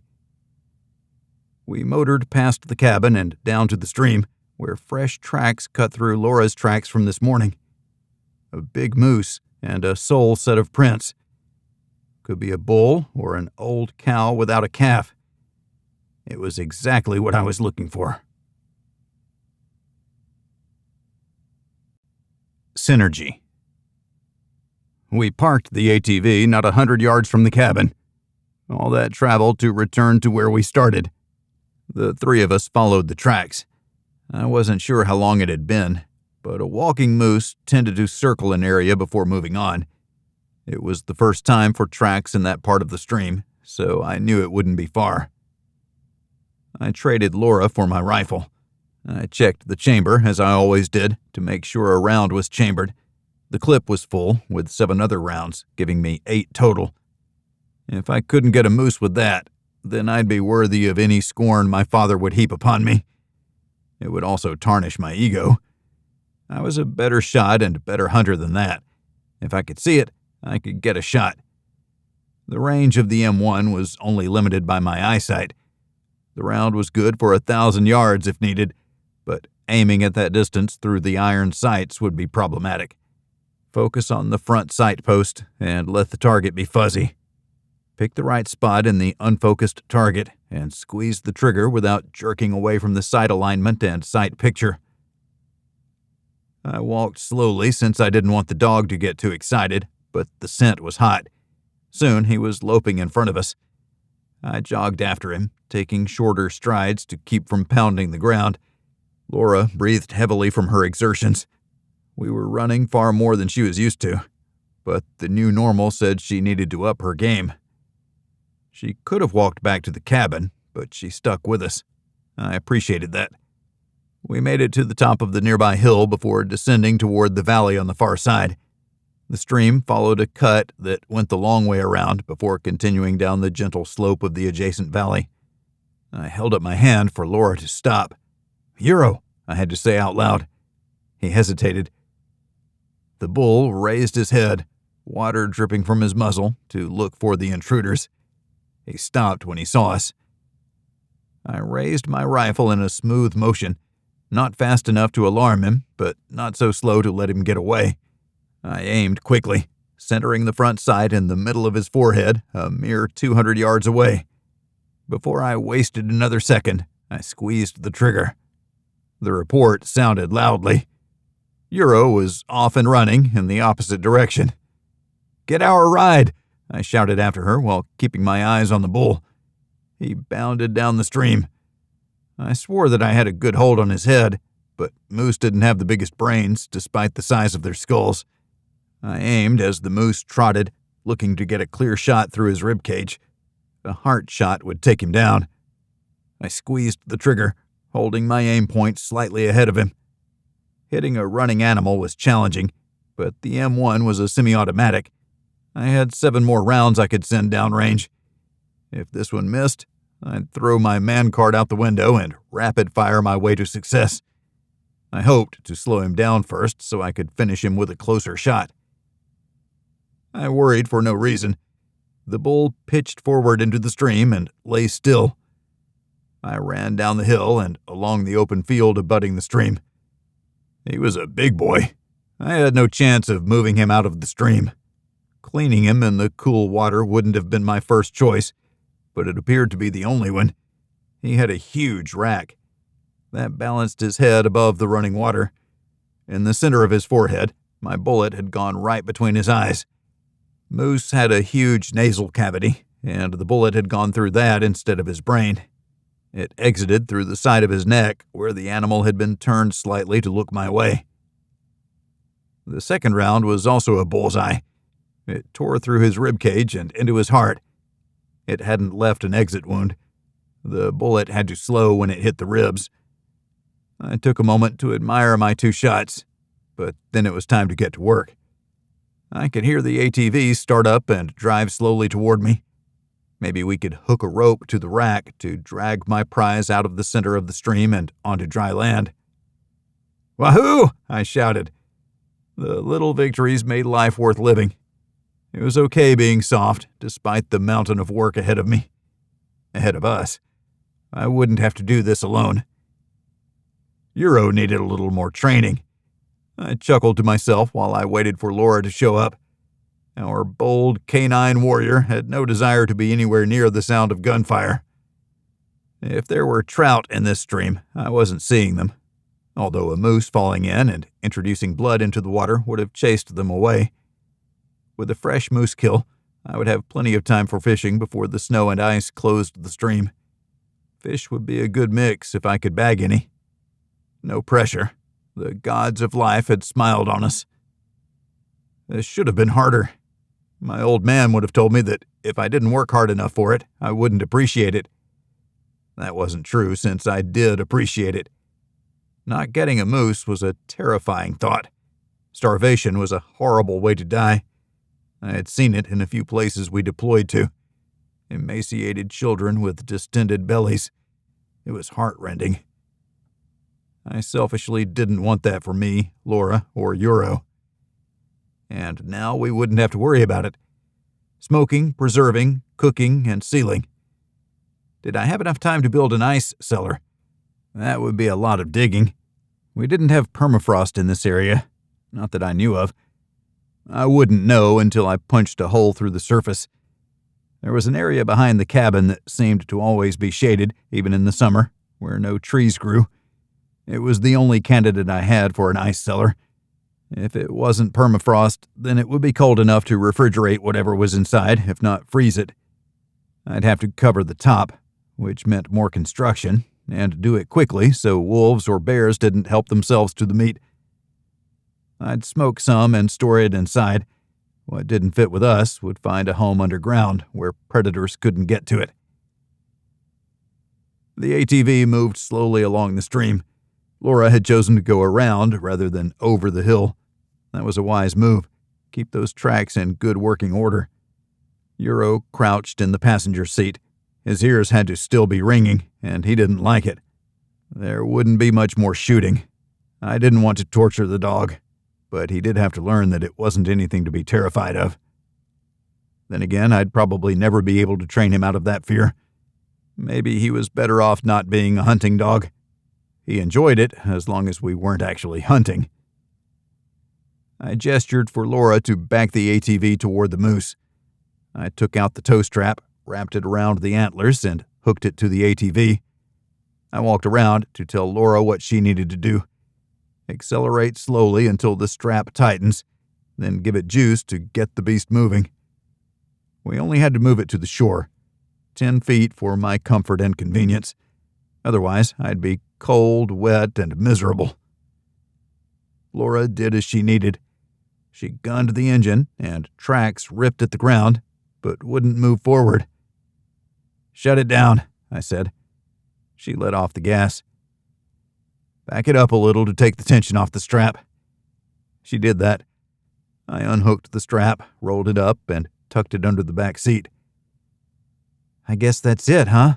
Laura said. "I don't want my jeans to get wet, so you know what that means."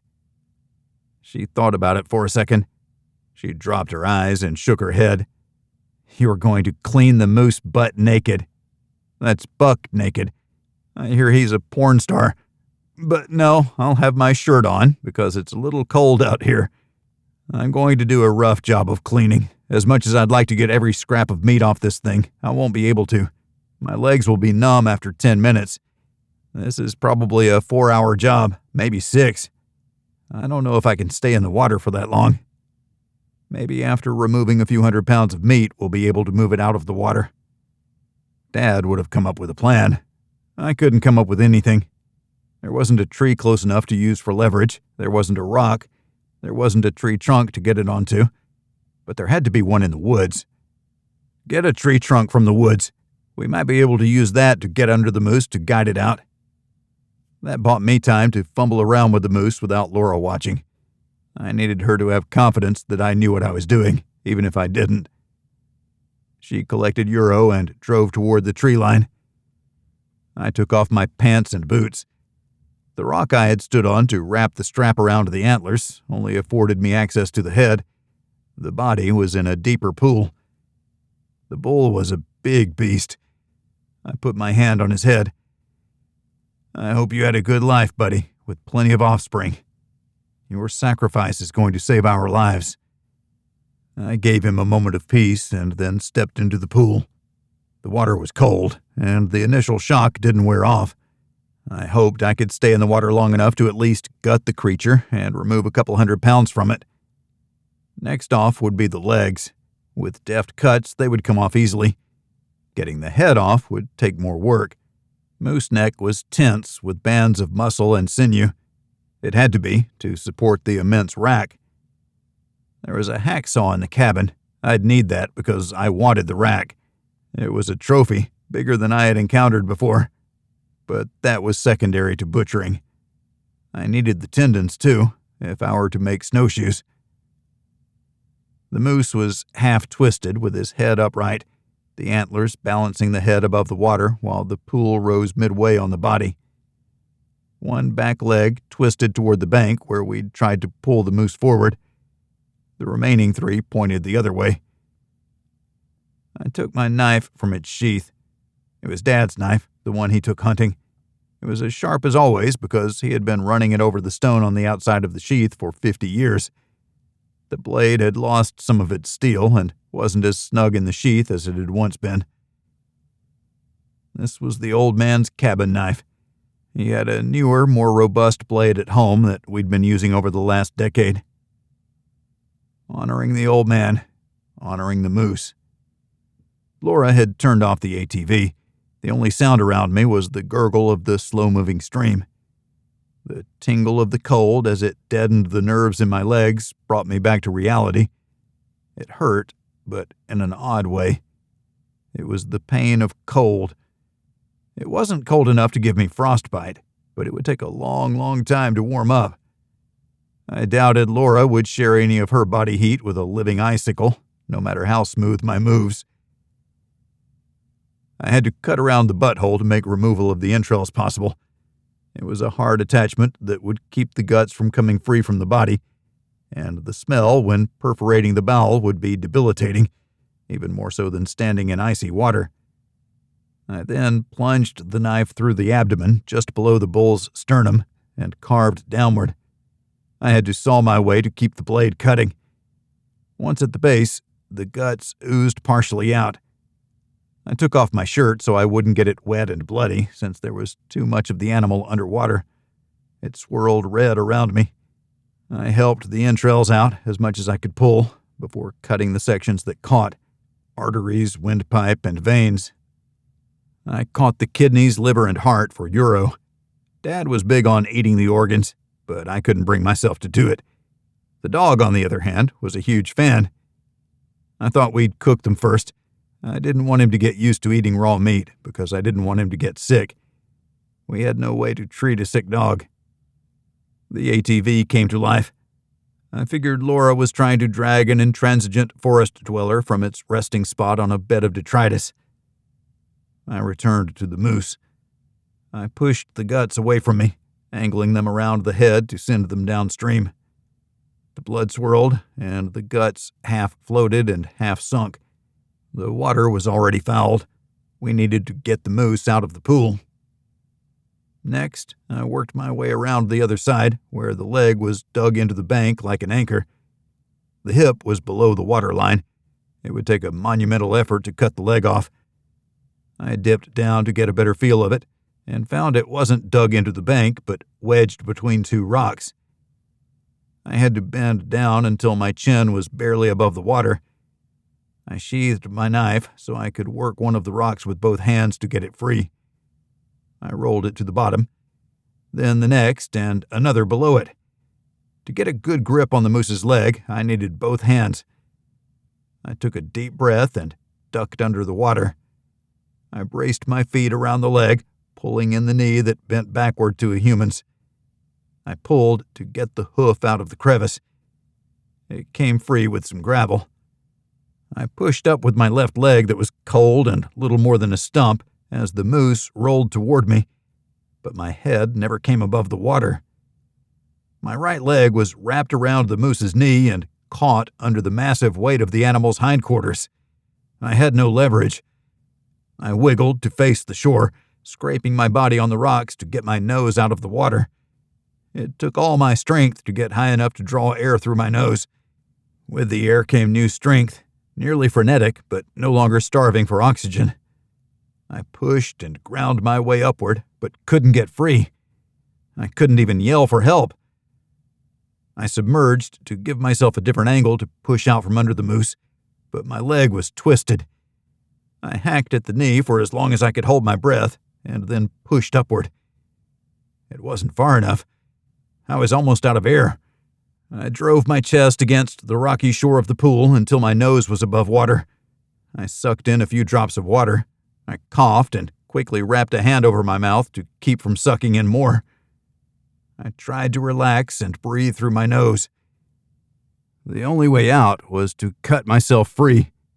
I dipped under the water and cut at the knee tendons, but didn't wait until I was nearly out of air to push up. I took my time to get my nose above the water. My chest was on fire from the abrasion against the outcropping that protruded into the pool. A body bumped into me and leaned into the moose in an attempt to give me enough space to get out. Laura was beside me in the pool. I took a deep breath and went under once more. I pulled at the knee, and it cracked free. My leg came with it. I pushed off as hard as I could and rammed into Laura on my way to the surface. I grabbed her around the waist and pulled her up with me. The water was only belly deep, but it had been enough to nearly take me. I gasped for air while Laura hugged me tightly. Euro stood on the shore, barking furiously, his tail still and sticking straight out from his body. This wasn't the bark of joy. He was as afraid as Laura.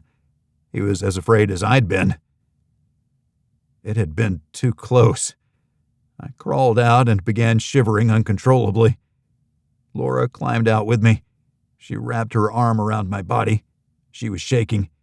She was every bit as cold as me, but this was different. This was sheer terror. "It's okay. Minor miscue," I managed to say. It was hard to speak. I was completely naked at a time and temperature when more was called for. "You could have died," she blurted. "But I didn't," was the best answer I could come up with. "Why don't you go back to the cabin and put on some warm clothes? I have a moose to clean." "You're not coming with me?" She stepped back to hug herself while shivering. Her lips were turning blue. "This moose died to feed us. We can't let his sacrifice be in vain." As much as I'd love to sit in a warm cabin and drink hot chocolate, we can't afford to. Go get changed and then come back and help me. I have warm clothes. I'll be fine once we get this big boy out of the water." She knew we had no choice. There was only us. If we wanted something done, we had to do it. "Can you walk?" She nodded. "Take the dog. He can keep you warm. Get changed and get back. I'll use the ATV to get this moose free. Thanks for getting the log. I think that'll work nicely. Oh, bring the hacksaw back with you." I continued to shiver, but at least I was no longer gasping for air. I was cold, almost to the point of being combat ineffective, but I had work to do. I unhooked the log and pushed it toward the shore, sliding it into the water at the point where the rocky outcropping had gotten me. In the right place, the moose should slide over top and onto dry land. Blood dripped into the water.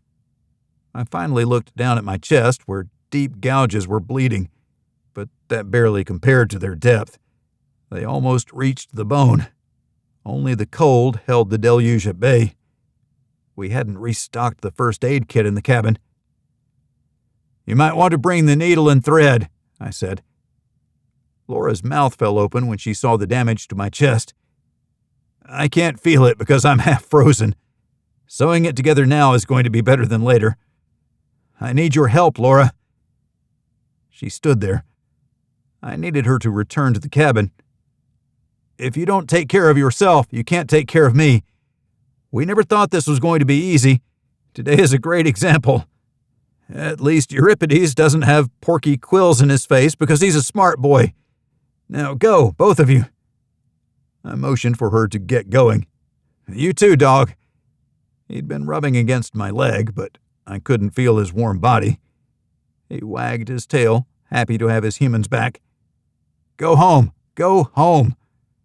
I looked into his eyes as I gave him his instructions. Laura shifted back and forth as she tried to warm herself. "Go!" I yelled. She tripped backward but caught herself. She jogged away on stiff legs. "You too, Euro. Go!" "Come," Laura called weakly over her shoulder. I put on my flannel shirt, which made a world of difference. I climbed onto the rock by the head, avoiding stepping on the organs I'd tossed there. I wrapped the tow rope around the antlers once more and lined up the ATV. With the help of the log to act as a ramp, no leg anchor, and 200 pounds lighter, the moose started to move. I gunned the engine, and it surged forward. The front end lifted off the ground. It bounced, but kept moving. I looked back and was rewarded with a view of the moose sliding onto the shore. I stopped while he was still within arm's reach of the water. I took the opportunity to get dressed. I wouldn't be returning to the water. I thanked every deity I could think of. They say there are no atheists in combat. There aren't any when you are seconds from dying either. We all wanted to believe there would be salvation. This can't be the end. Don't let this be the end. Not today, Satan. I made the first cut into the back legs to remove them from the body. It would be easier to transport that way. We'd drag the carcass back to the cabin and hang it for 10 days to tenderize it. The only challenge with that was from predators. They could eat the entrails, but the rest of the moose, sorry, that was for us. I'd leave the front legs to help with hanging the beast. If I could do it without, I'd hang them separately. I put on my pants and boots, even though I was still wet, but I couldn't take the cold anymore. I was still shivering, which was a good sign. Not shivering meant moving to a worse stage of hypothermia. I hadn't gone there yet, and didn't want to. With the two back legs in the bed of the ATV, I finally sat down and huddled into myself to regain any warmth. My body was working overtime to deliver calories. I didn't want to get up, but had forgotten the organs. I worked my way to the rocky outcropping and picked up the bloody mess to deliver to the back of the ATV along with the legs. It took 30 minutes for Laura to return. She grabbed me in a hug and blubbered into my tortured chest, which, now that it had warmed a little, hurt like hell. I gently pushed her away. "You need to sew me up. I need to hack off some antlers. And then we need to drag that son of a gun back to the cabin where we'll hang him from the closest tree. I'll explain the rest when we get there." Status quo. The trial with the moose could have been worse. In future years, if Laura recounted the tale, it would be as bad as it could possibly have been. I could hear her now. "I watched my husband drowning and had to lift a 1,000-pound moose off of him. It was a miracle he didn't die. Also, he was naked." If she didn't tell the story that way, then she should. It didn't bring good memories for me either, but there was no one to tell the story to. I'd use it to reinforce why Laura needed to learn everything that I did and memorize the track back to town. At some point, she'd have to go. In the interim, we'd be dining on moose. If we prepared it properly, it would be a long time before we would need to kill anything else. "Are you finished?" Laura asked in an exasperated voice when we finally had the moose in the tree. The block and tackle was stressed to its limit. I thought it could handle more, but it was older and the ropes not as sturdy. It still held, despite its protests through creaking and squealing. I draped my arm over her shoulder. "Come here." I pulled her close and kissed the top of her head. "Thanks for diving in after me. I'm sorry I snapped at you." "You should have. I was standing there like an idiot, but you could have died, and that's all I could think about." "Then you wouldn't have had to share any of the moose. You'd have been living like a queen, you and Euro, with nothing to do but play." "Don't joke about that. I don't want to be here alone." She nuzzled my chest, right against my heavy stitches. It ached horribly. We didn't even have any alcohol for an improvised painkiller. I grunted and pulled my chest away. "Oh!" She stepped back. "Into the house with you. The fire is burning." She'd cranked up the Franklin to heat the cabin warmer than it needed to be, but we were also going to cook 10 to 20 pounds of meat. I looked forward to that. We'd parted a few choice morsels from the legs before stringing them up with the carcass. Fresh meat, plus we had some seasonings. It was going to be a feast, which was the right answer when it came to celebrating surviving a near-death experience. We'd eat and we'd enjoy. One thing I knew for certain was that I wasn't going out on the water ever again. Boating was out. The nightmare of drowning had been too close. I wouldn't risk that. That brought us full circle to why we were at the cabin. "The Chinese have taken the city." "We only think they've taken the city. We don't know for sure," Laura countered. She closed the door after us and secured it for the night. I stripped off my shirt and jacket and hung both on a hook beside the door. It was hot, and I wanted my injuries to get air. It would help them heal. I wasn't sure when we would pull the stitches out, but these were definitely not self-dissolving. This was thread from the sewing kit. It was going to hurt. Maybe I could chill it with cold water before we cut them free. As long as my face wasn't anywhere near the water, I was good with it. "You just sit there and I'll do the cooking." She was going to nursemaid me now that the hardest work was done. I figured that I had no say in the matter.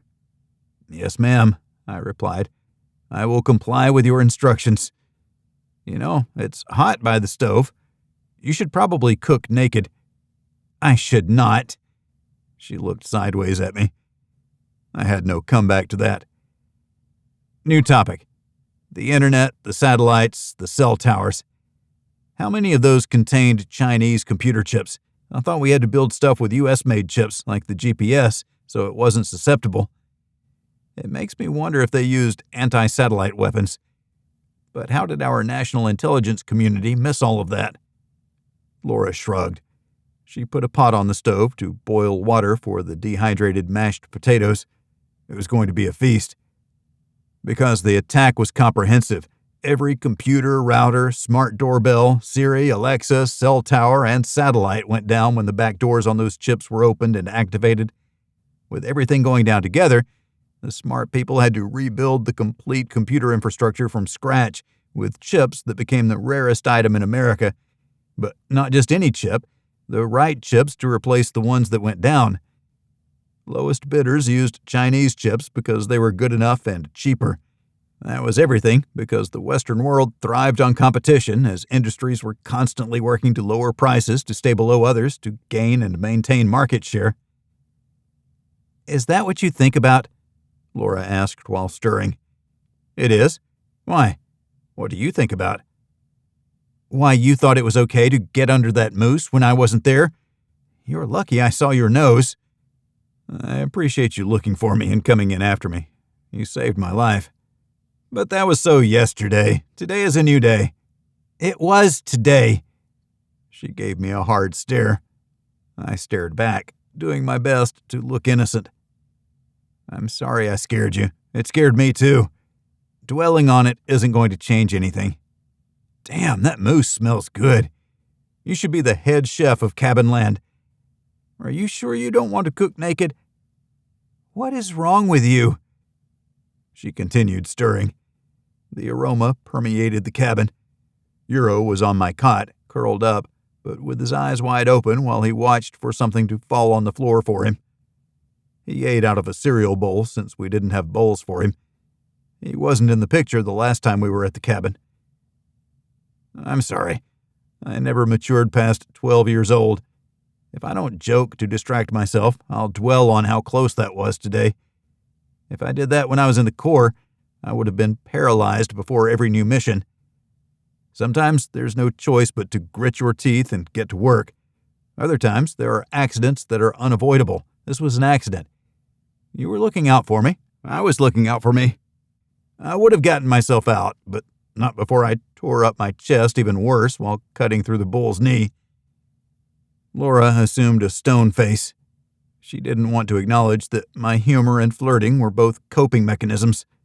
There could be no other way. I wasn't going to devolve into a pile of anxiety-riddled goo.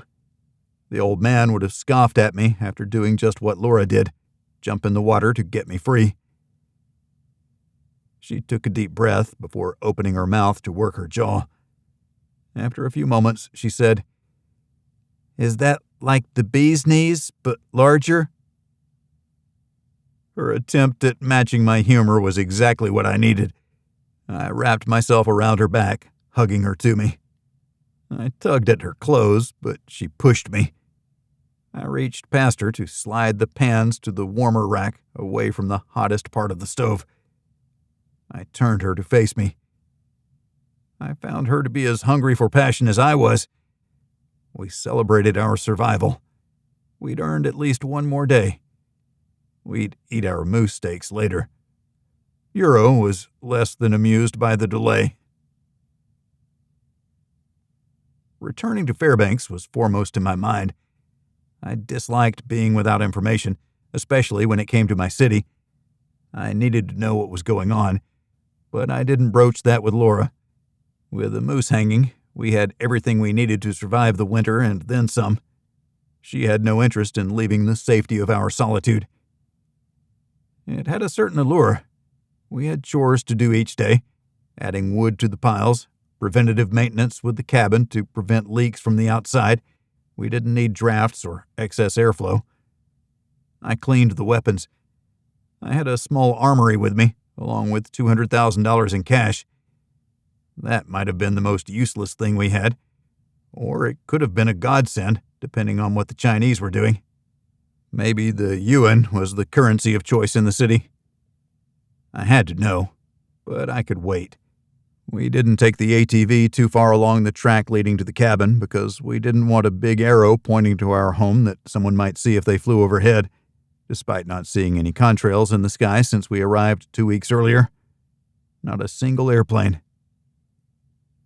It wasn't just us. Invaders from China wouldn't use the polar route to get to Alaska unless they could fly over Russia. Since they hadn't, I had to believe that Russia wasn't in on the attack. China was going it alone. That made it easier and harder. We didn't speak Chinese, but there weren't third parties trying to follow the leader's guidance. they could do so brutally or with limited respect. Then again, it could have been the choice of bad or worse. This was the big green machine, the United States of America, and we had been invaded successfully. I wondered what the president was doing, or any of the nation's leaders. Their job was to protect the people from all enemies, foreign and domestic. Why say the words if they held no meaning? Those in charge swore an oath. In my mind, it was a sacred oath. I had taken it too, and never rescinded it. It was my duty to engage the enemy. I wouldn't capitulate. None of that mattered when it started snowing on October 15th and didn't stop until the 18th. We cleared the path to the outhouse every 2 hours. Euro's stomping ground changed from 1,000,000 acres to a small path we used to relieve ourselves. He wasn't a big fan. If we could get to the woods, there would be empty space below the spruce trees. The only benefit of a heavy Alaskan snowfall was that it was warm outside. It warmed up to snow. I expected temperatures to plummet the second the snow ended. I wasn't surprised when our outside thermometer hit minus 10 degrees Fahrenheit the day after it cleared up. The clouds disappeared, and the sky assumed a perfect cerulean blue. Nighttime treated us to the best of the northern lights, with a show that danced overhead for an hour. The array of cascading greens gave way to red tinges. Streams skipped across the sky from one side to the other and back again. We stayed outside for as long as we could before returning inside. We left ourselves little space to maneuver. I think it's time to break out the snowshoes. I looked at my creations. I'd spent more time on them than I thought I needed, but they looked like a dog's breakfast, an abomination that would fall apart immediately upon contacting the snow. In the morning, when I put them on to venture down the valley in the direction of the city, I had to work hard to get out the door and to the top of the new snow. It had to be nearly 40 inches deep, but it was fluffy. I sunk 2 feet in before the snow hardened enough to support me. I shuffled forward, slowly and easily, to keep from tearing the hardened sinew away from the outer supports. Both shoes creaked with each step, but they held. Euro followed me a short way, but ended up stopping to hold one paw in the air. His tail was between his legs. His whole body quivered. I ended up carrying him back to the cabin. Laura watched us from the front door, dressed as warmly as possible. I set the dog on the ground, and he ran inside. We need to make him some boots. There was extra material. Attaching them would be a problem. We didn't have any hook and loop tape. A cut-up shoelace sewn in. It wasn't going to be pretty, but the boots only had to be functional. I headed out once more to stretch my legs. 1/4 of a mile away from the cabin was my limit. The Desert Eagle rested in the holster across my chest. The hard and fast rule was to take a weapon whenever we left the cabin. Laura was diligent about carrying the shotgun when she went to the outhouse. I carried my pistol. I had it now. The reason was simple. Big animals were out here. Big animals could be a threat. Tracks up ahead said a moose had walked through, recently enough that the snow hadn't filled them in. I checked the track to see which direction the moose had gone. Up the hill to my left. I turned around and returned to the cabin. I had no desire to tangle with a moose on this day. At least the cuts on my chest had healed enough that it was time to remove the stitches. I didn't look forward to that. To the pain. I had to be ready for that. There was no other choice. I pulled off the snowshoes and checked them for cracks, wear marks, or loose bindings. They had held together, mostly. The sinew needed to be tightened.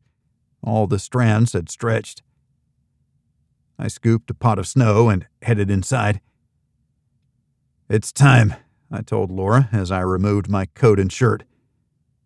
I pressed a handful of snow against the cut, the one in the center of my chest.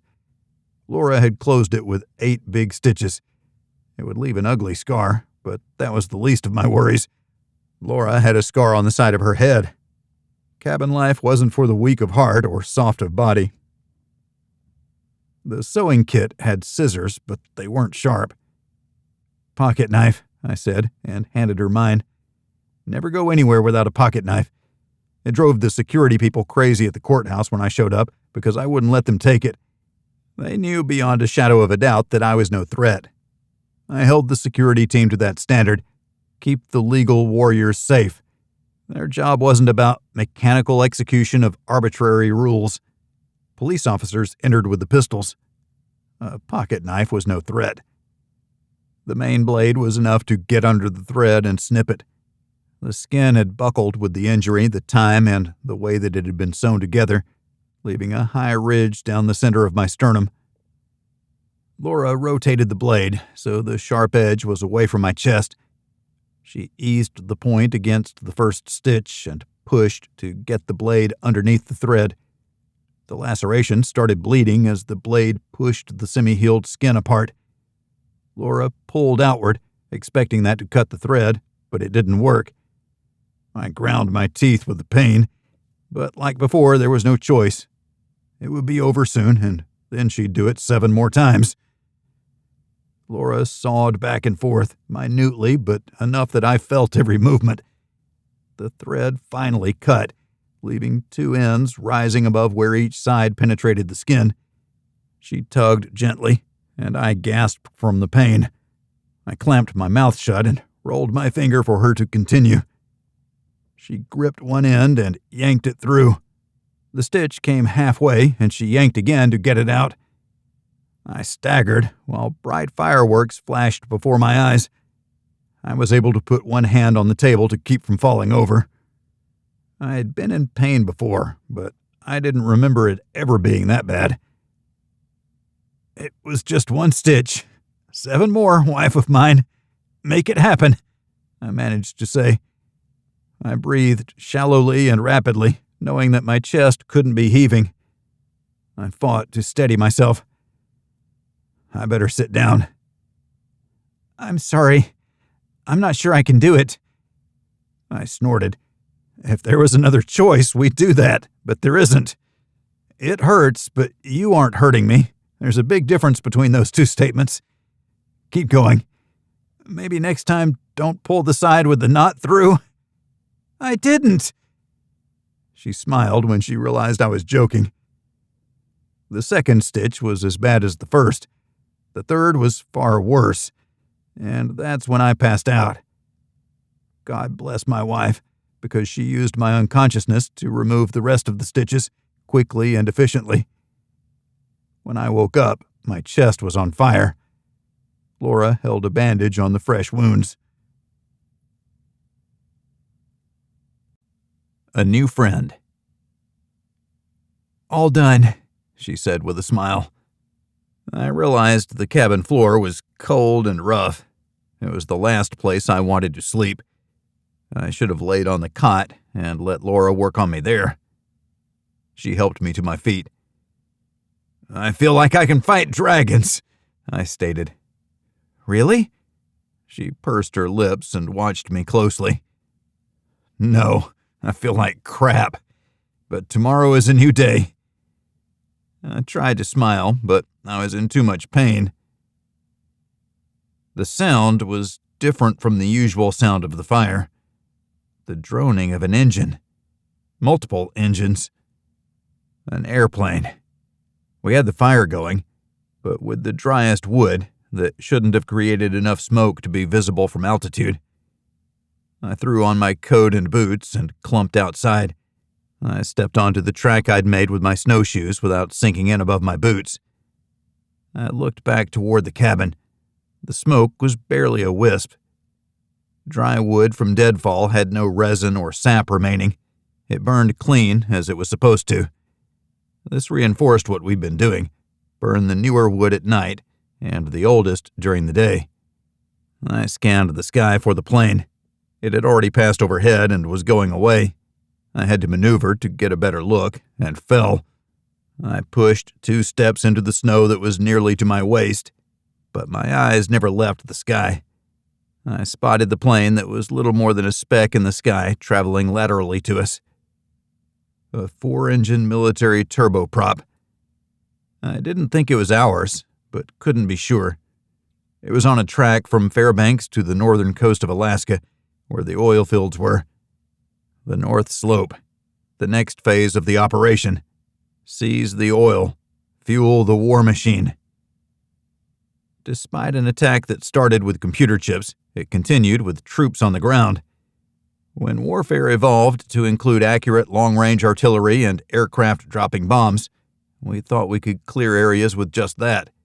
Bomb them back to the Stone Age. But it didn't work. To seize and hold territory, it took ground troops. Ground troops could be light and mobile, but they had a huge logistic footprint somewhere in the rear. Ammunition, food, and medical assistance. Oil would drive the war machine to the foreseeable future. It wouldn't take as much if no one was shooting back because they'd been driven to their knees through siege and subterfuge. But the troops would still have a job to do. There would be no reason to send troops out here, but we would have a nearly impossible time resisting a squad in a helicopter. I didn't see them sending one after us. We were too far away to be any threat. Cut us off and call it good. They had the population to control. Even with continuous airlifts, Fairbanks covered a lot of ground. It would take thousands of troops to control the city, and then it could still take a while. No, they wouldn't send a helicopter after us or any like us, hiding in the woods and mountains a long way from the city. I returned to the cabin. The snow had gotten down my boots and stung my legs. I pulled them off and propped the boots close to the stove so they could dry. Euro lifted his head from his nap to look at me through half-lidded eyes. His head dropped back to my pillow, and he resumed snoring. "What did you see?" Laura asked. "Not much." I hung my socks near the stove and wiped my feet dry. Maybe Chinese heading to the slope, but that's based on my guesstimation of their strategic plan. Seize the oil. Laura scrunched her face up as she looked at the ceiling. "Do you think it'll affect our PFD?" The permanent fund dividend was money paid to every Alaskan each year based on earnings from a sovereign wealth fund populated by oil money. It was worth tens of billions of dollars and grew each year, since only the earnings were distributed and not the principal. "I sure hope not. I was going to use that money for a new TV." We laughed at the madness of it all. There would be no PFD. How could there be? The money was somewhere, but no way to get to it or distribute it. Did it matter? We were hiding for our lives. I was almost willing to kill for fresh vegetables. A payment from the state of Alaska was the last thing on my mind, or my retirement pay, or money in general. There were a lot more important things when it came to survival.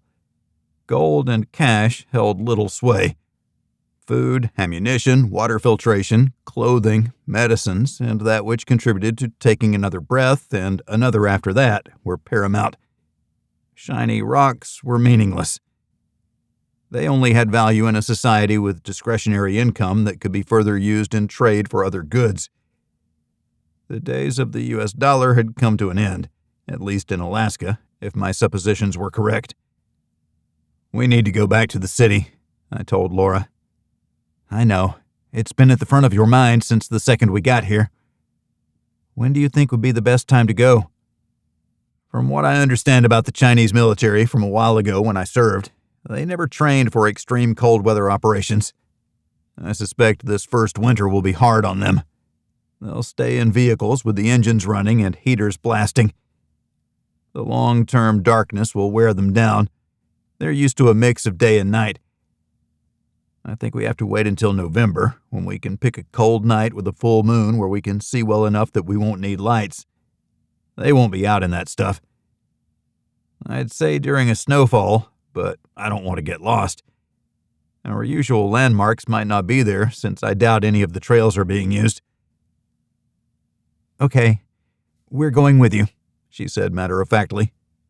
"I wouldn't have it any other way. We'll need to make a coat for Euro. Any luck with the boots?" Laura pulled one from under her pile of blankets and held it up. It was a roughly sewn corner of a blanket, folded with a single seam and a string tied into a fold at the top. "It's a work in progress," she admitted. I wondered how long they'd last under Euro's tender mercies. I figured they would rip off when he walked through the snow. We needed elastic or hook and loop. She frowned at her handiwork. "It's better than he has now," I said. "Wait a second. How about socks that we tie over his back?" I had seen an advertisement for a harness that the dog wore with the boots attached and pulled up like suspenders.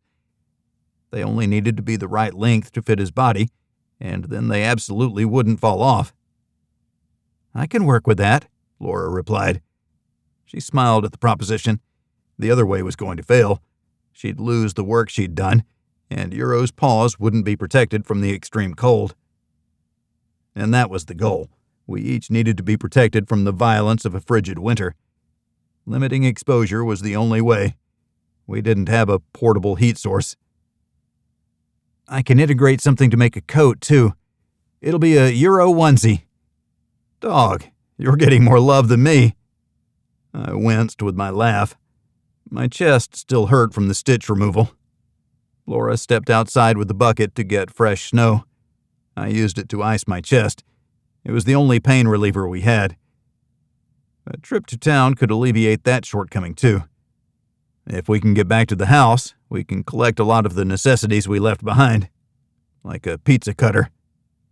Laura smirked and shook her head. "Better boots, a coat, and maybe underwear, Mr. Commando?" "You like it." I tipped my chin to her. She continued to shake her head. I wasn't looking forward to laundry day. We hadn't built the cabin with an inside drain of any sort. We'd have to do laundry outside, no matter the temperature. We get used to each other's funk. It wouldn't be pretty to act like frontier homesteaders. Spring and breakup when the stream flowed once again. I already longed for it, and we'd only had our first snowfall.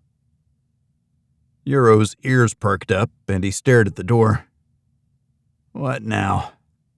I wiped my chest dry and closed my shirt. I tried to see out the windows, but nothing was within sight.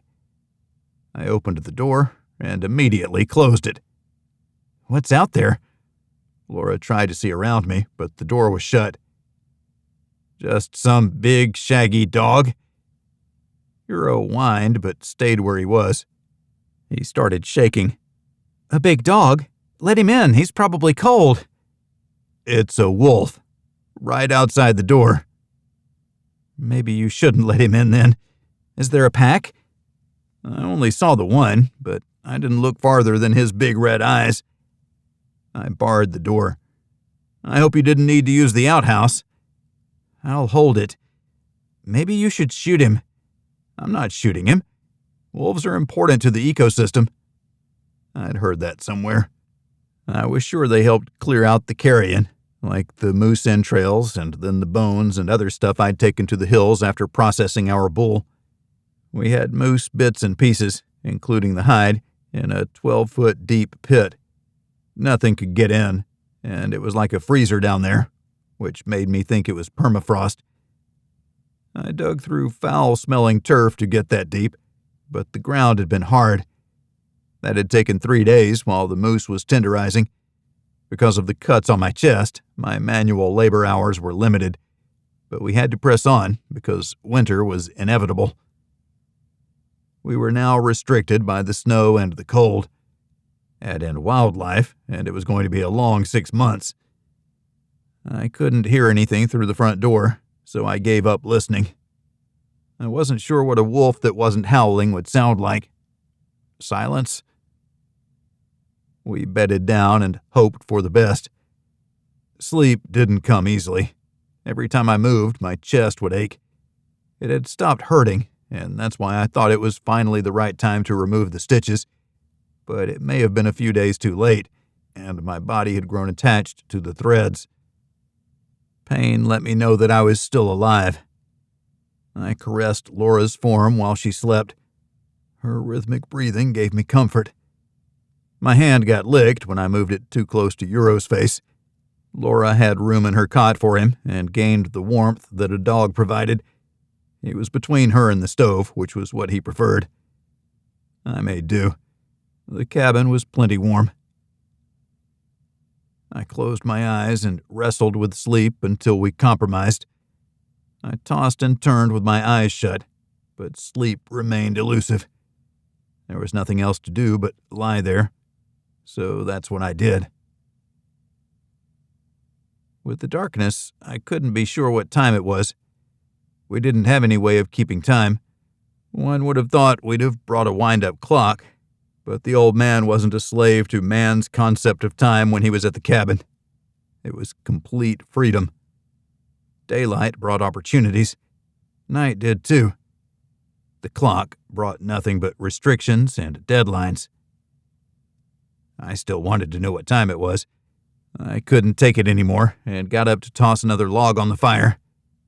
Sleeping naked wasn't my thing, just like trying to sleep in jeans. I dressed and sat at the table while the water in the pot heated up. We still had coffee, and I was going to have some. Laura roused while I was pouring hot water into my cup. "Go back to sleep," I told her, but she rolled to her side and watched me with clear eyes.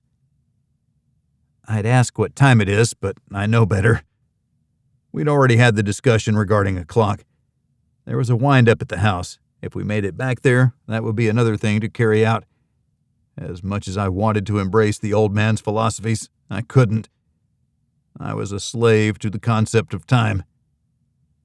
I put on my holster. With my jacket over top, I pulled the pistol and had it in my hand for when I opened the door. The wolf had curled up against the door and fallen asleep. Euro decided it was time to defend the house. He roared his war cry and charged. The wolf vaulted to its feet and snarled. I blocked Euro with my body while facing off against the shaggy creature. "Hey!" I shouted at the wolf. He stepped back and looked at me, but when he stepped back, he hopped. Blood-matted fur covered a swollen lower leg. "What did you do, buddy?" I put my pistol away and held up my hands while trying to hold a growling Euro back with my foot. Laura vaulted across the space to wrap her arms around him. I eased forward and lowered to a knee. The wolf watched me, but he wasn't trying to escape. "I wish we had some bacitracin or something." "We do, in the first aid kit that was in the ATV," Laura replied. "I'll close the door so I can get it without Euro getting out. Will you be okay?" "I'll be fine. If he was going to chew off my face, he would have done it already." The doors closed behind me. The wolf cocked his head back and forth while studying me. He was gaunt. With 3 legs, he wasn't able to hunt. If he had been with a pack, they had chased him away. Invalids weren't allowed to slow the pack down. He was too young to be afforded the courtesy of being a less capable elder. I let him sniff my hand. I hoped he wouldn't bite me, but he seemed to have no interest in that.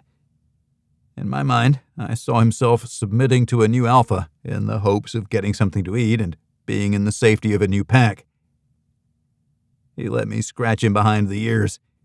His fur was rough and thick. "What happened to you?" I asked, but he didn't answer. I got close to his paw, and he tried to pull away. "Hey!" I shouted once more, and he stopped wiggling.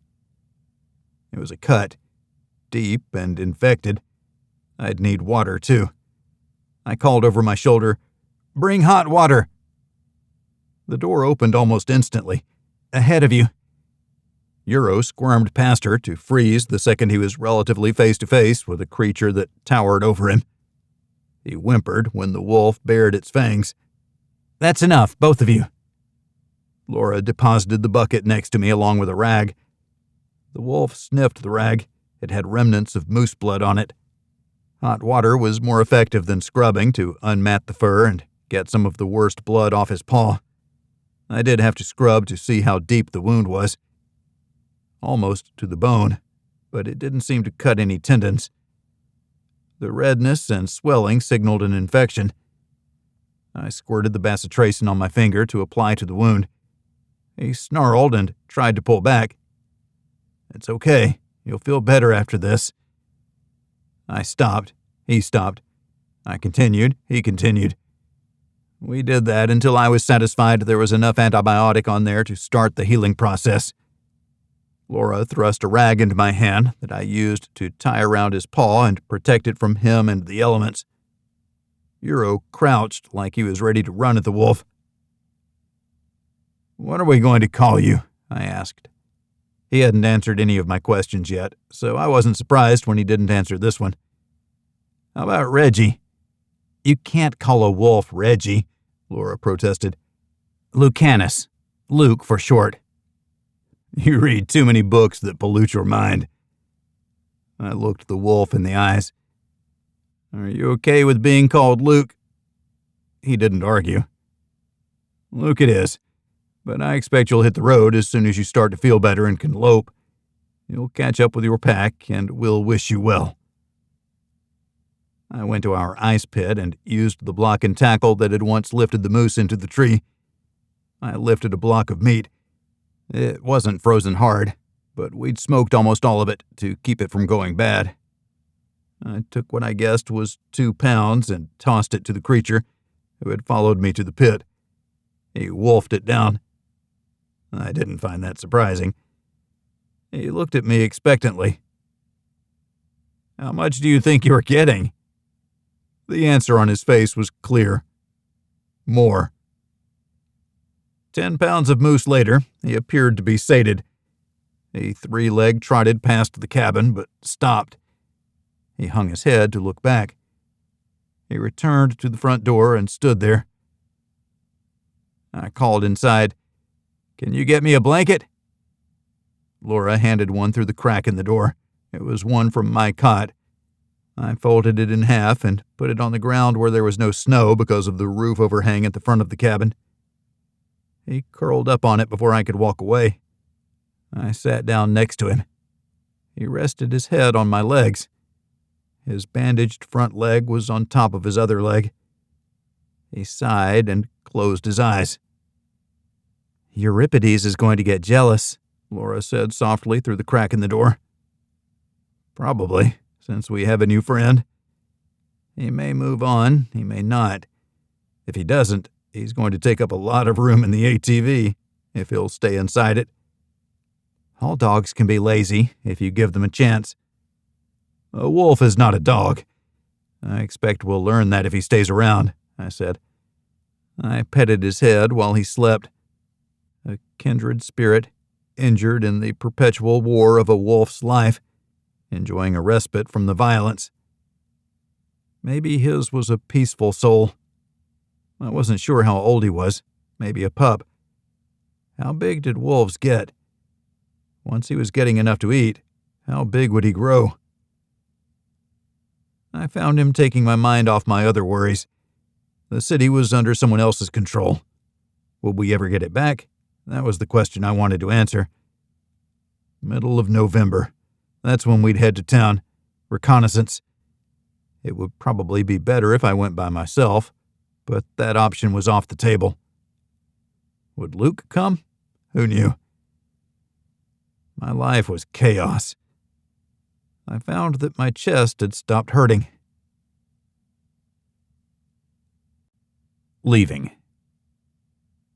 I could say that time passed uneventfully, but it didn't. Luke broke through the barrier and fell into the ice storage. Twice. Instead of scrambling to get out, he ate his fill. Both times. That wolf could eat. He was also blessed with a strong constitution. His paw healed mostly in the first week. The second week, it strengthened until he was running around uninhibited. He bit Euripides once to establish dominance, and that was all it took.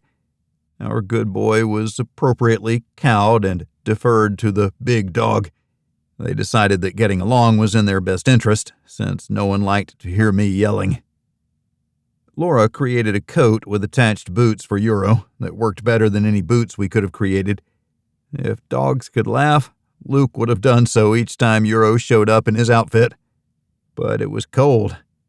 We hadn't gotten any more snow, but the cold condensed what was there from 3 feet to 1.5. After a few trips with my snowshoes, I'd beaten a path to the stream that had slim areas that flowed freely. I could hear it as I walked close. The babbling brook was a comforting sound. The stream was mostly iced over, but not all of it. Snow was okay to melt, but so was flowing water. There was something pristine about a crystal-clear stream. I always drank from it when I passed. I walked farther and farther down the valley on the way back to town, covering up to a half-mile before turning around. That meant only 79.5 miles to Fairbanks. The day would come when we'd drive out under a midnight moon. Luke slept outside. We brought him into the cabin once and let him out before he did too much damage. He was an open-air animal. He slept outside the door, and there wasn't a better security system. I was confident he'd alert us if anyone or anything appeared. A moose would avoid the area because of the wolf scent. Other wolves would avoid this territory because it had been claimed. I'd seen no bears, so there wasn't one hibernating nearby. Laura took to carrying the shotgun because we hadn't brought the pistol that fit her hand. I carried the Desert Eagle and the M1. We had the 45-70 with us, but that stayed in the gun cabinet. The Desert Eagle was rechambered for a 45. I usually forgot that part as it came in 44 Magnum. The Magnum round was too hot for me. It made a hellacious noise when fired, but the 45 was something I'd grown used to. I could have gone with a standard M1911, but why have money if you can't buy better toys? What do you think we should take with us? I asked. I don't know. Weapons, blankets, dogs, food. All of the above, plus water and an extra 10 gallons of gas. The day had arrived for our trip. What if we were trapped in between? Then it would be a long and painful journey, either to town or to the cabin, whichever was closest. The toolkit in the ATV was sufficient to fix most things that could go wrong with our ride. That was one of Dad's axioms. We had to be able to fix our vehicle under whatever conditions we found ourselves, no matter how far from help. He never counted on others. He'd accept help, but he never expected it. Self-sufficiency was critical to survival. Otherwise, you'd find yourself beholden to others. He didn't like owing people. Neither did I. I had a laundry list of stuff I wanted from the house. More blankets had been added. Ever since one of my blankets went to Luke, I was cold. There were no more to be had. A sewing kit, a first aid kit, antibiotics, and most important of all, underwear. We had a plan. We had the ATV running. The only thing that remained was getting Luke into the back seat. Euro jumped in while wearing his outfit. Luke had absolutely no desire to climb in the human machine. He jumped, yipped, and danced away. I made a face at Laura.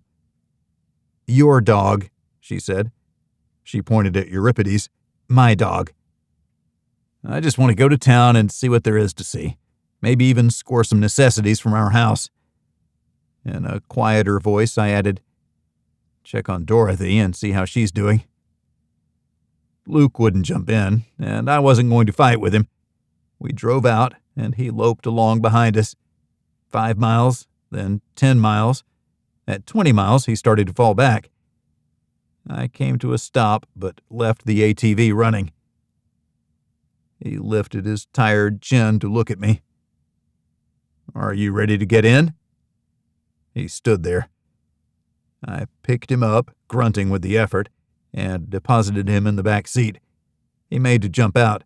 Sit down. He sat, but was tense. Euro stood. I pointed down, and he sat. It's like having 2 toddlers, I complained. Now, stay in there. I climbed into the driver's seat and started driving, slowly to ease Luke into riding inside the vehicle. 100 yards, then 200.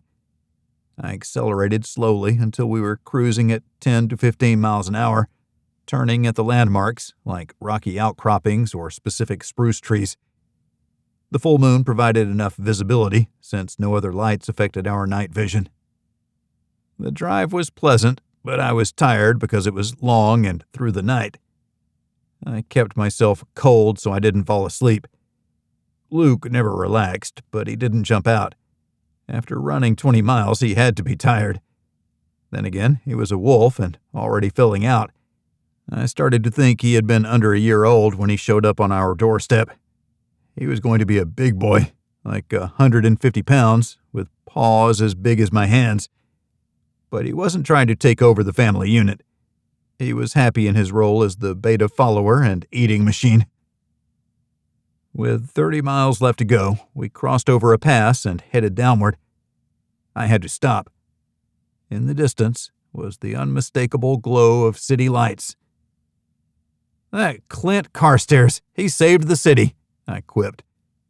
I hoped it was something different than the conquerors fixing what they'd sabotaged.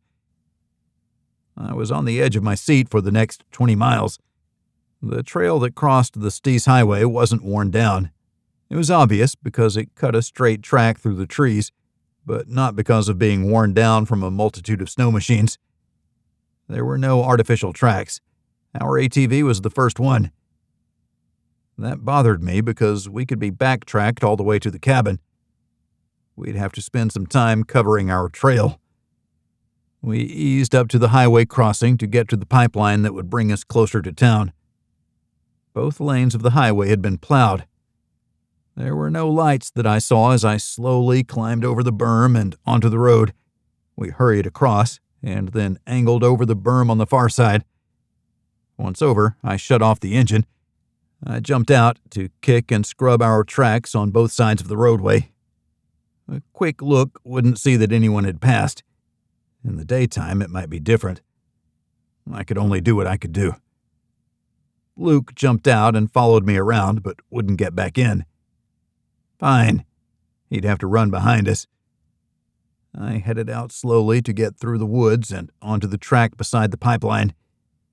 Beside the above-ground pipe was a rough gravel access road. This was plowed too. It would have looked like business as usual except for the lack of recreational traffic.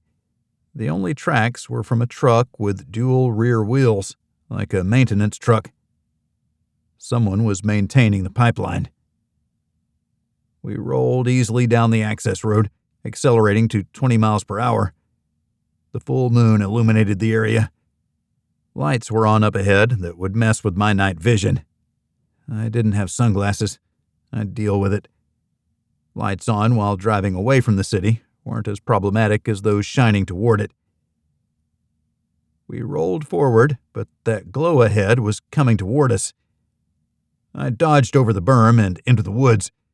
I parked behind a spruce tree and shut off the engine. Luke was nowhere to be seen. I hopped out to look for him, but the lights were getting closer. He was on the service road. The vehicle coming toward him slowed down.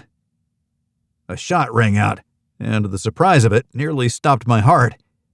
Luke jumped into the air and bolted over the berm. I tried to grab him as he ran past, but missed. He ran up to the ATV, jumped in, and cowered in the back seat. Two men spoke in Chinese. They climbed over the berm. I pulled my pistol. I didn't want to kill them. I wanted them to go away so we could remain unknown. That wasn't their plan. They thought they could chase a wolf into the woods and get a shot. When they came around the tree, I shot the first one in the face. Before the second one could raise his rifle, I shot him in the chest. He fell backward, stunned as the bullet slammed into his body armor. I leapt forward to follow him down and finished him with a shot to the throat. I eased back along our track to find their vehicle running and no one inside. I leaned down to look under it, see if someone was hiding. I didn't see anything. Neither up nor down the service road. The truck with the red flag and 5 yellow stars sat there. It would remain there until the next vehicle came by. When would that be? I slogged through the snow to the ATV. Laura knew what had happened. "Are we going back to the cabin?" "We're not going all the way to the house. I have no idea when they'll miss these two, but I don't think it'll be too long. We won't have enough time to get to the house and back, so we'll skirt the city to take a look. Maybe break into a house or two, see if we can fill some items on our wish list. What if someone is home?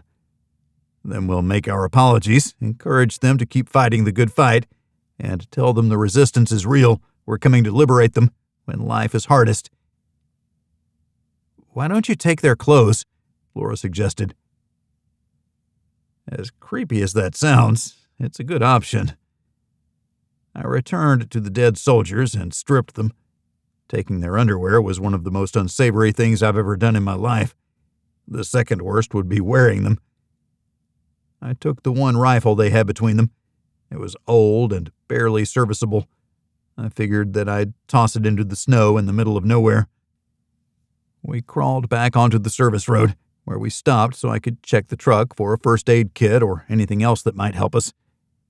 There was a tool kit and a radio, but nothing else, not even a fire extinguisher.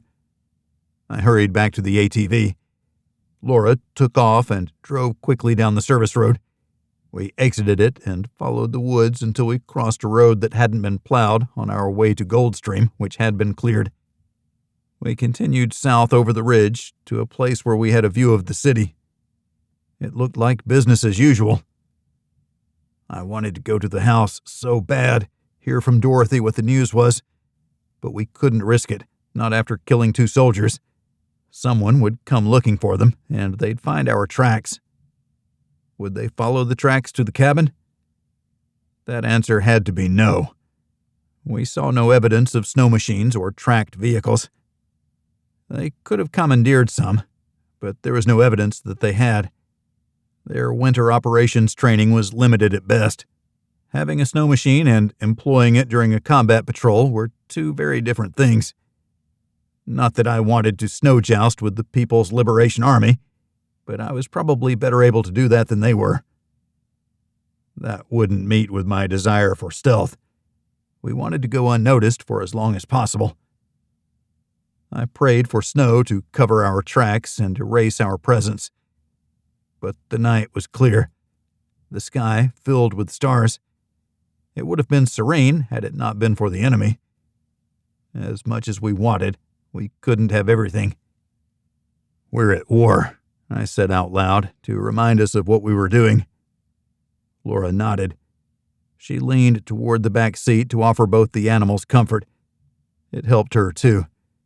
She didn't have to look at the dead bodies, but she knew they were back there. She wasn't cut from the same cloth as I was. The Chinese soldiers were the enemy, and this was war. It was easier for me. I think the only way she could reconcile it within her mind was that they were coming after Luke. I glanced into the back seat. A pit bull and a wolf cowering. Our wolf might have been a bit of a coward. I was all right with that. He was still a wolf. Euro was a pit bull, and the city was Fairbanks. I needed to know what was going on while still being able to escape. We were here to conduct a reconnaissance. It would be easy to find a house that had people and one that didn't. It was the winter. Occupied homes were lit up and warm. Unoccupied were a frozen part of the landscape. Also, footprints or tracks. It wasn't that hard. It was also early in the morning. Normal people shouldn't be awake, but I was sure we'd be in for more surprises, no matter what we did or what time of day it was. Encounter. We drove tentatively down an old dog musher trail that hadn't been groomed and hadn't been used. It made me wonder where the dogs and the mushers had gone. Dogs wouldn't stop pulling sleds just because someone mandated it. They had to run, or they'd go crazy. The going was easy. The snow wasn't too deep. Our tracks didn't get caught up anywhere.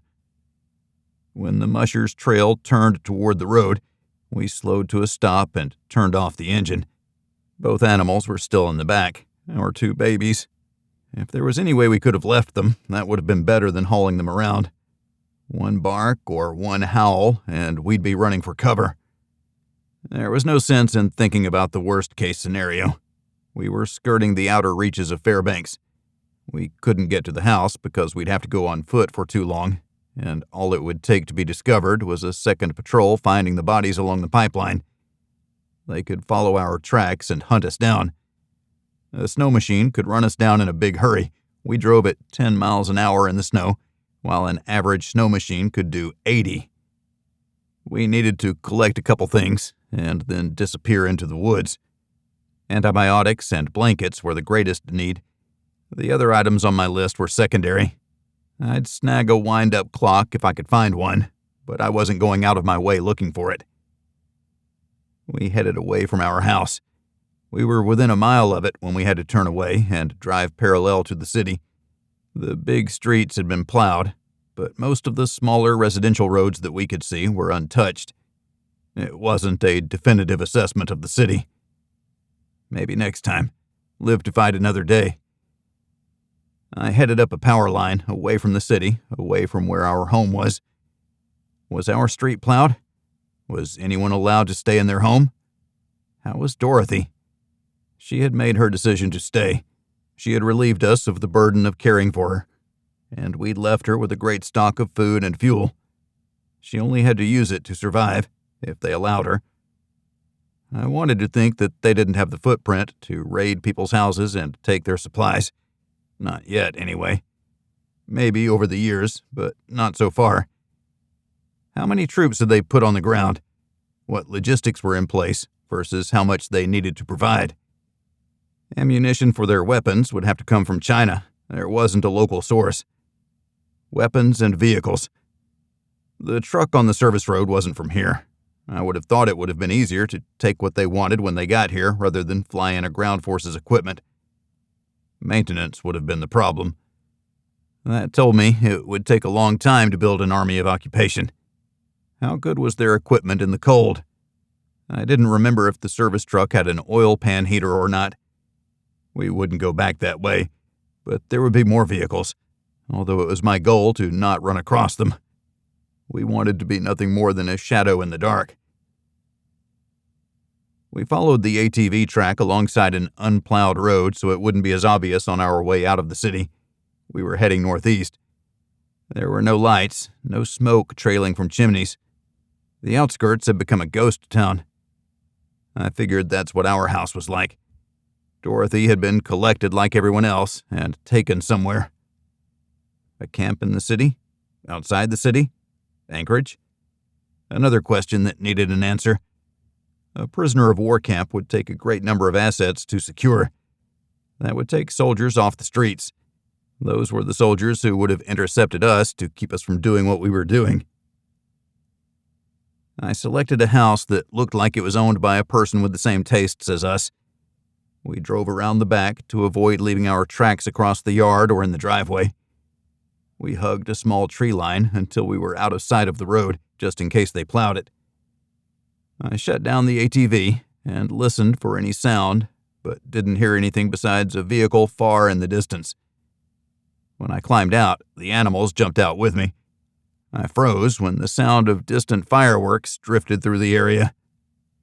It wasn't fireworks, it was gunfire. A mile away, maybe more. It wasn't close enough to deviate from our plan. But I stopped after a few more steps when I found boot prints on the back steps that went back and forth into the trees. They seemed fresh. Someone was living here. "We need to go," I told Laura, who had gotten out and was right behind me.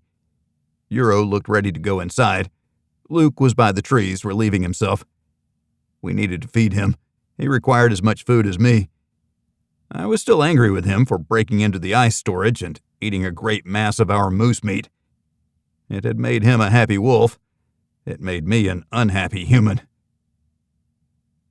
I headed up the steps and knocked on the door. I moved back so someone looking could see that I wasn't an enemy soldier. "We're not here to rob you," I shouted. "We're not with the enemy." A face appeared inside, wearing a stocking cap and gloves. When the door opened, the diminutive individual was fully dressed in a snowsuit. "You've resisted the invasion.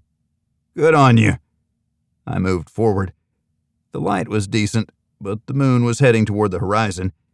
In a couple hours, we wouldn't be able to see without lights. We had another hour before we had to get out of the city. After that, we'd drive in the daylight once we were away from prying eyes. "Mayor?" Is that you?" I had a hard time thinking of myself as the mayor now. "Yes, ma'am. Is it just you in here?" She nodded. The tassel on the top of her stocking cap flopped with the movement. "Do you know what's going on? What happened to our people?" "The soldiers came and took everyone. It's like the 1940s all over again. The Japanese have invaded, but we're a real state this time." "It's the Chinese, ma'am, but you're right. We've been invaded." She kicked at the ground. "McIntyre is the mayor again. You did right to get out. I heard they killed people, a lot of people, right in the parking lot across from City Hall. That was before we got snowed in and couldn't risk going out. Up and down this street, everyone is hiding in their house. Toyo stoves are keeping people alive without showing the samurai that we're here. You didn't drive up the road, did you?" She peeked out of the house at the ATV, squinting to see the tracks. "The power line and the trees. We stayed away from direct tracks. We need a few things. Would you happen to have any antibiotics, pills, or creams? Maybe some men's underwear, a snowsuit that might fit me, a couple blankets? My husband, bless his soul, died last winter before all this madness. He would have gotten himself killed shooting at the wrong people, but he would have done it with full confidence that he was right. Sounds like my old man. He passed away last winter, too." Luke joined us on the back porch. The old lady nearly fell down, backing away from him. "Is that a wolf?" "He couldn't help that part, but he's with us. That's what happened to our antibiotics. Now that he's healthy, he stuck around." She pushed the door mostly closed. "Don't let him in. I have 2 cats in here." I blocked him and Euro from getting to the door. "Of course. We'll be out of your hair momentarily. We can't be here when the daylight returns.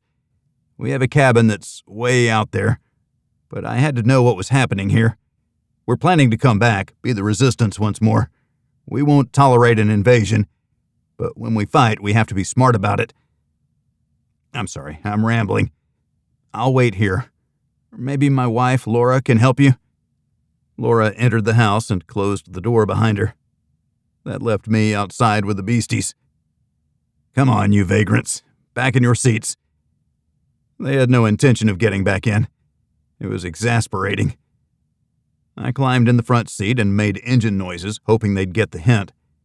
Euro stood by the side and wagged his tail. I climbed out to lift him in, but he darted away. Sometimes he preferred playing keep away. He'd come if Laura called him. Luke ran into the woods and disappeared. I looked into the darkness after him, but couldn't see him or hear what he was doing. I wondered if he was gone for good. When we were ready, we were going to drive away. "Luke, come on, buddy. I'm not ready to give you up or leave you here. I'm not sure you can take care of yourself." I pulled out some of our precious meat and set it on the engine compartment to thaw.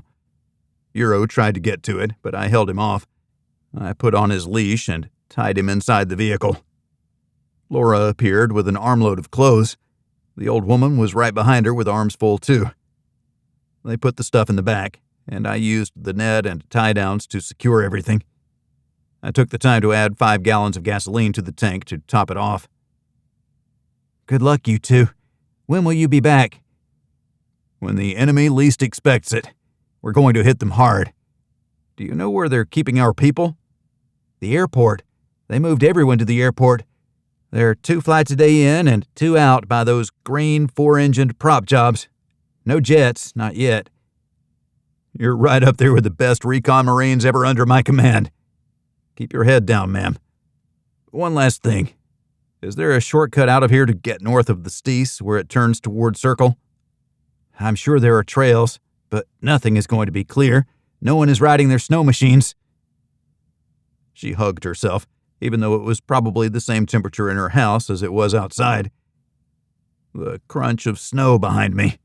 My head ratcheted around, and I reached for my pistol. Luke loped from the trees with a rabbit in his mouth. He dropped into the snow beside the ATV to eat his prize. I recovered the moose from the warm engine and fed half of it to Euro. I kept the other half for the wolf. The old woman watched us intently. "This is our life now," Laura explained.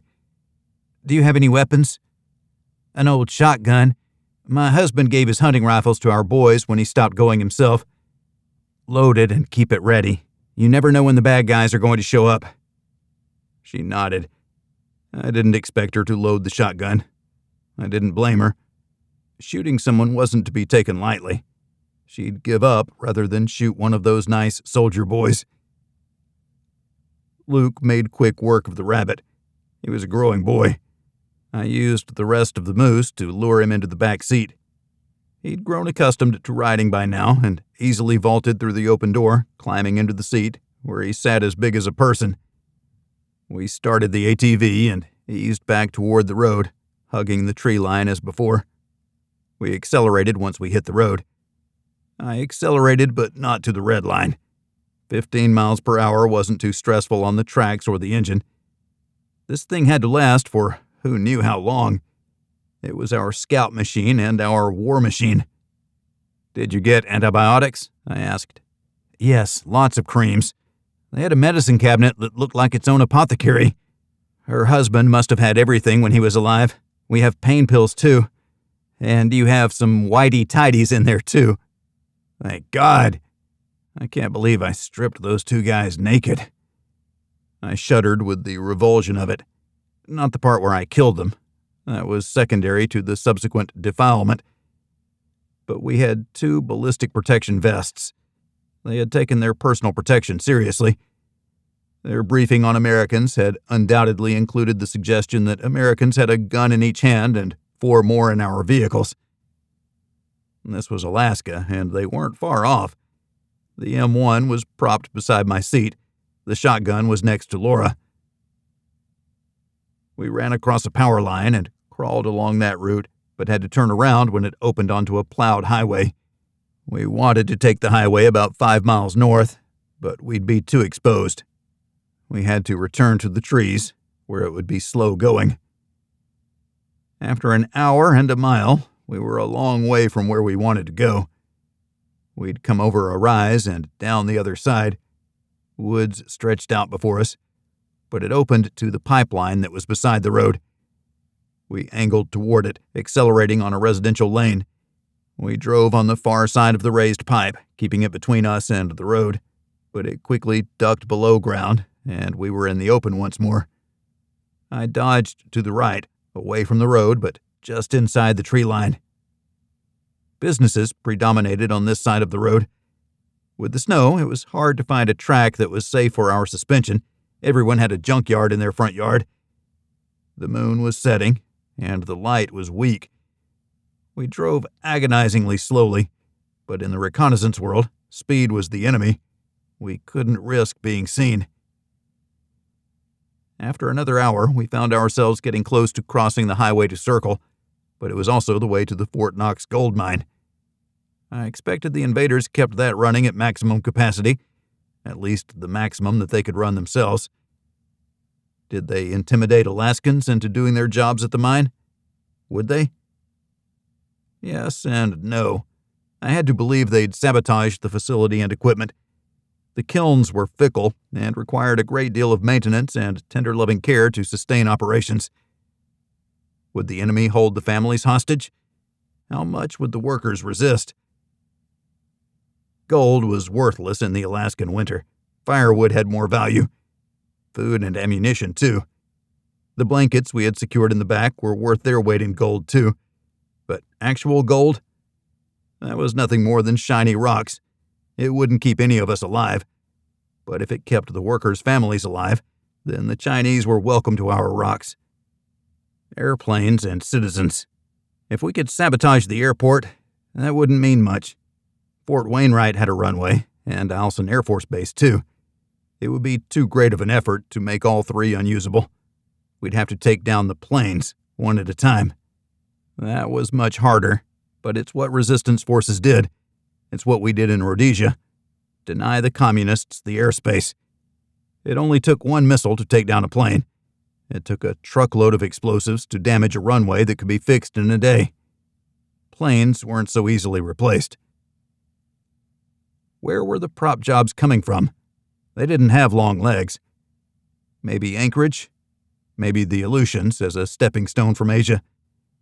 Too much speculation wasted time. We needed to free enough citizenry to go underground and fight the enemy, one engagement at a time, and then disappear. Pop back up and do it again.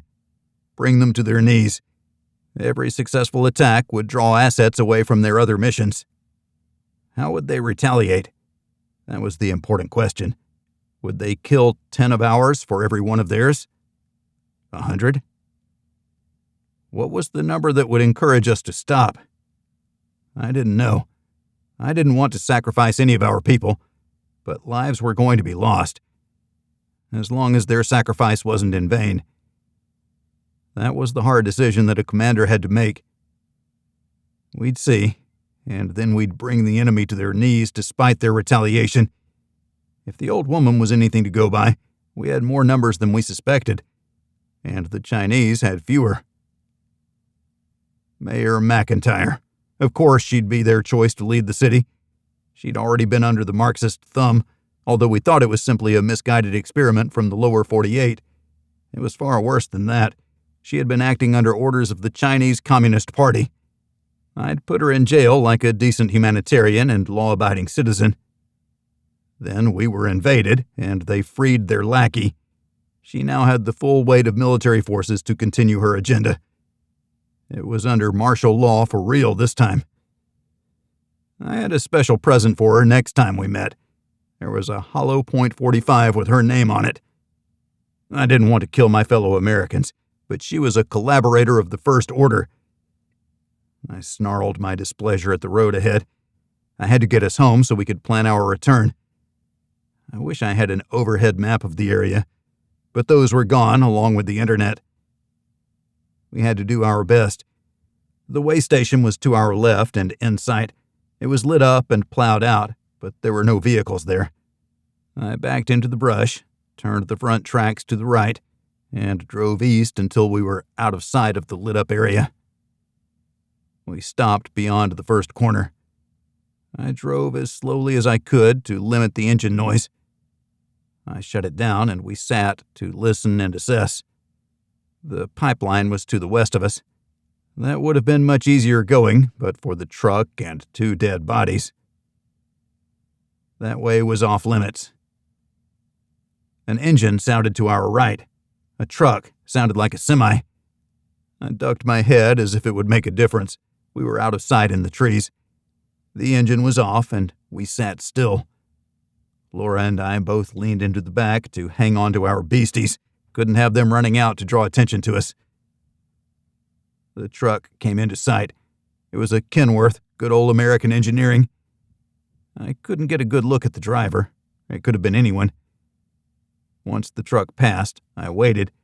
The instant he was out of sight, I started the ATV and raced ahead, out of the ditch, across the road, and into the woods on the far side. We worked our way out of sight and continued north until we crossed the trail that we'd left on the way into town. I accelerated toward the deeper woods. My heart slowed when I turned off the main trail and maneuvered around trees, through creeks, across rocky areas, and ever deeper into the unknown. We needed to scrub our track at some point. Otherwise, any enemy with a snow machine could run right to us. Unless I set up a couple traps that would dissuade them from following.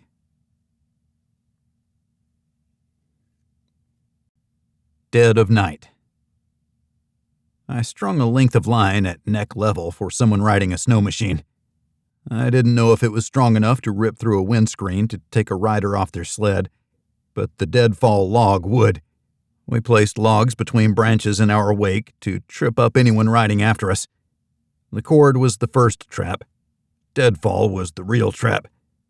Just below the top of the snow under a bank would rip the skis off an unwary or inexperienced traveler.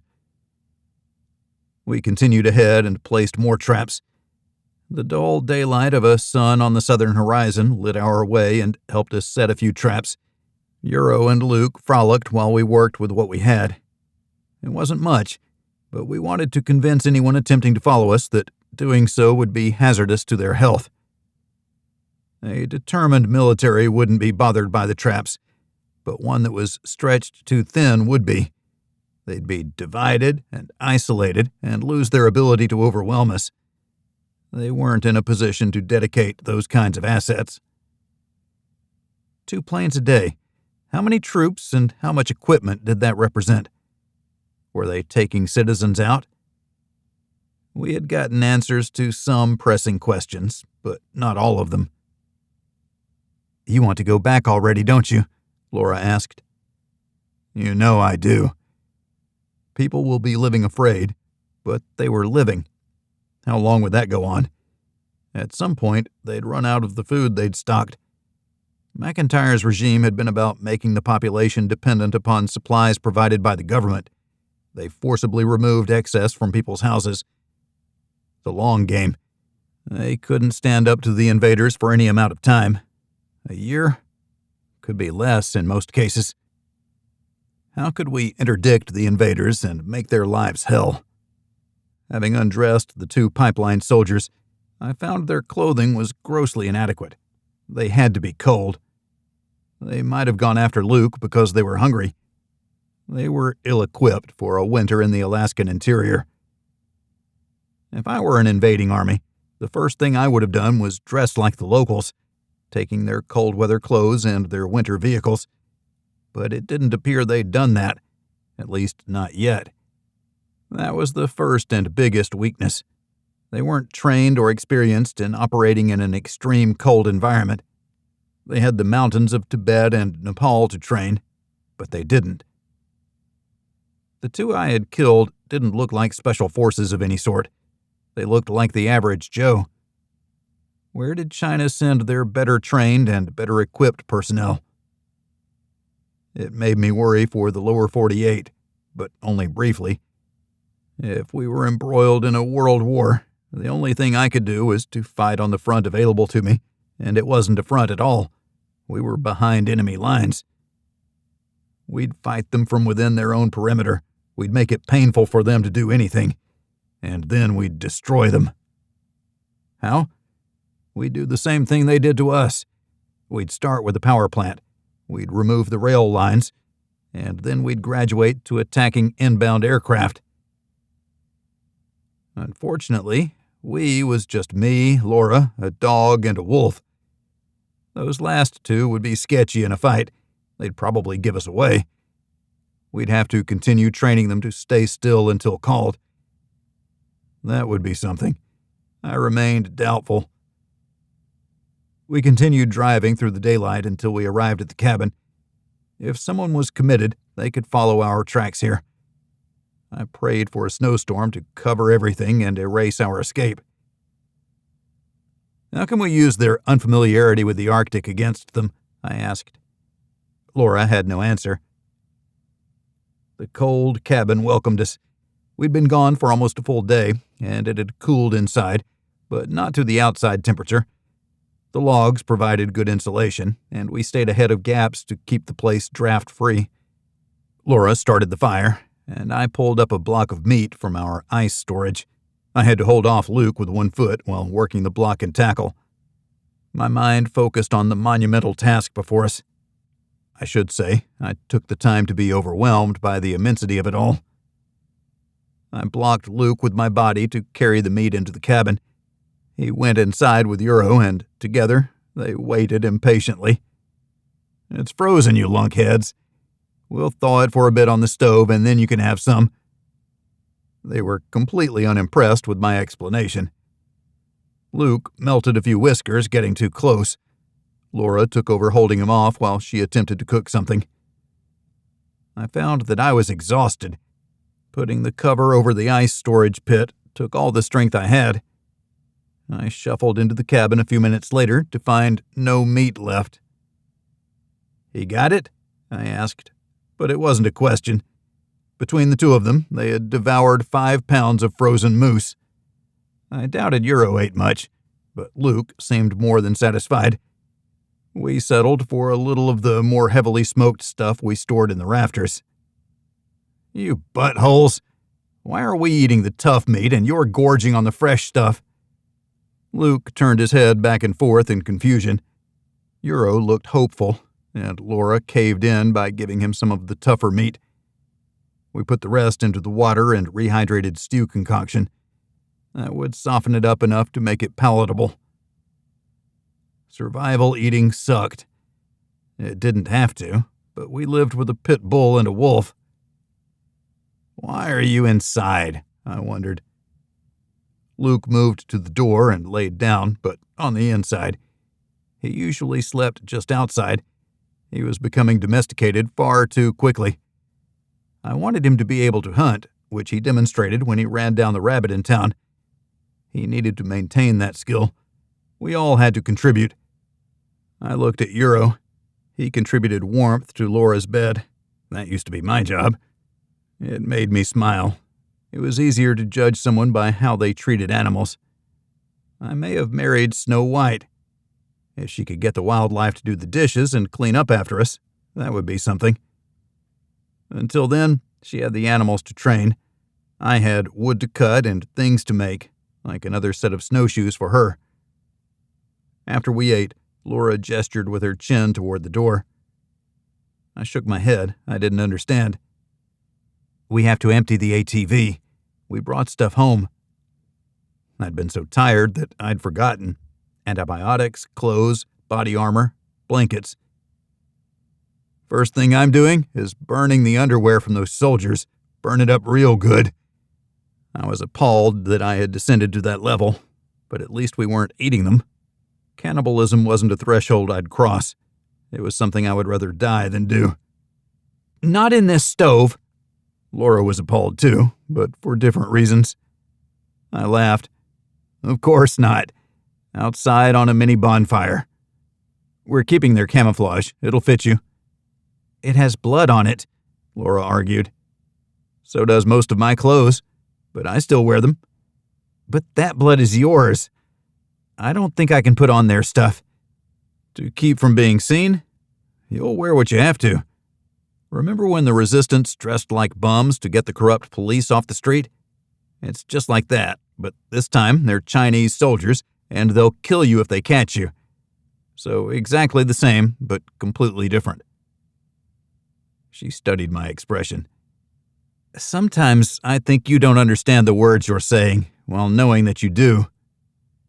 I try to be profound at all times. Profundity, it's my claim to fame.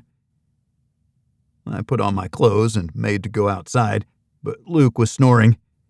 I had to drag him away from the door by sliding the rug out with him on it. He was gaining weight quickly. I would have thought a 20-mile run through the snow would have burned enough calories to keep him trim. I feared that he was going to be a big boy, north of 150 pounds.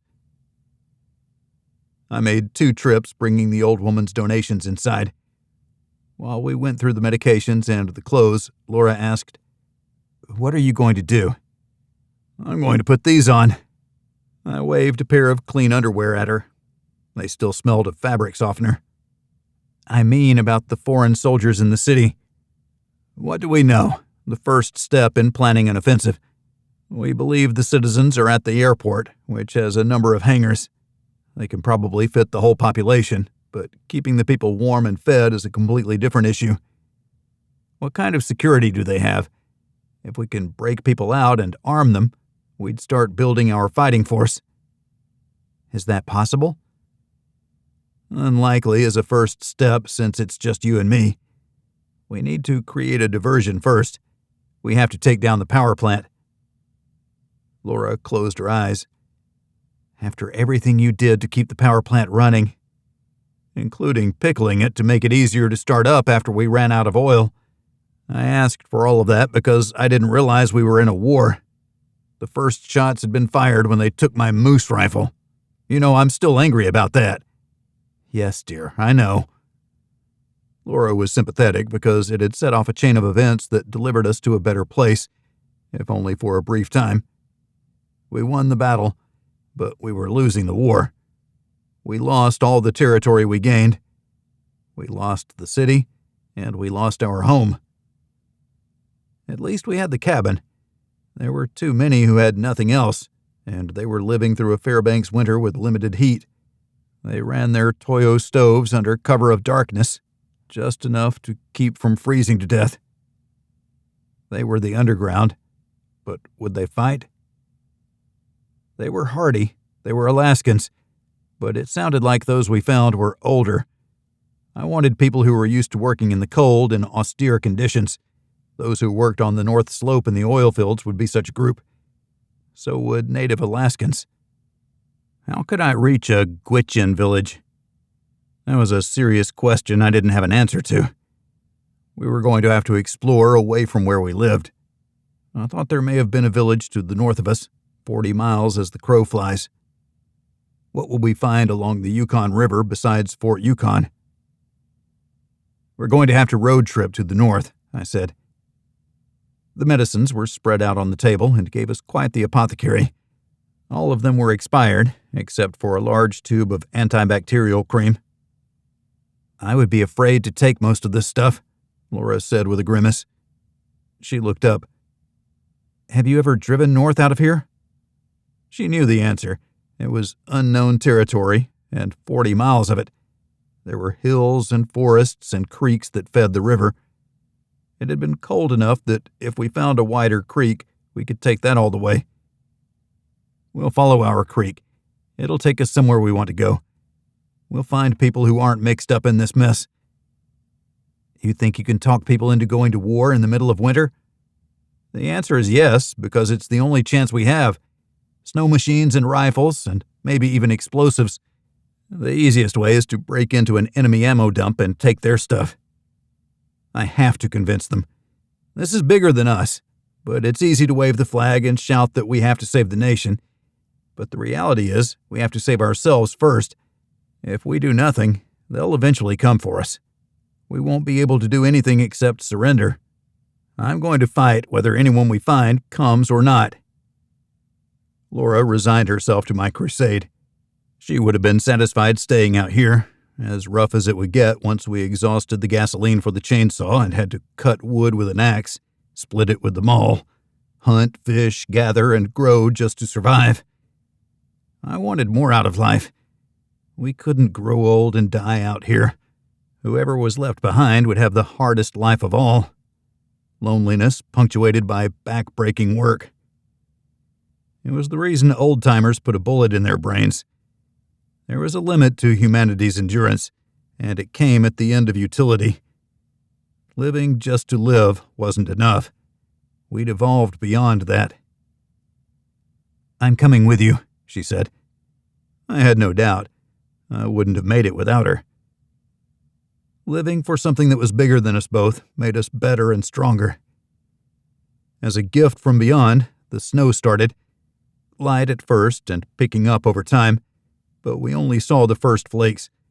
Our cots called us to their warm embrace. With the addition of 4 more blankets, we were able to share with the animals as well as cover ourselves in new extravagance. Whether the fire burned down or not, we'd be warm, and so would the beasts.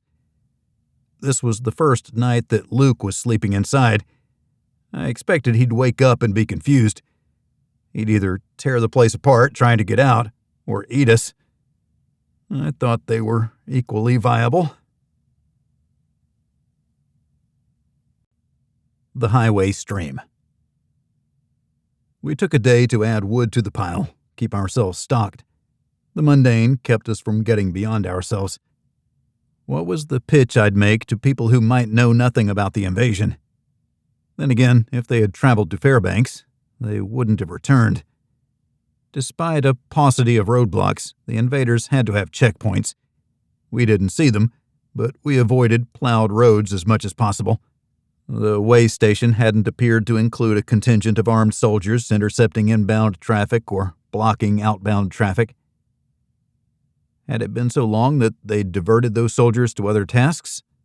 Idle hands and all that? Information would be lacking.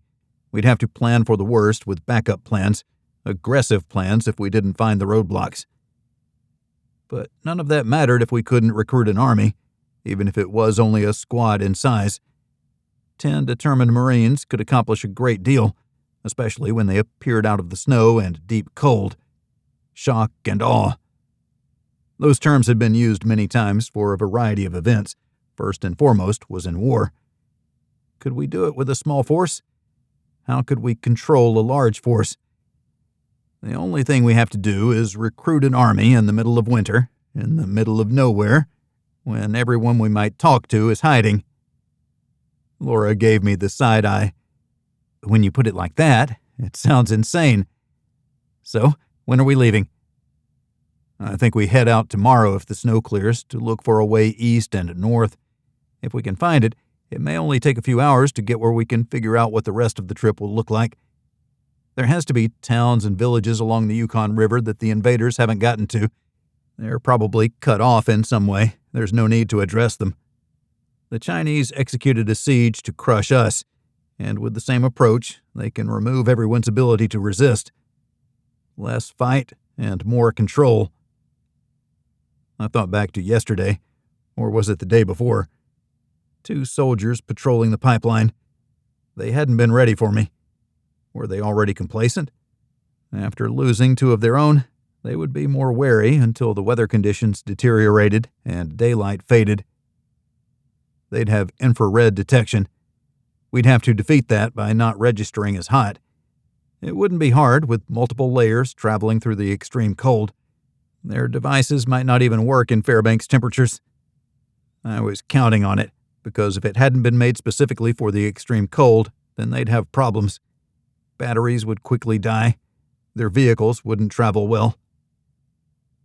An Arctic army that wasn't suited or experienced to fight in the Arctic. That was their weakness. That presumption was the only way we could win. I was betting our lives on it. We drove the ATV slowly across the new snow, away from the cabin and to the creek along the path that we kept packed down. We headed upstream where the water didn't flow. It was frozen to the stream bed, creating a solid foundation. We didn't have to drive fast, 10 miles an hour and up to 15 on clear stretches. The pale light of dawn showed a long, winding track that narrowed occasionally and widened at other points. It was an easy drive. The snow cushioned the tracks to keep from wrenching the drivetrain or jerking a track from its mount. I had tools with me, but no desire to make repairs in the snow. I made sandwiches, Laura said casually. We had a stock of pilot bread, which was a hard, cracker-like circle, shelf-stable for long-term storage. It's just what we had out here, but not in great quantity. The meat was undoubtedly smoked moose. She might have added mustard. I had a collection at the cabin. I thought mustard made every sandwich better, except for peanut butter and jelly, of course. Meat needed the right mustard.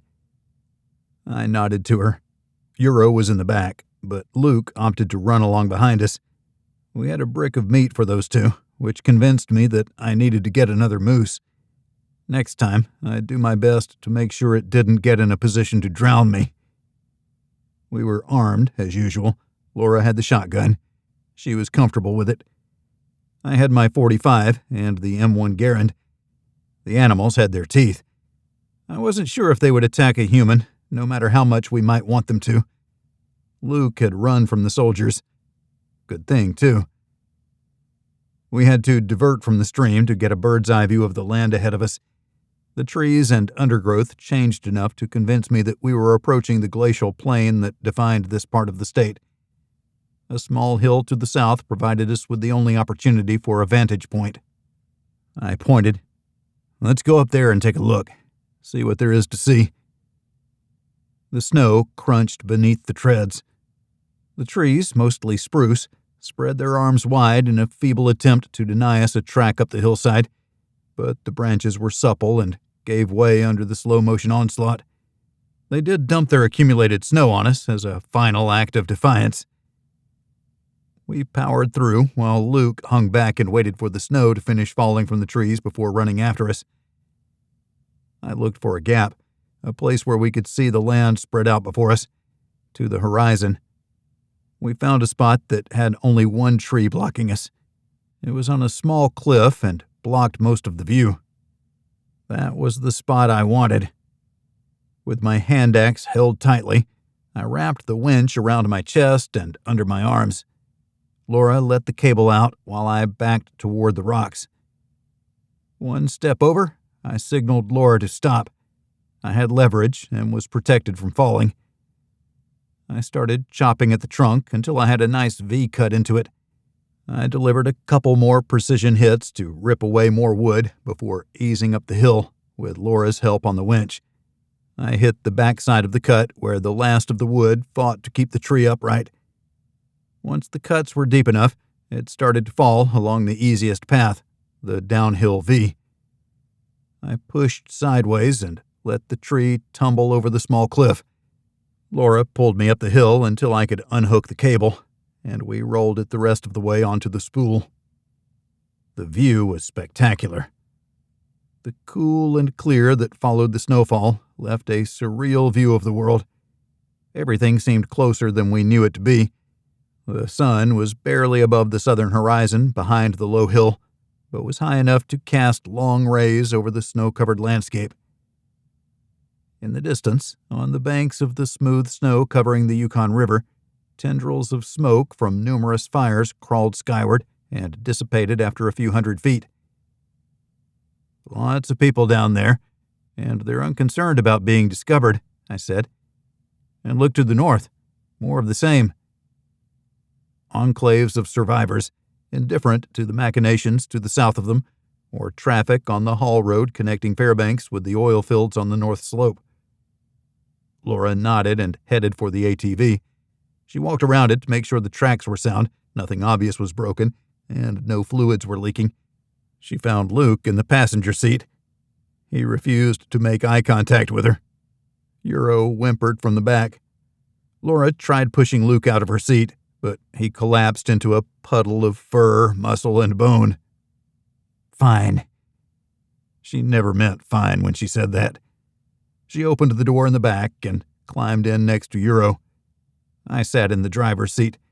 Luke immediately popped up, sitting and looking out the windscreen. I followed the track down since we'd already pioneered the route. Tree branches assailed us anew, without the cascade of snow to cover our passing. We reached the stream and followed it toward the settlements beyond the trees that blocked our view. It also blocked their view of us. The stream was wider here and offered an easy passing. We kept the speed steady at 15 miles per hour. With every rotation of the tread, we pushed that much farther from our cabin. It wouldn't do to break down by stressing our ride. We passed the first cabin before we entered the Yukon River's floodplain. An intrepid homesteader had built a cabin in the woods, out of view of their neighbors, but close enough in case they wanted to be social. It was like my dad's house before a neighborhood built up around it. Dogs barked from behind the cabin. Luke's ears perked up.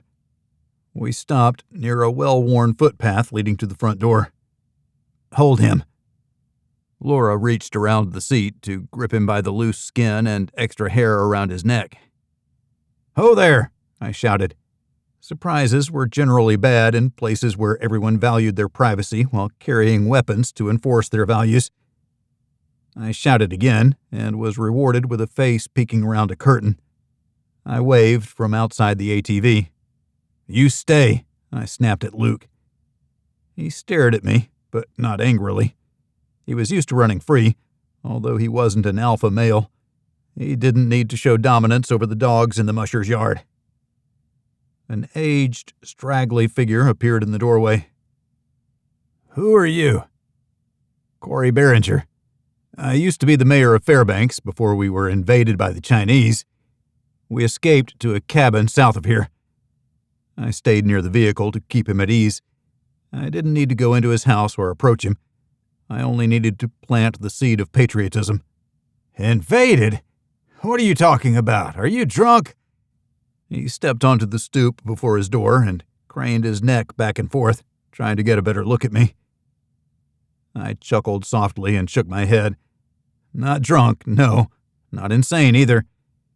When's the last time you were out of here?" 2017? Maybe it was 16, he said, rubbing his chin in thought. The immensity of my task stood on that stoop before me. Leaving their community wasn't something these people did. There was no technology here, no electricity, no running water, and he undoubtedly had everything he needed. The last thing he would want was to risk his life for a lifestyle that wasn't his own. It was my self-proclaimed job to convince him. Oh boy. I strolled down the path toward him, but stopped halfway. We have a big problem that is going to consume all of Alaska. You're safe here, for now that is, but they'll eventually come for you. I have a plan to stop them. Still doesn't affect me. If they come here, they're in for a bad time. Not one person around these parts is going to surrender 1 inch of their land. Not one of them is going to be invaded by who? Outsiders? Chinese. They cut links to the outside, then they stopped the oil. They weakened our resistance so much that when they cut the power, that was it. The city was lost. Fairbanks fell in less than a day. They're still consolidating their position, so that gives us a small window of opportunity where we can cause them the most grief. Sounds like you want to start a war. I don't want any part of that. The snow beneath my feet crunched when I kicked at it. He hadn't returned inside. That gave me a tendril of hope. The war is already underway. The only choice we have now is what part we play. Roll over and start learning to speak Chinese, or do we fight back in the best way available to us? They aren't good at operating in the extreme cold. We hit them in the cold and dark, remove their ability to attack us. That would benefit you and anyone who lives out here. He shook his head. I don't think so. He went inside and bolted the door. I waved, unsure if he watched me. It didn't matter. I planted the seed. Maybe friends could influence him and others. At least it wasn't an abject refusal. Sitting in the driver's seat, I looked at Luke, and he looked at me. He whimpered. Laura let go, and he laid down, barely squeezing into the front seat. We rolled slowly back to the stream. I stopped when we descended the low bank to the superhighway that had been our route in. I was more hopeful than I expected. Laura didn't answer. She settled for squeezing my shoulder through the heavy coat that the old woman had provided me. The trip to the next property was short, barely around the corner from the first place. 3 homes stood together, with only 2 showing signs of an active fire. Why would anyone live out here? Laura wondered. It was exactly how we were living, so I wasn't sure her thoughts called for an answer. These people didn't want to have anything to do with humanity. I couldn't blame them. Taking responsibility for not only one's neighbors, but every soul in an area had been trying, especially when we'd been set up to fail. There had been no way to win. It made me doubt that I had even managed to buy any time for the good people of Fairbanks. When I returned home, we'd bring incisions and bleed out the enemy. We had no ability to respond with an axe to bludgeon the invaders into submission. I held out hope that some of the good people in this area would help us. I climbed out of the ATV and leaned against it to shout harmlessly at the homes. Ho there! I come bringing news from Fairbanks. I had to repeat myself 3 times before the door opened and a dog raced through to run straight at me. Luke jumped up and bared his teeth from the driver's seat, growling low and loud. The dog yipped, turned, and headed for safety. A person stepped out, holding the door while his dog went inside to bark furiously from inside. What do you got there? Is that a wolf? His name is Luke. He was injured, and he's no problem as long as he isn't threatened. Get that thing out of here. You're scaring my dog. I walked toward him. My name is Cory. I'm the former mayor of Fairbanks. I was there when the Chinese invaded and took over the city, securing it from the inside against the outside. I aim to go back and show them that they're not in charge. The person turned out to be a middle-aged woman. She approached me while keeping a wary eye on our wolf friend.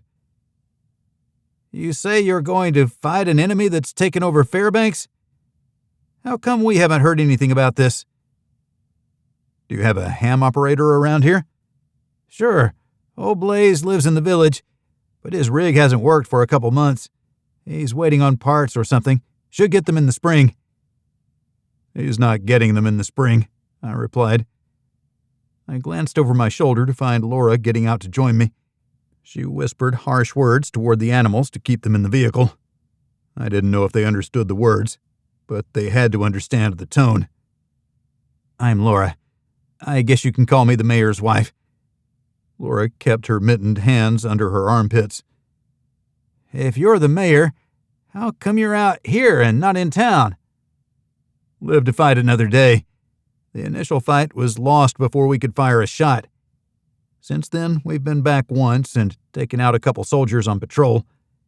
I brought a hat and ID so you can see that they weren't friendlies. We learned a few things when we went back." The woman crossed her arms and shifted back and forth. Her jacket was unzipped. She wore a loose fur cap and fur-lined boots that hadn't been laced tightly. "Like what?" "Like the Chinese can't fight in the cold. They don't have the right clothes or equipment." "Why aren't they using ours? You leave your snow machines behind?" I nodded. "Two nice Arctic cats." "I'm a believer in dogs myself. We have a couple teams out back." She jerked a bare thumb over her shoulder. "More sled dogs. They weren't raising a ruckus like the bunch at the previous cabin. They should have been yapping and howling. The why didn't matter. They were relevant to moving people and supplies to town should they join us. We had the tracked ATV and enough gas for a few more trips. We could groom the trail ahead of them. We can chase them out of the city, but I'm sure they have more towns, including Anchorage and the ports like Valdez. I'm guessing, but I think I'm right. We've had no help from outside. I suspect they might be fighting their own battles. America as we know it is gone. Come spring, the enemy is going to expand their influence to the whole state. We know they have the gold mine and the oil pipeline. Tells me they have the North Slope, too. Natural resources are what they came here for.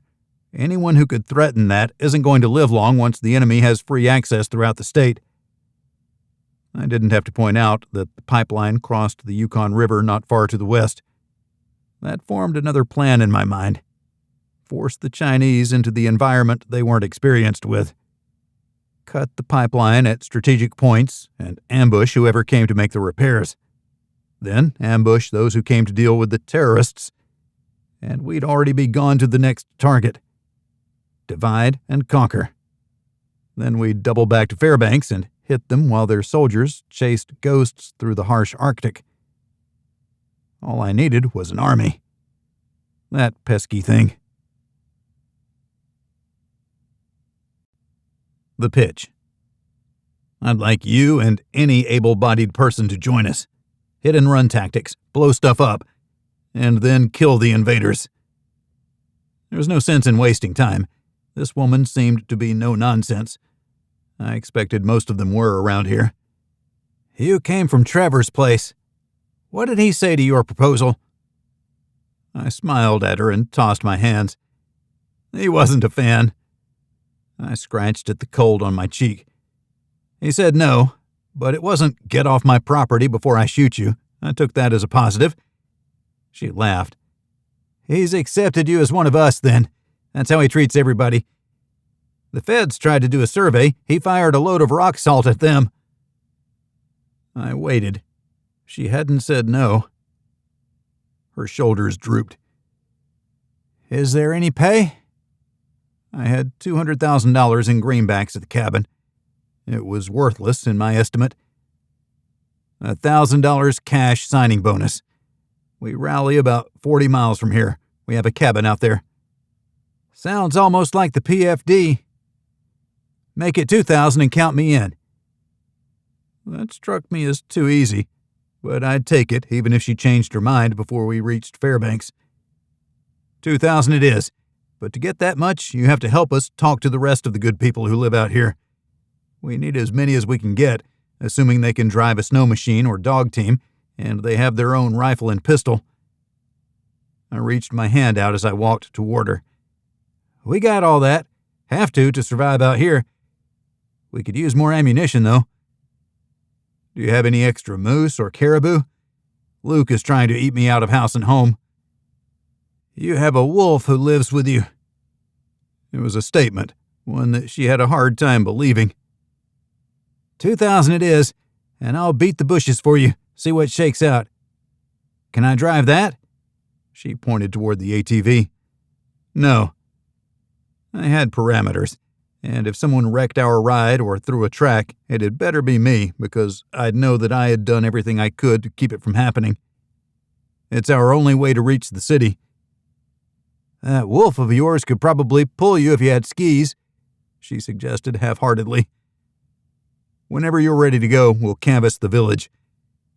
Time was something we couldn't afford to waste. She'd committed. I wanted to get the snowball rolling down the hill to see if we could turn it into an avalanche. She returned to her house. Laura stared after her. What do you think? I asked. She shrugged. I doubt they know what they're getting into. Killing people. It's going to come down to that. Will they be able to? The answer to that is yes. If they can kill animals for food, they can kill people to restore our freedom. She leaned close to me. How long will we have our freedom? Just until the enemy regroups and wipes us off the face of the earth. But maybe they won't. If others are doing what we're doing, the army will be spread thin.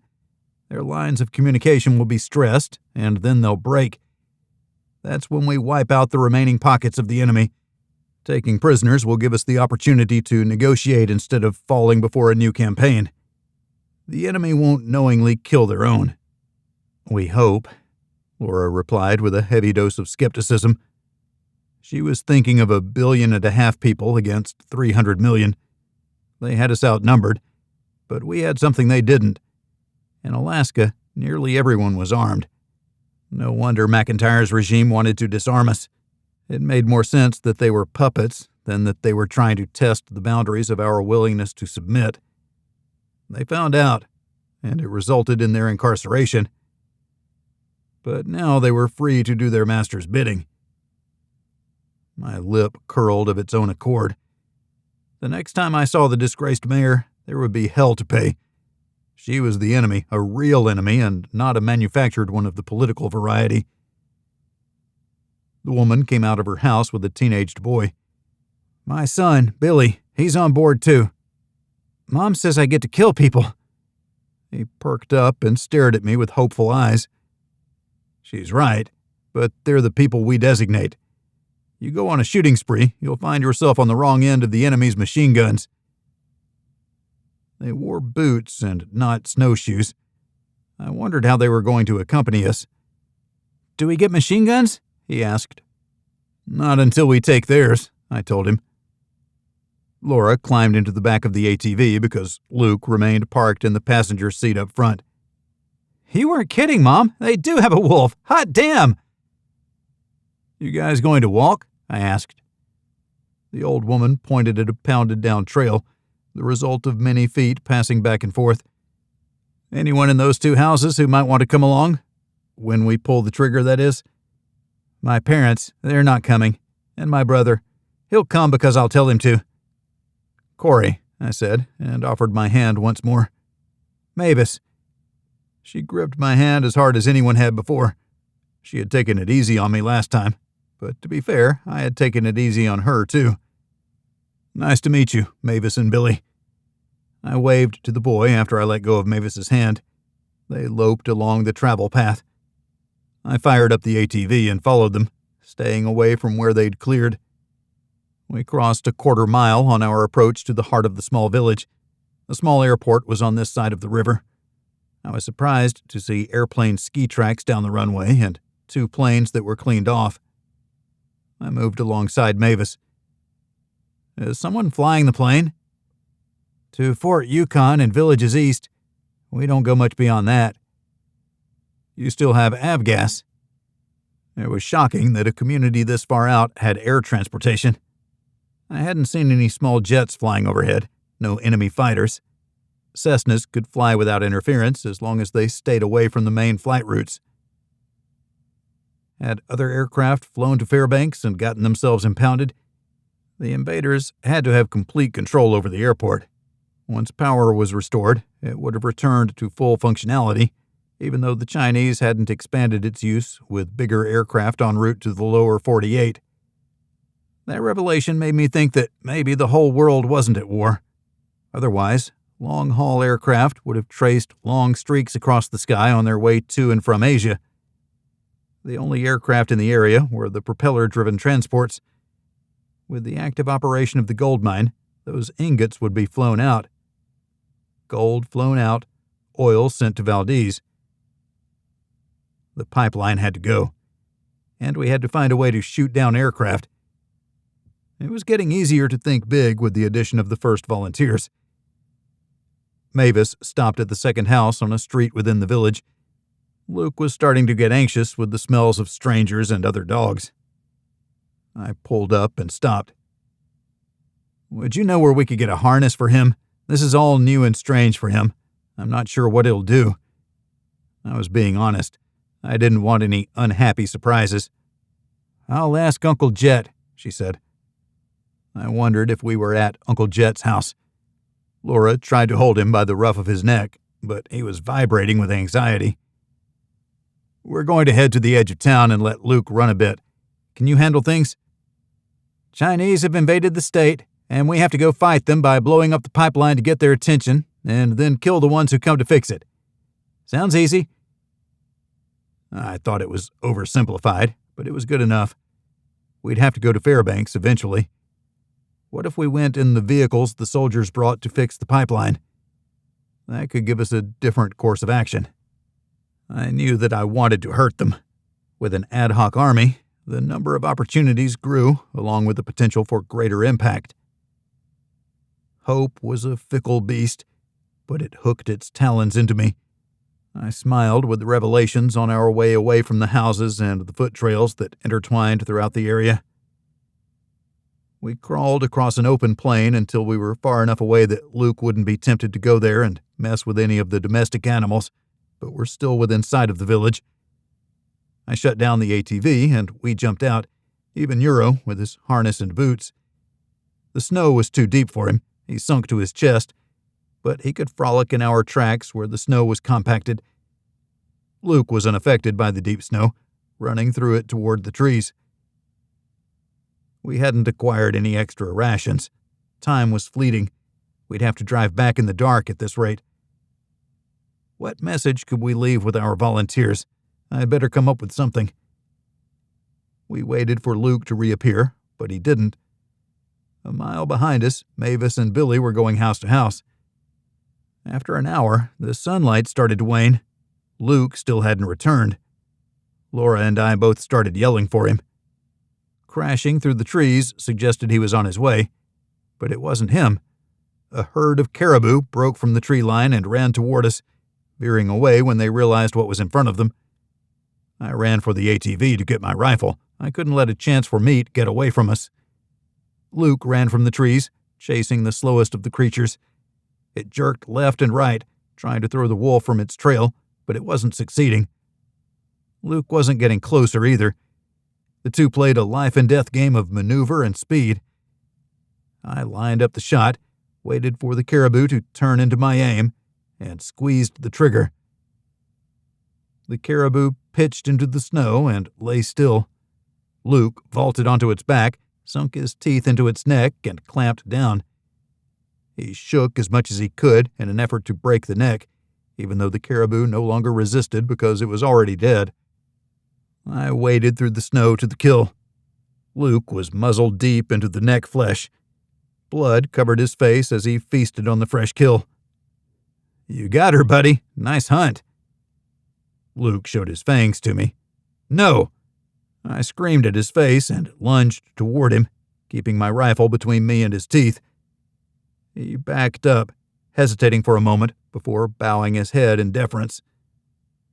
I jammed the butt end of the rifle into the snow and pulled my skinning knife out. I cleared some of the skin to carve off a chunk of flesh from the back and shoulder. I tossed it to him. He pounced on it and wolfed it down. I cut the skin away and cleaned it from the outside in, leaving the organs intact until I cleared most of the meat. Luke waited impatiently, nipping at the caribou's rump when I wasn't looking. I threw him more meat, more than I would have liked, but he had made the kill, and if he ate his fill, He'd sleep for a full day or more to digest. Laura broke out her knife and helped. The look on her face suggested she was doing it out of her love for me and not her desire to enjoy the spoils of the kill. I looked forward to a different staple than moose. Variety was supposed to be the spice of life. Neither Euro nor Luke agreed. Success. Kind of. It was already dark when we returned after the laborious process of cleaning the caribou, at least what was left after Luke ate his fill. Mavis was in her cabin, so that's where we went. I knocked on the door. Mavis stepped outside, dressed in loose clothes without being bundled. It had warmed up with the clouds that came heavy with new snow. It was going to be a long haul back to the cabin if we didn't get started on the way home soon. What's the bad news? 100%. We're all coming. I don't think anyone wants to be on the wrong side of history.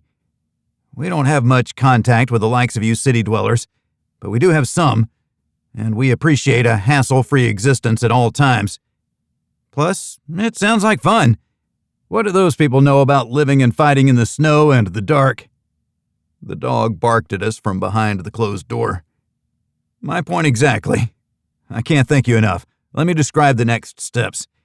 We can come back in a few days and rally everyone, or you can follow the stream that flows past your and your neighbor's house upstream for almost as far as you can go.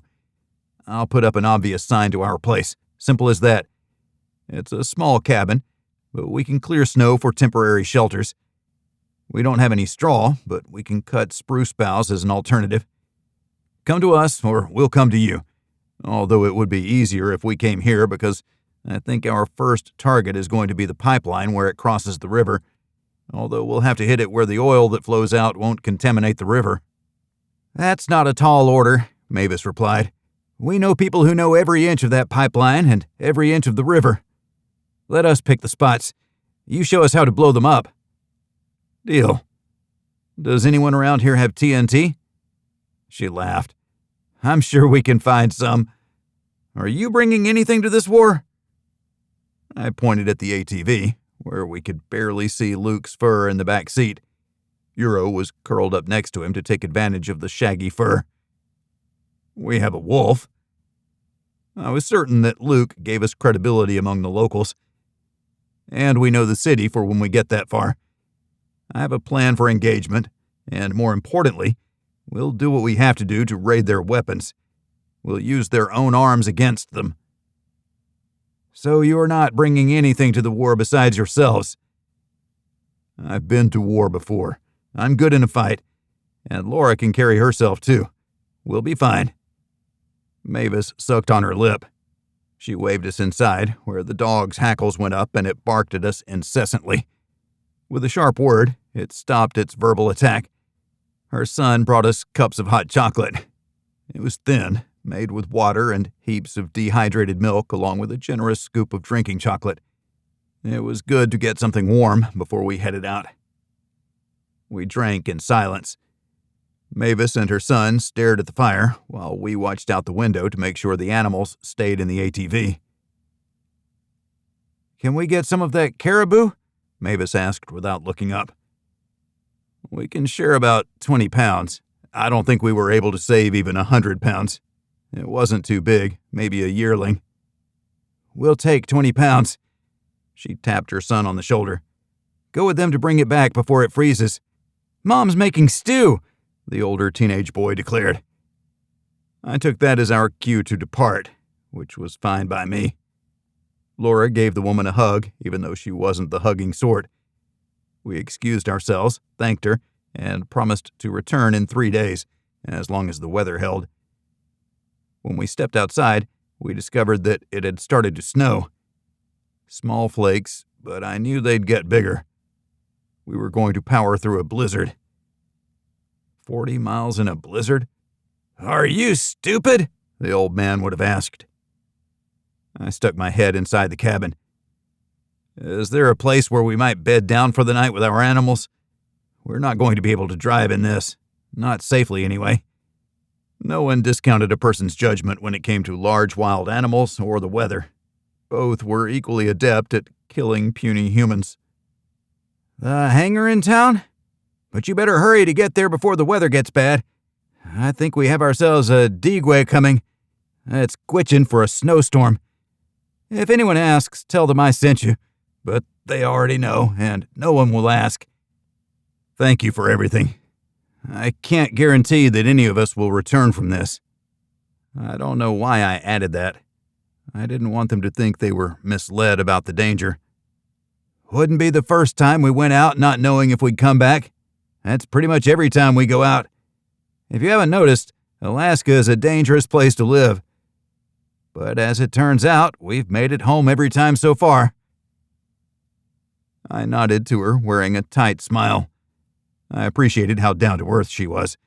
I figured she was native Gwich'in, which was from the Athabaskan family of indigenous peoples. But skin color or race never meant anything to me. My units in the Marines had been a rainbow of colors. The only thing that mattered to me was if they did their jobs. If not, they were strongly encouraged to change their ways, or were discharged and sent packing.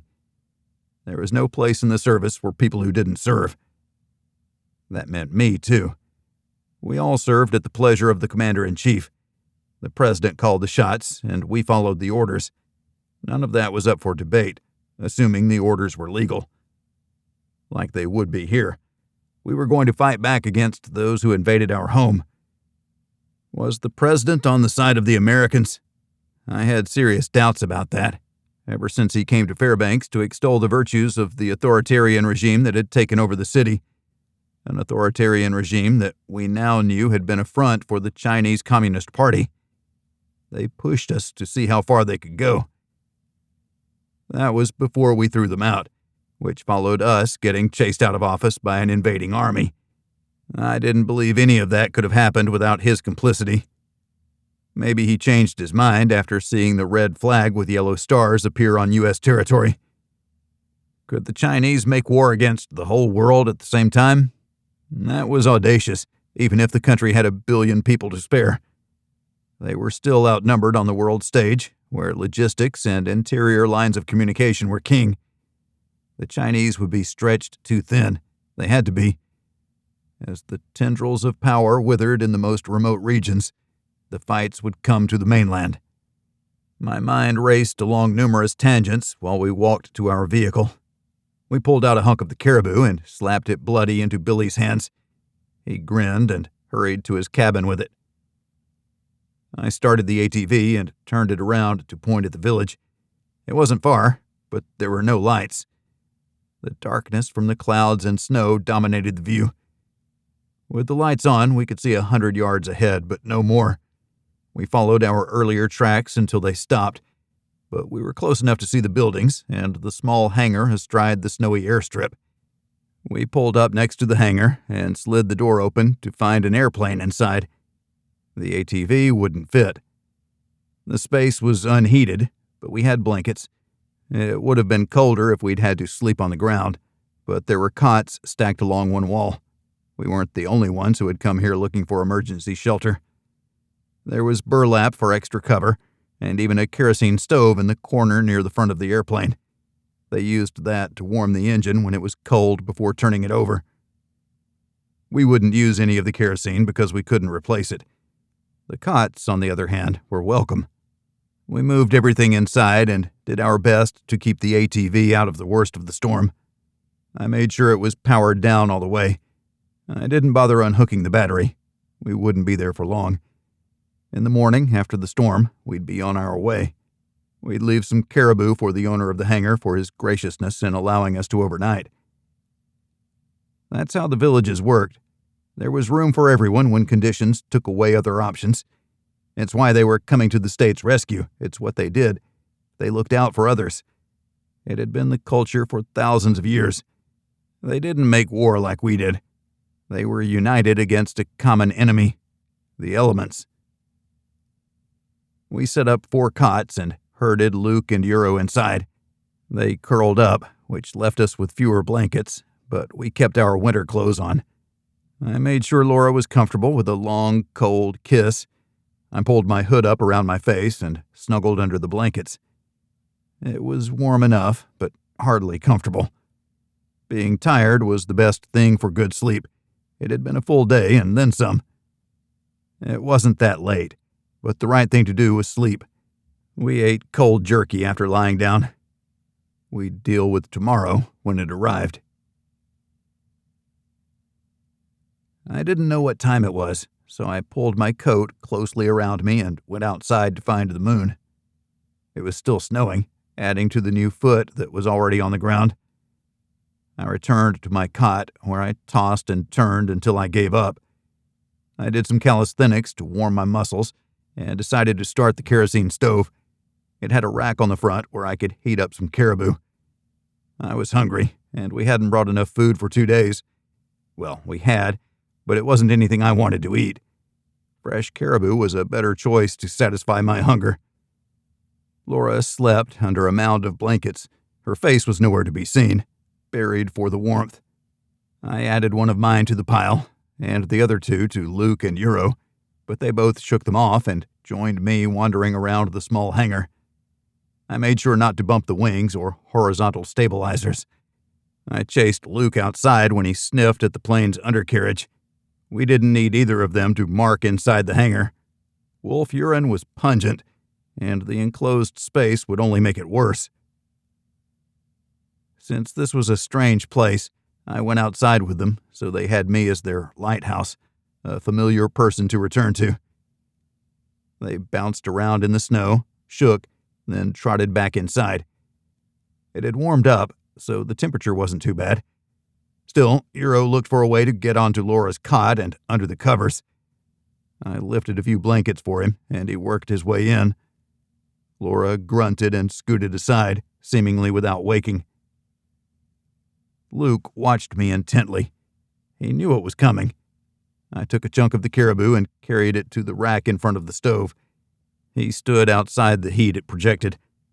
I cut the meat into strips and put them on the rack, just as it was.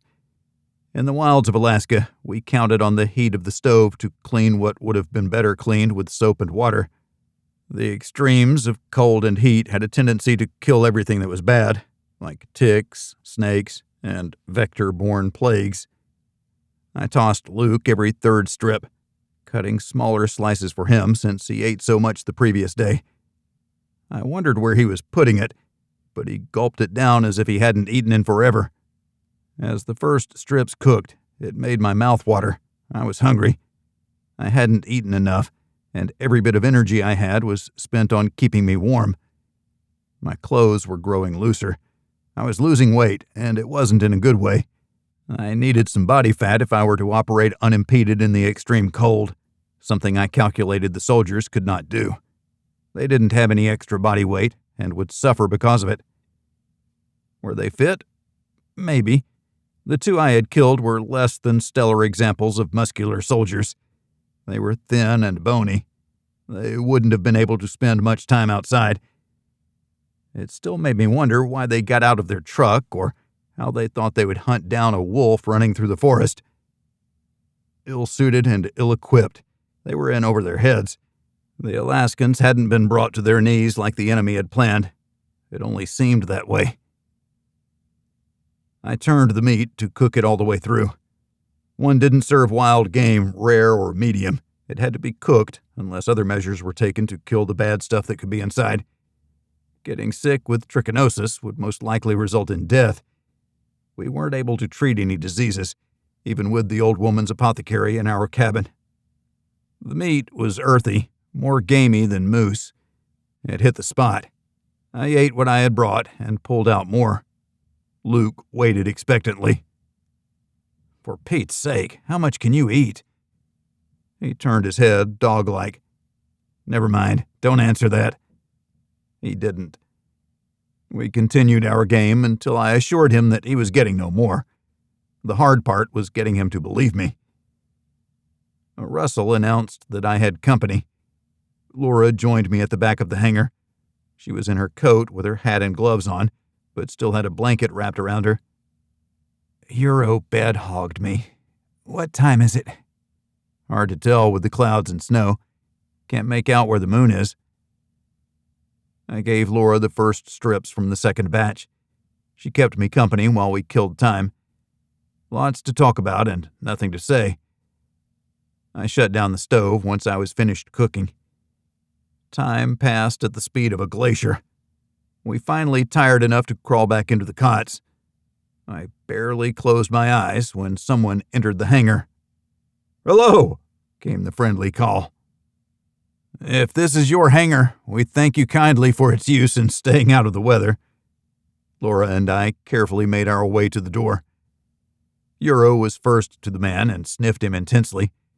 Luke stood on the cot and stretched his head toward the newcomer until the cot tipped and half jumped, half fell to the floor. He approached cautiously. "Luke, you big goof. Friend. He's a friend." Luke hadn't heard those words before, but he was comfortable with people and understood my tone. "I'm Cory." "So we hear. I guess we're going to war. It's been a while, but I think I'm up for another round." The man was old, but walked without a hitch. "Uncle," I ventured. "Elias. Elias Witherspoon, at your service. Corporal, United States Army. I was in the Marines myself, but I don't hold anything against the Army, especially when you'll be fighting next to me. Is this going to be like Tet, where they surprised us by coming from every direction?" "Yes and no. We beat the hell out of their army. Tactically, we won those fights, but strategically, we lost the war. Is that what you saw?" Laura shifted back and forth to keep warm, even though she still had the blanket around her. We needed real warmth. The hangar was mostly uninsulated. The kerosene heater projected warmth toward the airplane's engine block, but it hadn't stayed warm for long. "Same. They were fanatical as fighters, but they weren't good at fire and maneuver. We beat them with sound and proven combat tactics. Too bad we lost the war, and too many good people with it." The old man stroked the wolf's head and ears absent-mindedly. Luke enjoyed the attention. It made me think we were ruining him as a guard for us. He'd slept the night in a cot with blankets. "Uncle Elias, I'll appreciate your input and guidance when we get close to the city and in any actions we may take. Do you know how to blow stuff up?" He smiled and nodded. "That I can do. I hear you want to cut the pipeline, but in a place where it won't flow into the Yukon. I've got a couple spots in mind. We'll take a look come daybreak. The snow has stopped and the clouds are breaking. It'll be a clear day." "That is good news. We'll head out after taking a look. Thanks for joining us. It means a lot to have original Alaskans on our side." "I was born before it became a state. You know what that means?" "Nothing, besides me being old.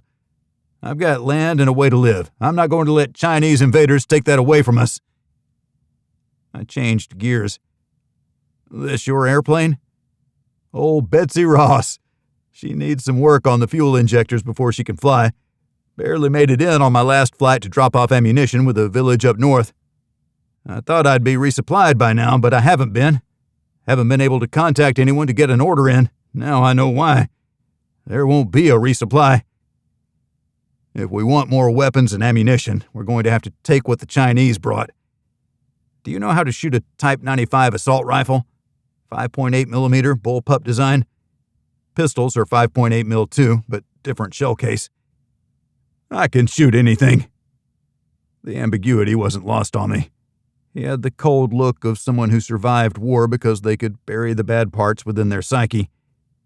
He'd killed men before and would do it again for something he believed in. The greater good of his home state. There were outsiders taking what was ours. I was willing to fight for it too. He saw me as a kindred spirit. There weren't too many of us around. That was a good thing. We had to do what others could not, would not do. We did it for them. Dangerous hope. Hope was the great equalizer because it motivated people in a way that pure logic couldn't. It turned stalwarts into fanatics. I had to temper my joy. Everything I had asked for was dropped in my lap. It made me wonder if I had been too lucky. I didn't feel like I earned it. Dad would have told me to be cautious. If something was too easy, it wouldn't be worthwhile. I wasn't sure I respected the car he gave me when I turned 16. I appreciated it and drove the heck out of it, but I didn't respect it. If I had bought it with my own money, I would have washed it more often. I would have kept the inside cleaner. I would have glossed up the engine and showed it off. But I hadn't. It was a tool that I used, like a pen and paper. There were too many times when I knew I hadn't made the old man proud, but I wanted to think that I came through in my life. He couldn't have been happier seeing me as a field-grade officer in the Marines. The uniform was something to aspire to. It was the epitome of class and honor. It served me well with the opposite sex, too, though Dad didn't need to know about any of that. Uncle Elias, whenever you're ready, we can take the ATV out to look at the pipeline. Laura looked at me. There wouldn't be room for the 5 of us, but there would be times we'd be apart. Come, he said. I didn't hesitate. He was an elder. One didn't question such requests. We left the cots as they were and headed outside to find 6 inches of snow on the ATV. We could take my team, but you'll have to leave the wolf here. The wolf won't like that at all. He'll run after us. We have to take the ATV. He's going with us so he doesn't wreak havoc in your village. Elias looked skeptical but quickly conceded. You drive. I'll keep Euripides on my lap, Laura said. She was going too. We traveled heavy with the 4 of us, soon to be 5. It wasn't the best for gas mileage. It stressed the frame too. We had to win this fight, or we'd find ourselves walking. I believed we had no choice. I was committed to my family, Laura and the fur beasts. Maybe it was my misplaced sense of security that said I would protect them. I was obligated, so no maybe about it, as the fight with Laura's ex-husband proved. That may have been too much. I beat him into next week. But then again, he was threatening me with a gun after threatening Laura.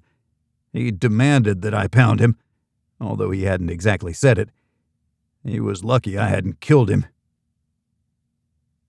We cleaned off the ATV, piled in, and started it. We rolled out, but the treads stayed under the new snow.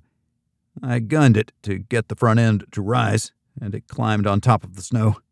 I eased off the throttle and settled into an easy pace. Elias guided us down the village to a house made of modern materials and not logs, materials that had been floated up the river. Beside the home was an airboat, a high-speed vehicle that would make short work of the long trip to the pipeline. 120 miles was nothing to sneeze at. It was a long way if we had a breakdown. Elias gestured at our gas cans.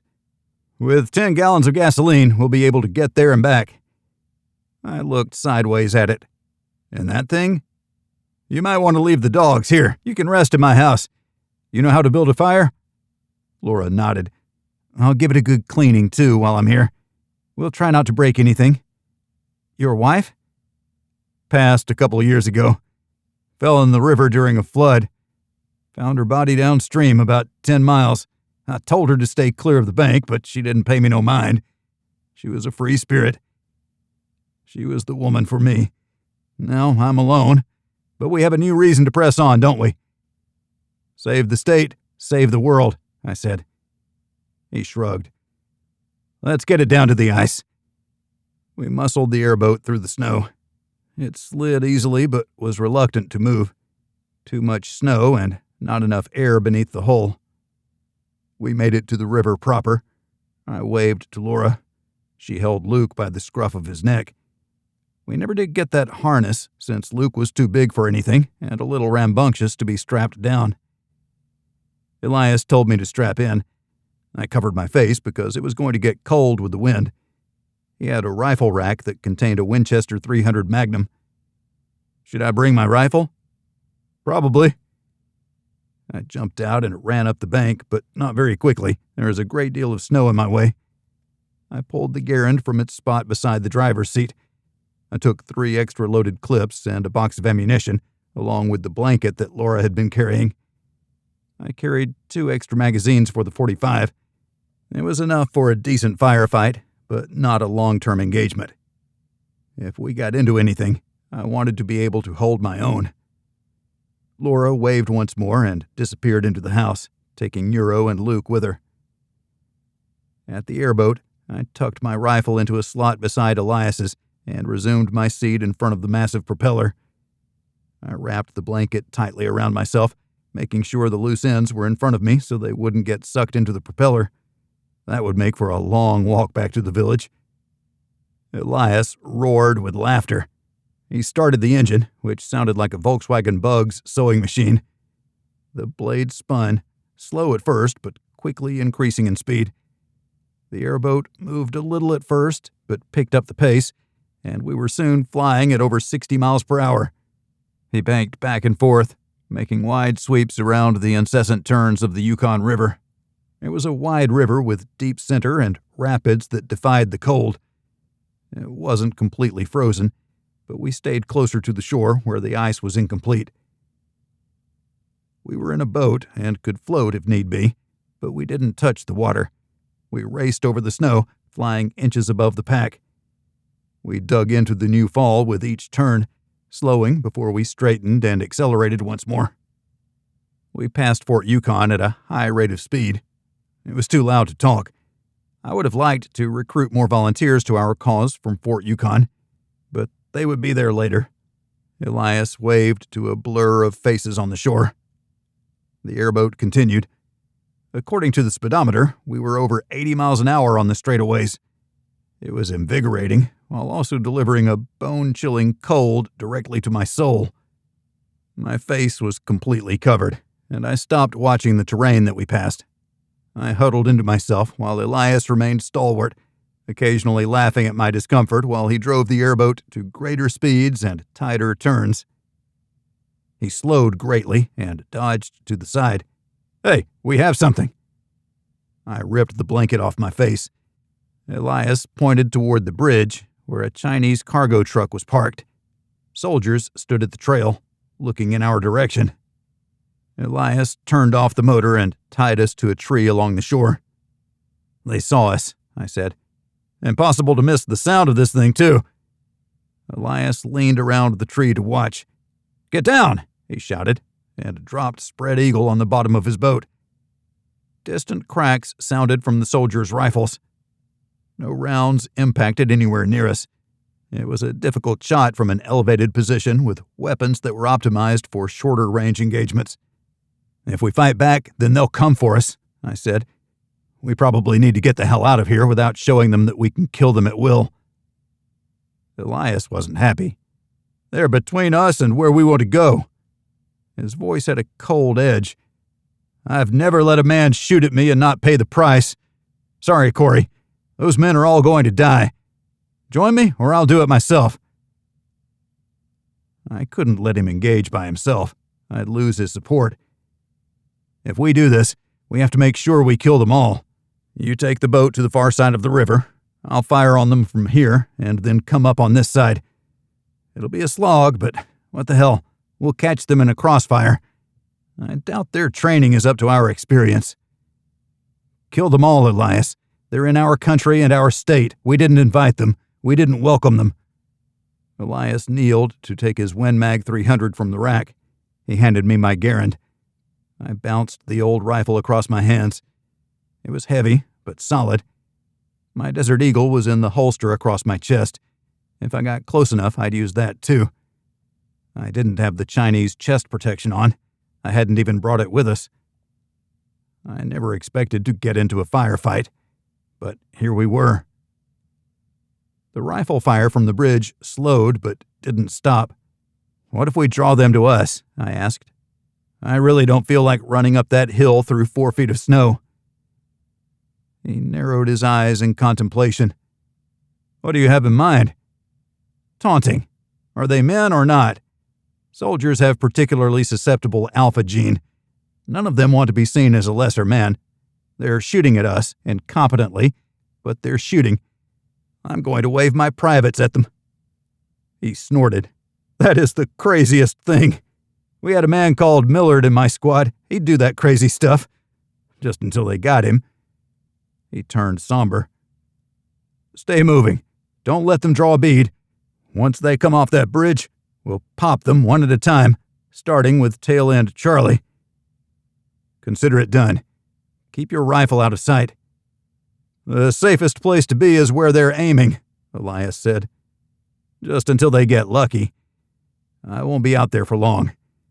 I handed him my rifle. He used his to watch the soldiers on the bridge. An oversized scope brought the long range into close view. He counted and accounted for the soldiers. 1 in the cab, 1 leaning out the back, and 6 on the rail, he called. I slid over the edge of the boat and onto the snow covering the river's ice. The monkey walk was probably uncalled for, but when I made it into the clear view of the soldiers, I faced them as I danced up and down, throwing them the double bird before unzipping my pants and flaunting my manhood at them. It wasn't something I was proud of. It was a means to an end. "Eat me!" I bellowed. "Jingdao sucks!" It was the only Chinese beer I was familiar with. I actually liked the ones I had, but this was psychological warfare. The rate of fire picked up. 1 round ripped into the snow about 2 inches to the left of my leg. I tossed them another double bird and hurried back to the tree's cover. "What rank were you?" he asked. "Lieutenant Colonel. I was waiting for you to volunteer to do that, but we need you to drive the boat." That left me. A round thunked into the wood in front of us. "They're getting better," Elias casually stated. "I brought sandwiches." "You did?" I hadn't seen him carry anything to the boat, but there were 2 coolers, 1 on either side of the seats. "I could use a bite of one. I don't think it'll be long before they come down here." He looked through his scope. "The number is 8 total. There are only 2 on the rail and 2 in the truck." He scanned left quickly before moving to the right. We were on the north side of the river. 4 soldiers loped toward the north shore. 4 coming on our side. Means we have to make 4 good shots to take out those on the bridge." "Yep." He lowered his rifle to scope the river below. "I need to take out the truck, too. I'll put 1 in the engine block after I shoot the driver. Then we can take our time cleaning up the trash." Elias's experience in Vietnam was nothing like mine in the Middle East. He looked at the enemy as subhuman. I looked at them as opportunities to not be the enemy. Win the peace, I'd been told over and over. We didn't kill unless we had no other choice. Killing was Elias's first option once they passed personnel and were classified as the enemy. I moved out of the boat and beyond a stand of evergreens, where I could still see the enemy on the bridge. I braced my rifle on a branch of the last tree. Iron sights set a range of 600 yards to a target above me. That was going to be a tough shot. "You should think about getting a scope," Elias said as he aimed at the driver, putting the crosshairs on the soldier's smirking face. "That would ruin the ambiance." "You ready?" "Fire at will." Elias squeezed the trigger. Before the rifle jumped off the target line, the man's neck exploded as the round dropped more than Elias guessed. I squeezed my trigger an instant later. The individual leaning out the back was thrown backward when the round hit his chest. Elias worked the bolt on his rifle to chamber a second round. The Garand was a semi-automatic. When the rifle's recoil settled on the branch, I fired again, holding the same aim point as the last shot. Center mass. A soldier at the rail disappeared backward. I thought I saw a bloody spray fountain over him. I aimed my 3rd round below the railing at the final soldier on the bridge. Elias fired his 2nd shot. Despite the rifle's report, the round hitting the truck delivered a satisfactory clang. I fired my 3rd shot. The round impacted the soldier's leg, mostly ripping it off. He fell forward over the rail. I fired a 4th shot quickly, but the round was wide and clipped the railing beside the injured man. Elias fired his 3rd shot toward the bridge. "That took care of him," he said in the most casual of ways. 4 coming down the back. The one in the back is stopped and is yelling." I had 4 rounds left. I aimed at the one shouting and fired. He flopped backward, and lay still on the bank. The other 3 froze in confusion. Elias fired his cannon and exploded a soldier's head. That left 2 soldiers who were finally galvanized into action. They threw themselves down the bank and out of our sight. "Yup, they want it the hard way." He gestured at me. "I'll flank them and drive them toward you." He loosed the rope securing the airboat to the tree, started the engine, and slid the boat onto the river's snow. He looped toward the open water before angling downstream. He accelerated past the soldiers on the bank and under the bridge. The soldiers weren't shooting, and Elias was out of sight. I hoped he was turning around. Maybe he was coming up the other side of the roadway to look down on the soldiers from above. Without knowing his plan, that left me fighting 1-on-2. In combat, you had to count on yourself first and foremost. You wanted your fellow Marines to have your back just like you'd have theirs. Every Marine was a rifleman. Starship troopers get it right. Everyone fights, no one quits. It was time to fight the enemy. I hadn't planned on it, but I was prepared for it. I had just waved my rod and tackle at them. The least I could do was scrub the memory from their minds. I wished I could scrub it from mine. Those were my random thoughts while I forced my way through the deep snow on the riverbank, where spruce trees blocked most of my sight of the frontage road that led to the water on this side of the bank, along with the oil pipeline. I moved as quickly as I could toward the last place I'd seen the soldiers. Would they still be there? Was the road plowed? Was anyone at the way stations that straddled the road on the north side of the bridge? I hadn't heard anything. No additional trucks, no vehicles. Only soldiers firing pop guns. But we were plunged into complete silence. My ears still rang with the fury of high-powered rifle rounds blasting out of our barrels. They had done as we intended. They'd dropped 6 of the 8 enemy. 2 left. 2 left. I chanted it as a mantra. I stopped to check the next clip.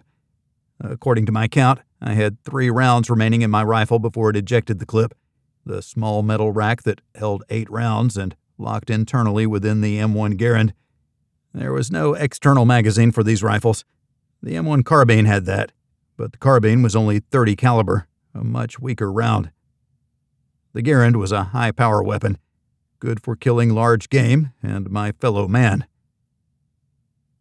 I took a few breaths to regain my composure. My mind was wandering because I didn't respect the enemy. They fired haphazardly and demonstrated little discipline, but they carried weapons that could kill, and all it would take was 1 lucky shot. I didn't have a helmet or body armor. I listened carefully. No sound. It was the silence of 2 parties waiting for the other to make a mistake. Theirs was thinking that I was going to make myself a target when I was within range. I moved along the trunks of the trees where there was little snow. I low crawled toward the road. Fear was a weapon that I wielded. I knew the soldiers were scared. They'd just seen 6 of their comrades die ugly deaths. They had to know that we were hunting them. One of us was behind them, and one in front. I listened at each new trunk. I heard feet pounding on hardpack. I eased my head up to see the 2 soldiers running toward a building to my right. 400 yards, clean shot, free hand. I snap-fired 3 shots at the lead figure. He went down. The ting of the clip getting ejected signaled that the bolt was locked to the rear, and the feed was ready for the next clip. The second soldier dove into a bank and disappeared from view. I pulled it out and jammed it in, taking care to hold the bolt back so it wouldn't slam on my thumb, a common injury for those who used the M1. The footfalls on hardpack suggested the frontage road along the pipeline had been plowed recently. Who had done that? Had the enemy established a foothold at Yukon Crossing? There was a gas station and motel of sorts. It would have been easy to turn it into a forward operating base. It made me want to rethink our strategy. A rifle crack pulled me from my thoughts. Elias had come up the far bank and found a good firing point. He didn't wave or celebrate his success in any way. He crouched behind the rail and then disappeared. I hurried forward, fighting my way through the deep snow. I jumped into moose tracks beside the trees to make it a little easier, but those veered away when I closed on the road. I had to fight the last 20 yards to the hardpack. I rolled over the bank and to the plowed surface. The wind mag belched again from the far side of the roadway where I couldn't see. Its sound was distinctly different from the Chinese bullpups. I checked the 2 soldiers. They were both dead. I put their weapons and spare magazine off to the side. I intended to take them so I could get familiar with their operation. I would have to train people in their use as we acquired more of the invaders' arsenal. The weapon the pipeline workers had was barely functional. I left it behind, but these looked new. Another shot from the big rifle. I hurried down the pipeline road to a small stand of buildings. There weren't any footprints around them. Whatever Elias was shooting at was on the other side of the road. I worked my way to the edge of the pavement and looked across toward the gas station and temporary housing camp. I didn't know what I expected, but it wasn't what I was seeing. Collaborators. A group of men and women stood around 5 semis. None of them were Asian. I listened. One of the trucks was idling, a new sound, as it had been completely silent before. I jinked back and forth as I crossed the road. They watched me without moving. To my left, on the road overlooking the western embankment, Elias crouched. I waved at the group to come to me. No one moved. That made me look for soldiers. Where were they that the people couldn't move? No one was around. The gas station sat empty, but if they could still get gas, I wanted to refill my cans before we bolted out of here. 10 gallons that we couldn't get anywhere else. The enemy had a monopoly on supplies. I crossed the road, using a small stand of trees for cover. There were multiple roads in and out of this area, but minimal snow had been cleared, leaving one way in and one way out. I jogged down the entrance leading in, stopping when I reached the parking area. The group angled so they could see me. I couldn't get my head wrapped around their inaction. Was it idle curiosity mixed with a complete lack of fear? When I was within 50 yards of them, I carefully scanned the area for overseers. Elias remained on the roadway. Besides the one semi idling, there were no other sounds. I slung my rifle and pulled my pistol. With one last look around me, I jogged toward the group. I put my back against the closest truck's grill when I arrived. "How's it going?" I asked. "You shouldn't be here," a woman replied. I studied her expression and tried to guess what motivated her. She shook her head vigorously. Euphemistically, my mayor's hat was never far from my head, but my Marine cover was always in place. "You see, the Chinese have invaded my home. I have more of a right to be here than they do. When they try to shoot me, I shoot back.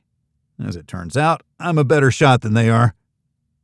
"What's your story? Are you guys working for them?"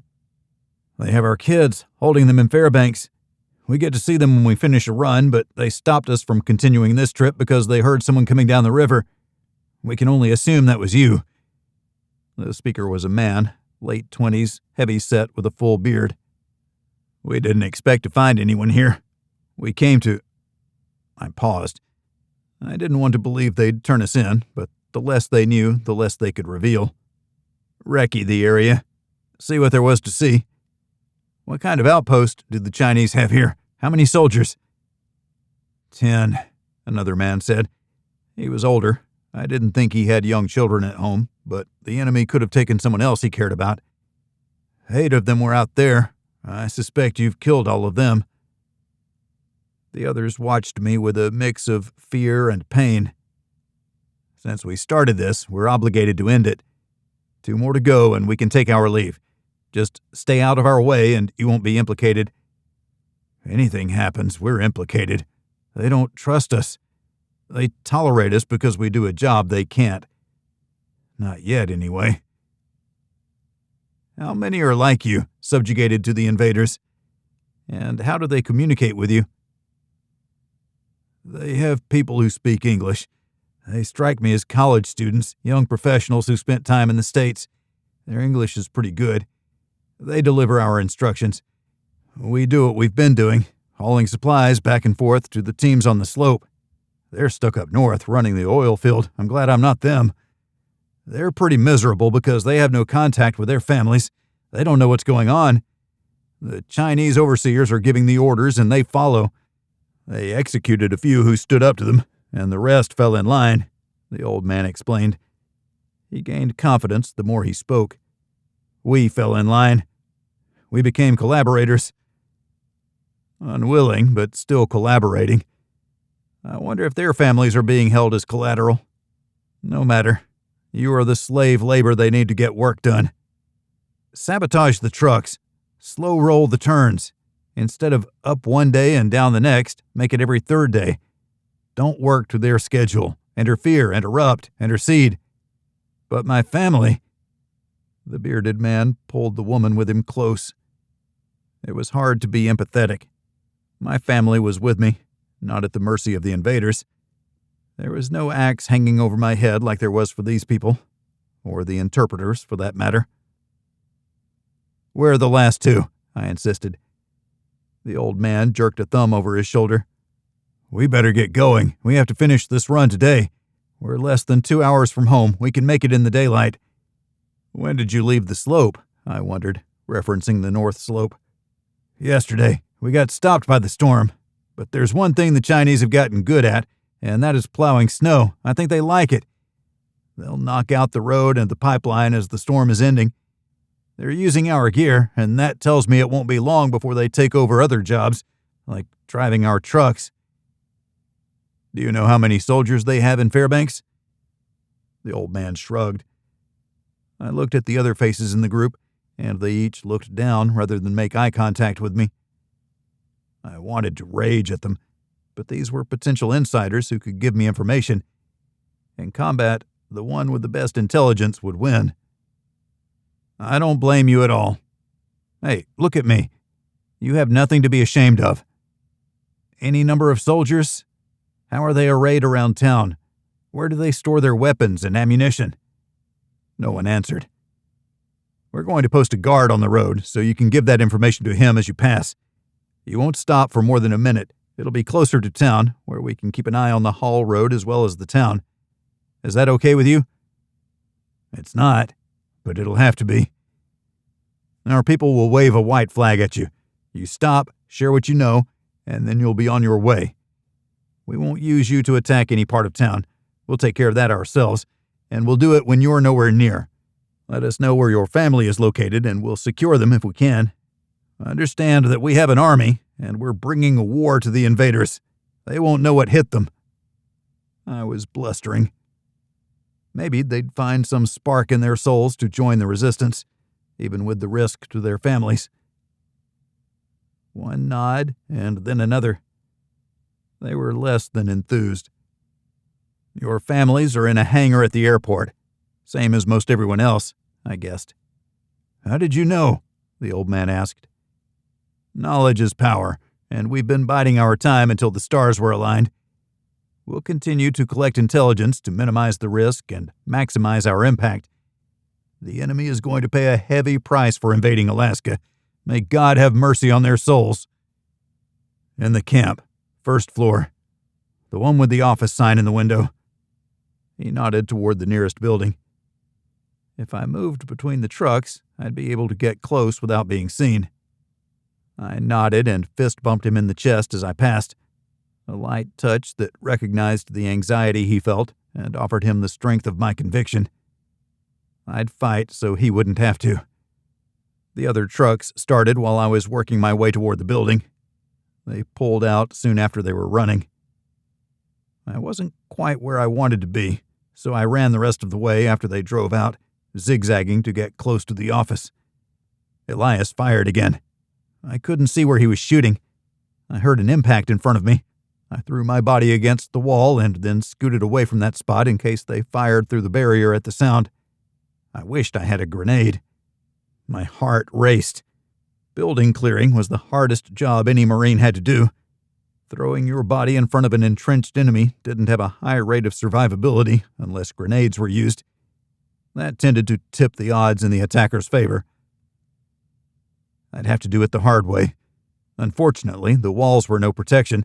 They were mostly insulation, and nothing firm that could stop a bullet. I worked my way to the corner. The door inside was a few steps from me, on the other side of a window. I low-crawled under the window, on my back to keep my eyes on the glass and any face that could look out, but the curtains were pulled and no face appeared. At the door, I stood and positioned myself beside the frame. I prepared to kick the door at its handle, hoping the surprise would give me time to find my target and fire. I stepped back and lifted my leg. "What are you doing?" Elias asked. I nearly jumped out of my skin. I scrambled for balance and threw myself against the wall. "There were two of them, right? I got both." "How did you know there were two?" I hadn't told him.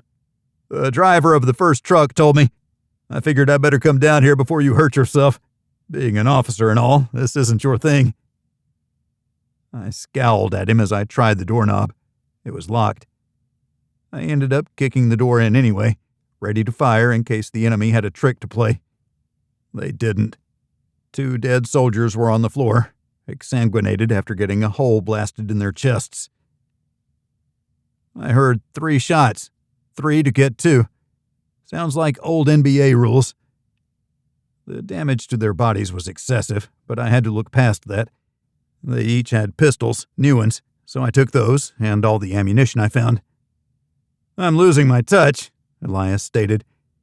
"We should probably check out Pump Station 6. It's less than a mile past the south end of the bridge. What if they have a garrison there?"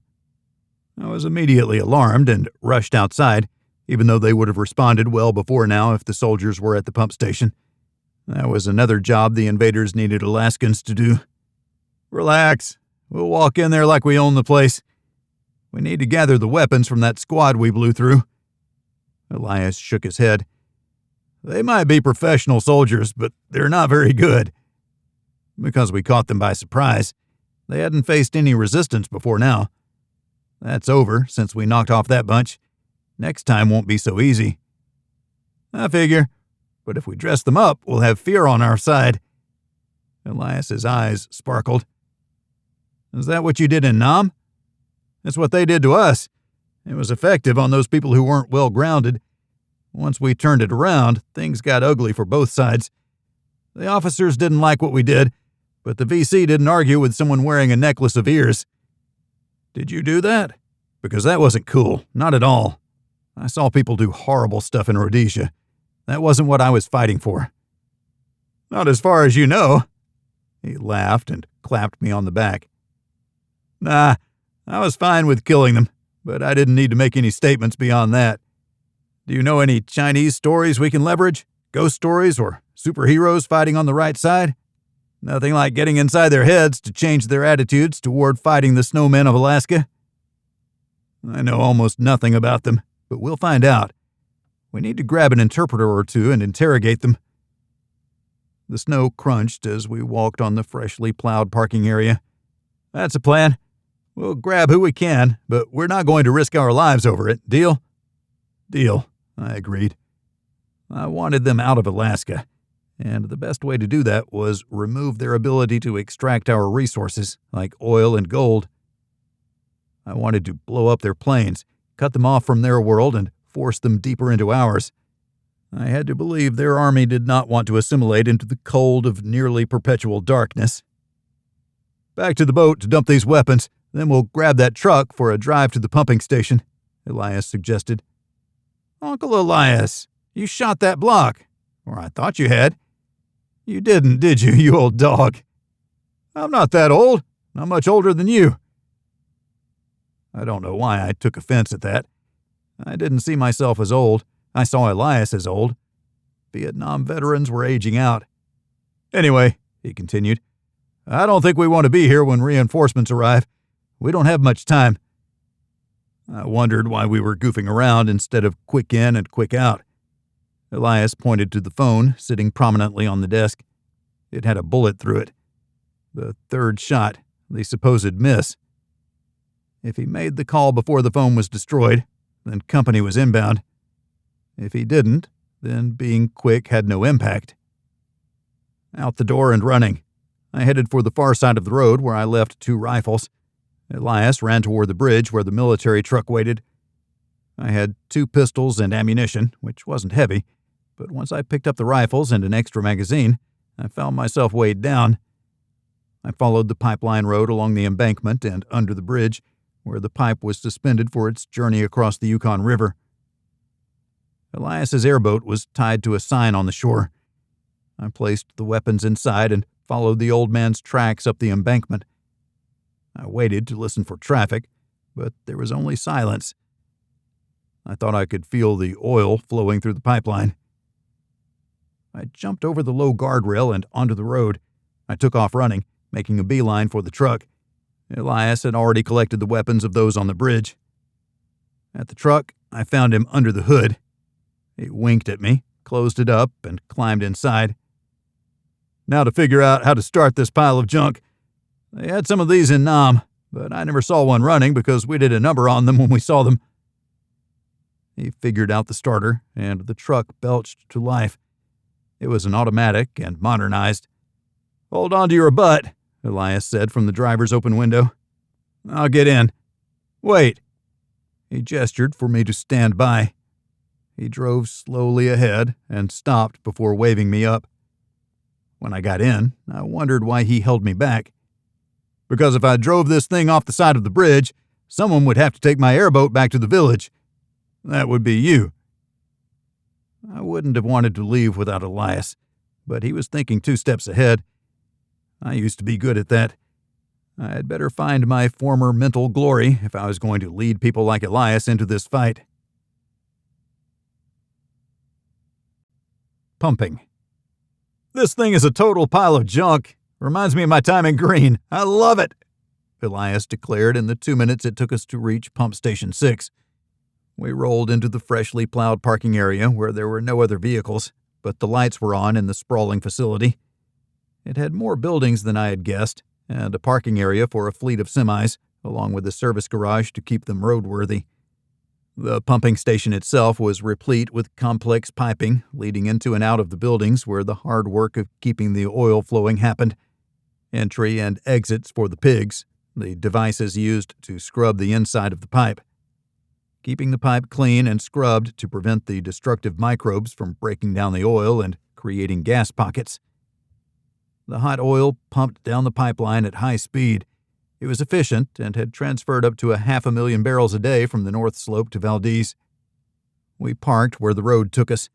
It seemed like the main building, although others looked to be more integral to the actual process of moving oil. Maintaining our cover, we walked in like we owned the place. I carried my Desert Eagle in the holster while keeping one of the Chinese Type 92 pistols in my pocket. At 5.8 millimeter, it was a much smaller round than I preferred. I had it in my hand, hidden in the pocket of my jacket. Inside, we found what looked like a foreman, a little overweight and red-faced. "Thank God," he said. "I thought you were the overlords come to scream at us for not keeping the pumps running." "We're not going to do that." "How many people are here?" I asked. "We're making do with 6 people. Shift schedule is day on, stay on. We've been here for a month. They bring us bad food every few days." "Those days are going to come to an end pretty damn soon," I said. "We could use your help. We want to blow the pipeline." "Hang on." The foreman threw his hands up as if we had our guns pointed at him. "You can help us, or we can wing it," Elias added. "You really don't want us to wing it, because the damage would be rather spectacular." "They'll kill us," the foreman argued. "We have a truck. Take it and get the hell out of here. We even have a couple pistols and rifles in it. You'll be armed, and if you run across any other soldiers, you can kill them. Get your revenge." "We can't help you." "Then get out of our way." I pulled the pistol and gestured for him to move aside, even though our target was outside. "You want to take this place down where they won't be able to bring it back up? Blow the turbines." "The turbines?" Elias wondered. 3 of them. They can pump 22,000 gallons a minute. That's 750,000 barrels a day if we ran wide open. As it is, we're up to 500,000 barrels a day. We've been told to prepare for maximum throughput. Turbines it is. Thanks, boss man. Gather your people and prepare to run. We'll leave the truck for you, after you give us a ride back to the bridge, of course. We'll take care of ourselves from there. I waved him away. We knew where the turbines were. The sound of their operation was unmistakable. You might have to punch me, the man suggested. You watch too many movies. They won't care if you've been roughed up or not. They need your expertise, I replied. I couldn't trust the enemy. The invaders might go scorched earth on the crew. There were only 6 of them. When we say go, you get the hell out of here. Take as much food and water with you as you can. Find snow machines and head into the wilderness. Save yourselves until we're ready to fight them where they live, not where we live. He pursed his lips. He had to be ready for this moment. He was yet another collaborator with a lot to lose if he refused. I offered him an alternative. This is going to get worse before it gets better. Have you ever been in a total war before, where you're surrounded by enemies? I asked. We have. You protect yourselves first, and then you hit the enemy where they live. You punch them in the mouth and keep punching until they can't get up. That's when we take back our city. Do you have a home in Fairbanks? He nodded, but then shook his head. I used to. I have no idea what's left. Soldiers dragged me out of it and sent me here. They had a list of names for those who worked the pump station. We started with 8. They've taken 2 away. The 6 of us are all that's left. Until there was none. Who can repair this once we blow the turbines? No one. There are plenty of parts available, but not whole turbines. Lose the pumps, and the station becomes worthless. It kills the flow. And it'll bring all the attention we don't want. Do you think you and your boys would be up for a little revenge? What do you mean? He asked with a sparkle of hope in his eye. We had hoped to do it ourselves with surgical attacks on the pipeline. But if we can take out the pipeline with a single event, then the overlords, as you called them, will show up to see what the problem is. We have a bunch of rifles and pistols with a fair amount of ammunition. You can wait for the cavalry to arrive and then shoot them out of the saddle. Kill whoever comes to deal with you. You deal with them first, much to their surprise. Shoot them as they're getting out of whatever vehicles they arrive in. I didn't see any armored vehicles or machine guns on vehicles. If they have those, disappear into the woods. Come back when they're gone and then find your way out. He hesitated. This is where resistance became hard. Not just sacrifice, but the endurance of survival. Collaboration was the easy answer, but it was the wrong answer when there were alternatives, even less savory ones. Elias stepped close to the man. Are you thinking about collaborating instead of fighting back? He asked in a cold, hard voice. It's that I'm not suited for living in the wild, he stammered. Elias started to bring his pistol up. I stepped in between them. No, we don't kill our own, no matter what they're doing. I wasn't going to kill him, Elias snapped back. I was only going to get his attention. This is war, and there are sides. He's picking the wrong one. He suggested the turbines, and better, he's going to show us how to destroy them with what we have on hand, aren't you? I grabbed him by his sleeve and pulled him toward the door. Let me get my coat. Elias took his other sleeve. Nope, you'll be more efficient this way. The man clenched his jaw until his lips turned white. He didn't resist much. We may not have smelled like blood, but our sleeves had been dipped in it when we checked the soldiers for weapons and ammunition. We'd also left them where they'd fallen. The enemy could recover their own. That was their job. They'd see we didn't torture the men, only that we killed them cleanly with single shots. You don't have to go outside to get there, he said in resignation. This way. We followed him closely in case he had a different idea. I didn't want him to fear us more than the enemy, but I wanted him to stand up for his home country, his home state. We were fighting a war that didn't look like a war because it looked like we'd already lost. As long as one of us was still fighting back, we hadn't lost. There were more coming, too. They hurt us with the siege and knocked us down with the invasion, but they hadn't defeated us. Not as long as I was still standing. We're better than them, I said. You both threatened me with a gun, he replied over his shoulder. I'd say sorry about that, but I'm not sorry, Elias grumbled. He didn't abide moral weakness. That's why I liked the man so much. He was going to be key to the resistance, maybe even its leader. I didn't care who took the fight to the enemy, as long as we showed up with a plan and the will to do what had to be done. We walked through a cold walkway that connected the buildings. The turbines required hearing protection, but they had earmuffs hanging on the inside wall. The foreman put on a pair, then Elias and I followed. We entered the main pump building. We only have 2 of 3 running right now. We're supposed to bring the 3rd online next week to maximize throughput, the foreman shouted. Makes me wonder what they're doing on the slope to flood the pipe with that much oil. The guys trapped up there have to be working like fiends. I expect the tundra is no longer something integral to the work. The law against damaging the tundra no longer applies. They'll be running roughshod over everything. Nature may never recover. The invaders were going to take every drop of oil they could get their hands on. No modern army could survive without oil. With Alaska, they had a nearly unlimited supply. 750,000 barrels a day could drive a massive force. They had to have taken over refineries. I also thought they'd build a refinery at the end of the pipeline to avoid the double transloading. Load gas and distillates. Don't waste time loading and unloading the raw oil. Hit it right there, that high-speed bearing. When it comes apart, it's going to come apart like a Cat 5 hurricane ripping through a trailer park. I'm good with that. Do you have any explosives? I shouted back. The man shook his head. Elias reached into a side pouch on his snow pants. I might have the answer.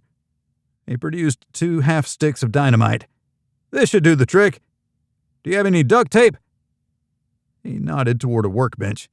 There was plenty of tape, almost like it was their first answer when making a repair. Sheet metal, insulation, and welded steel were the real answer, and the workbench had all of that material and equipment too. Elias took the duct tape and dynamite in one hand. He handed me a stick and a roll, then climbed the catwalk. I left the foreman. Where was he going to go? His roll was finished. I taped the dynamite near the main turbine bearing. The heat kicked out by the machine was immense. I was sweating profusely when I finished, even though it had only taken 30 seconds. Elias waved his lighter at me. I didn't have a lighter, but I had a magnesium fire starter with me. I sparked it a few times until the fuse caught. Elias was already on the ground and running toward the exit. I rushed after him. The foreman was nowhere to be seen. The backup turbine was housed in the building next door. Elias lit a stick and tossed it inside. We turned and ran for the door, then outside to get around the buildings to the truck where we'd be able to hand the weapons to the crew. How long are those fuses? I asked while running. Elias shrugged without slowing down. We reached the truck and crouched behind it. Smoke if you got 'em, he said. We both wore our hearing protection because we expected an earth-shattering kaboom, even though it was only a half stick of dynamite on each turbine. The first explosion was muffled, coming from inside the facility, even though the insulation was limited. But the scream of metal being torn apart ripped straight through to my brain. The first pump came apart as expected, and the second pump followed in short order. Metal shards clinked off the buildings as the debris field took shape in a wide circle around the pump house proper. We waited for the third explosion, but it didn't come. I removed my muffs so I could hear better. I think we should go, Elias said. I think we're going to get company pretty soon. I'm surprised they aren't already here. Me too. We were dragging our feet subconsciously, I guess. I have to admit that defeating enemy soldiers here in Alaska was more invigorating than it should have been. I see why the Kong were so fanatical. It's different. These people are on my land trying to take from me. It was invigorating. That is the right word.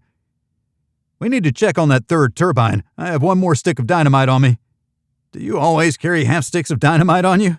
I had to ask, because one never knew the foibles of people who lived off the grid. I thought we might need it. I'm glad those boys can't shoot. You didn't want to be too close to me during the firing, but then again, you were out there doing a dance while trying to make them feel small and insignificant. They don't get the gross calories we do. I stopped for a moment. Are we stalling again? His crooked smile suggested he was ready for another fight. It's time to go, he conceded and climbed into the truck. I opened the passenger door, but didn't get in. I'm going to check that other turbine. Follow me around. I'd follow you anywhere, Colonel, out of curiosity more than anything else. I shut the truck door and ran for the third turbine. Before I arrived, I realized what had happened. The self-destruction of the first two turbines had blown the third off its stand. It wouldn't be running again anytime soon. The stick of dynamite had the fuse cut off under the storm of shattered metal.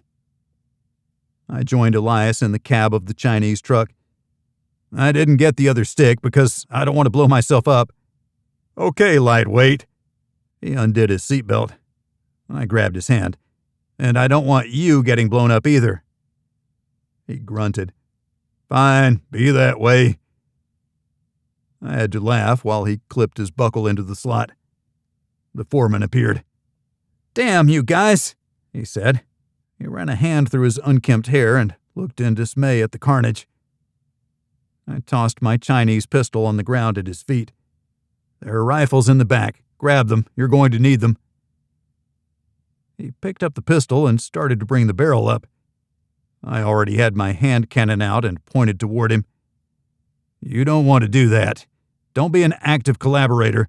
That would make you the enemy. That would make you a viable target. He tucked the pistol into his pocket, went around the back, and dragged 5 rifles out along with a coat filled with the extra magazines. We drove onto the highway and took a left toward the bridge. Elias accelerated. When we rounded the corner with the bridge in front of us, there was a military truck at the far end coming our way. It was the twin to the one we drove. We had to assume it contained soldiers like this one had. Elias removed his Chinese pistol and held it in his right hand. He slowed the vehicle and rolled down his window. We didn't talk about how we were going to play this. There was only one answer. Elias and I were going to fight them. Run for cover. I'll take the driver, and you fill the back full of holes, Elias said calmly. I had 2 seconds to figure out how I was going to take those shots. Definitely not through the windshield. I rested my hand on the door handle, ready to open it the second the truck stopped moving. I undid my seatbelt. No warning light appeared on the dash. Elias held his left hand out the window. I wasn't sure if that's how Chinese military signaled each other. It was a very American gesture. That made the hairs rise on my neck. But Elias's casual approach suggested he was far too comfortable with killing people. Maybe living off the grid was more than a native lifestyle. It may have been necessary to keep him from doing anything that would get him jailed for life. That was the dichotomy of civilization. A society of peace-loving people would be easily taken over by an enemy not constrained by the norms of humanity. We jailed the violent, even those who showed violent tendencies. But here, we descended into the madness of death. We were the arbiters of the invaders' continued existence. The more violent we were, the better our chances in this war. People you wouldn't associate with in peacetime were your best friends in a war. That's why my old man didn't get along with people. He was fanatical about his individual rights. He knew where the lines had to be drawn, and each time they were crossed, it made him angry until he couldn't take it anymore. That's when he died. He didn't have the energy to keep fighting. I did, and I would. The other truck slowed to a stop. We eased up beside it. Elias smiled, nodded, and shot the driver in the face. I threw my door open and rose out of my seat. Braced between the frame and the door, I sent rounds from my Desert Eagle through the canvas covering the truck bed. I aimed a foot above waist high and emptied the magazine, the one that was in the chamber, plus the other 8. into the back of the truck. Elias was out of the driver's seat and running around the other truck, but it started moving when the driver slumped over. When my slide locked to the rear, I swapped the empty magazine with a full one, sent the slide home and aimed, but didn't fire. Elias was on the other side. I jumped out and ran around our truck to watch the other pass. I'd get a clear shot into the back. Elias fired twice, quickly, snap firing. The truck rolled by, headed for the railing, but it wasn't going fast enough to bounce over and into the river. It only righted itself and continued across the bridge. Elias fired again when it was 50 feet farther on. I couldn't see anyone in the back. There were crates in the middle of the bed. Elias walked casually to me and climbed in. He drove another 100 yards without waiting for me to get in, put it in park, and shut it down. There were no keys, so he shot up the dashboard. "What about the workers at the pump station?" I asked when I caught up to him. "They can have that one." He nodded to the truck rolling toward the far side of the bridge. It headed down the approach ramp and into the snowbank on the north side of the road's gentle turn to the east. Elias led the way down the bank that he'd climbed first and I had climbed later. We jumped into the airboat, fired it up, and headed upriver toward his village, 120 miles. Elias opened it up and raced across the snow, staying away from the open water and its threatening ice floes. He accelerated to 80 miles per hour on the long straightaway, shouting at something only he felt. I covered up completely to keep from getting frozen solid. The old man laughed while guiding the boat left, and back to the right. I disappeared into my own thoughts. We couldn't ambush any soldiers coming to fix surgical strikes on the pipeline because the pipeline was effectively shut down. Or was it? Could they bypass that station like they had with others? If they strained other pumps, they could keep the oil flowing once they routed it past Station 6. Then again, the former managers of the pipeline might have already trimmed the number of pumps to the minimum. It convinced me that we needed to blow another station, but the next would be guarded. That meant spreading out their forces. They'd put troops on the entire haul road, the only ground link between Fairbanks and Prudhoe Bay. It was dark before we made it back to the village. When we pulled the airboat onto the bank, Laura and the animals were waiting for us. "Mavis came by, and I think everyone else too," Laura started. "They wanted to see Luke." "He's a good boy and deserves to be seen," I replied easily before planting my ice-cold lips on hers. She checked me over quickly with her flashlight. The beam paused and held steady on my sleeves. "Is that from the caribou?" she asked. I shook my head, but it was dark. "No, we ran across 2 different groups of soldiers. They didn't make it. We also ended up blowing up the pump station. It'll be a while before they get the oil flowing again. If we hit the next station, they'll be completely offline for a long time. That'll spread their troops out and we can hit them in the city." "I didn't think we were going to take out the pipeline except where we could ambush small groups of soldiers coming to fix the pipeline." She wasn't happy about the departure from the plan, but we'd talk later. I'd explain how there was no choice. I think she also wanted to be with me during the fight, when I wanted exactly the opposite. It was freeing to not have to worry about her while in combat. Elias was a wrecking crew. I held my own. It was something to be proud of. The confidence that 2 old guys had when fighting an inexperienced enemy. We didn't need to posture. We had one goal: remove the enemy from Alaska. There were 15 fewer troops to deal with. It was a small number, but a good start. They'd be in disarray until they formulated a response. They wouldn't find us because they didn't know where to look. Alaska had over 1 million square miles of land. Even a reduced search area had 100,000 square miles. They weren't going to find us. I still hadn't heard or seen a helicopter.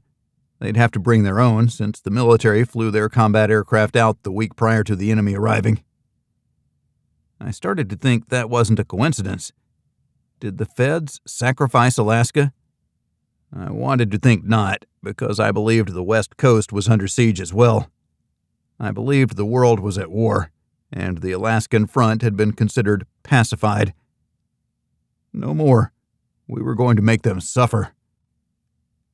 It was necessary. We showed them they aren't welcome here. We let the enemy flail for a bit. I don't think they look at the loss of human life like we do, so their focus will be on protecting the pipeline. They're going to spread their troops along all 800 miles of the pipeline. That's when we hit their logistics base and command center. Next stop is Fairbanks. She deferred to me since she had no experience in making war. To her credit, she didn't want to get that kind of experience, but she wasn't going to let me go it alone. That created a dichotomy, since she wasn't about to stay at the cabin and wait for me to return. Not knowing was the greatest threat to sanity. We tended to fill in the void of information with the worst from our imagination. I hugged Laura to me. He's a wild man. I pointed over my shoulder with my thumb. You should be proud of your husband, Elias said softly. War isn't for those who can't face an enemy without flinching. War isn't for decent people, but decent people are too often called on to fight. Turning off one persona and turning on another isn't something that everyone can do. Take good care of this man. He started to walk away. I'll stay in the hangar. You two enjoy my home for the evening. And Laura, he's chilled to the bone. The best way to warm him up is shared body heat. Elias laughed. He tossed me one of the Chinese rifles and walked away, disappearing into the darkness. Laura snorted and opened the door for Luke and Euro. I made sure she entered before me. We piled up in the Arctic entry to keep outside air from blowing directly into a warm house. Once the outside door was closed, we opened the inner door to a much warmer and welcoming environment. The fire crackled in a fireplace set along one wall. It was a big cast-iron beast that must have taken a small army to bring up the Yukon on a barge and get into the house. I was glad of their labors, since I was the recipient of the spoils. The warmth helped. I hadn't realized how cold I was until I took off my coat and outer layers. Laura moved a rocking chair directly in front of the stove, where she had a pot of stew warming. I dug in right away, despite her protests that it needed to be reheated. It was a backhanded slight for our getting home later than she expected. Managing expectations was a challenge because I couldn't call her or contact her in any way. We were a society that had evolved into instantaneous access to everyone at any time. We were back to not knowing and waiting for as long as it took. I don't envy you, I said while staring into my bowl of stew. Laura put a pot of snow on the stove to melt and heat for dishes. You know that I don't like sitting home alone waiting for my man to return. I've had a life full of that, and I'm fed up. You don't go anywhere without me. I'll wait by your side. It was an ugly fight. The soldiers were really bad shots. I described the engagement, but she stopped me before I got too far into the story. You did what? You waved your junk, as you call it, at the soldiers. Are you a child? They were shooting at you. I smiled to take the edge off. She wasn't happy. Euro and Luke would have to figure out how to come along too, without being a distraction. As Elias said, the safest place to be was where they were aiming. I held up my hand to forestall further argument. I know soldiers. They weren't going to let a slight like that go unanswered. They lost their unit cohesion and became easier targets. One by one, we killed them. They never had a chance. She sat on the floor next to me and wept. What happened to our world? Why can't it be like it was? She mumbled. Even as the words left her, she understood the truth. It was a hard question. Nothing could ever be like it was. The only constant was change. Every day was an opportunity for a new experience, something new to make us happy. It was usually the smallest of things. I smiled at the thoughts while stroking her hair. The memories kept me company until new memories brought me renewed joy. Until then, life was going to be hard. It was only going to get colder and darker. It'll never be like it was, but it'll be okay. There are good people who are going to fight for what's right, just like last time, but this is bigger. We're not going to rest until we can sleep in our own bed. I hope that's a promise. Laura looked up at me. Her eyes were red and puffy. I never liked making her cry, but it happened anyway and wasn't my doing. It was the price of caring about someone. It was the cost of a life that had been unfulfilling and finally seeing what was possible in a relationship. Come on, I'll hold you until you fall asleep. She snickered. You'll be asleep in 10 seconds. How about I hold you and make sure you warm up? I know a different way to warm up. Stop it. You're dead on your feet. Let me get the dishes done. Go to bed. I'll be in a few. She pulled me to my feet. I hugged her and went for a promising kiss, but she pushed me toward the bed. Elias had a queen bed. It made me smile. It was a huge upgrade from a cot. By the time Laura joined me, I was sound asleep, despite my best efforts to stay awake. It had been a long day. I could only hope that tomorrow was a better day. Rest and regroup. The morning came when it came. I had no idea what time it was. I checked outside to gauge the angle and direction of the moon. If my celestial senses were in tune, it was 3 a.m, give or take 2 hours. My celestial awareness wasn't very good. I'd had access to technology my entire life. I never trained to do without. Even my old man had his Timex, which was still at the house. I had a smartwatch, which was now nothing more than a technological marvel with a dead battery. I wished I had Dad's Timex. Next time, we had to stop by the house because I was a slave to some of my stuff. I appreciated the tidy-whities, but I wanted my own underwear. Why didn't I have any in my bug-out bag? These mysteries would never be solved. I had greater matters to contemplate. Running through the what-if scenarios in my mind. What if the enemy spotted dog sleds heading to our cabin or our ATV at the cabin with smoke from the chimney? How could we respond? What if they caught us on the way to Fairbanks? How could we press the attack in the city once the first rounds were fired? We needed more weapons and more lethal weapons. The bullpup rifle was decent, but the barrel was too short for the longer ranges needed in Alaska. I knew there was a more powerful caliber available to their military, but would they be out there in great enough numbers to make a difference? It wouldn't take much to stop us. A single sniper could take out the 20 we were bringing to the city. If we could break out those who stayed behind, then it would be 5,020. They wouldn't be able to ignore those kinds of numbers. And eliminating the aerial bridge. They had to ship in the logistics to stage in Anchorage or Valdez, and then move them north to various stops critical to moving oil. They'd have to send more. I wondered if they had their own pumps they could bring in.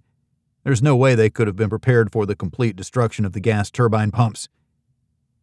An inexperienced army that hadn't faced any opposition. They would get better with each engagement, but would they survive long enough to pass that training to the follow-on force? Did they start with an occupation force and not an army ready to go on the offense? These were serious questions that I thought I had the answer to. An occupation force wasn't ready to conduct combat operations. They dealt with a pacified population, which was what they encountered when they arrived. That's why they weren't ready for Elias and me, and no one survived to share the lessons in how they failed. I kept peeking outside in an attempt to will the sun to rise, but it was clear and cooling off. I didn't want to spend the day driving in the cold after the frigid travel of the day prior. The airboat made short work of a long trip, but I had no desire to do that again. The ATV traveled at a nice, slow speed. We could blast the heater, although the cab wasn't sealed. It wouldn't be bone-numbing while driving. We could make it in 3 to 4 hours. The sooner we left, the sooner we'd get home. I felt arms wrap around my waist. I turned to find my naked wife summoning me to bed. It was an invitation that I couldn't turn down. We left during the false dawn. Our first stop was the hangar, where we found Elias sound asleep. I didn't feel bad about waking him, since he was at the age where straining himself could result in death.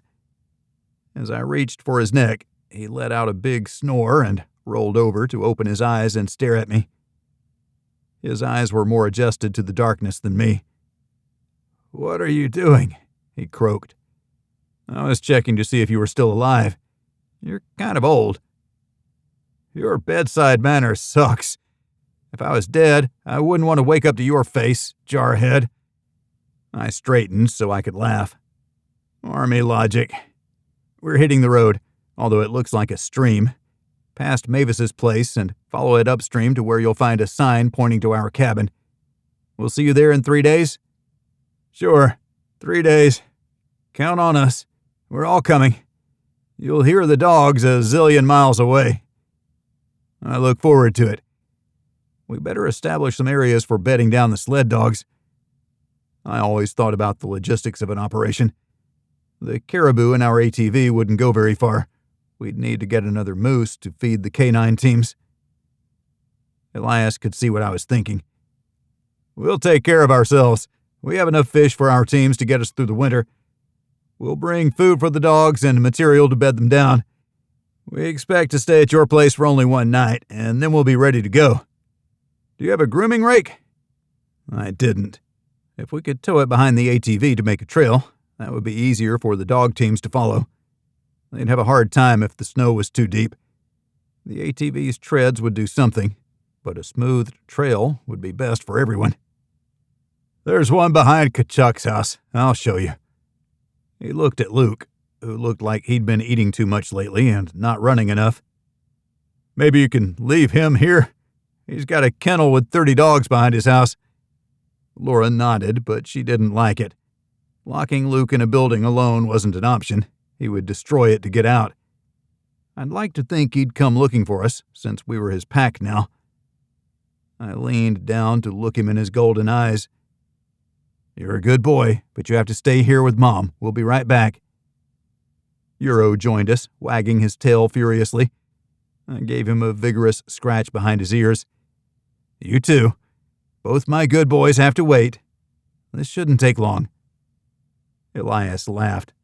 "A steely-eyed Marine turned into a puddle of goo telling a wolf he's a good boy. You jarheads aren't right in the head. Never claimed that we were." The cool of the outdoors didn't dampen my spirit. Laura and I were going home, and we'd have the cabin to ourselves for a few days. After that, I expected we'd start a long campaign of never sleeping in the same place twice, always moving, hiding, and the continued distress of a guerrilla war. I'd seen it before, long, long ago. It wasn't for the weak. It was survival and pain. It was fire and fury. It was a means to an end, and we could never forget what we were fighting for. We don't kill our own. That was sacrosanct. The grooming rake was right where Elias said it was. The dogs barked at us like we were stealing their food. The owner appeared and greeted Elias like he was family. "Mom's side," he explained. "We're cousins. Most of us here are related, if you haven't figured that out already." I hadn't. It's one of those things we didn't discuss. Everyone was coming to my house. It was going to be one big potlatch, an Alaskan word for potluck, but with familial connotations. It was more about the gathering than the food. "Thanks for letting us run this down the trail. If it makes the trip easier on you, it'll be worthwhile," I told him. The contraption was mostly wood, made of 2x4s, with a catchment to use the snow plowed for extra weight to keep it below the soft surface snow. It had a met cage at the back to cut grooves into the plowed track. The middle-aged man helped hook it to the back of the ATV. Elias thanked his cousin, and we left. It was easy. There was no debate, no question about if it would be returned. With a couple parts, it could be easily replicated. We drove through the town to the hangar where Elias climbed out and Laura and Euro climbed in. Luke howled from behind the trail groomer attachment. "He's not going with you?" Elias asked. "He prefers to run behind us. He needs to work off those calories. I've never seen an animal eat like that." "So I hear. See you in a few days, Colonel." He waved and disappeared inside the hangar. We rolled out of the village and toward the stream that we'd used to get to here. Our previous tracks weren't completely gone, but they were close. The dog teams would have been able to follow the stream. With the headlights showing the way ahead, we left the village behind. I didn't expect to see it again. We would be burying some of its residents, so that made our departure easier. There were going to be consequences that we wouldn't like, including seeing volunteers, friends, and family get killed. That shouldn't have weighed on me like it did. We could all die. Worse than that, we could lose the fight.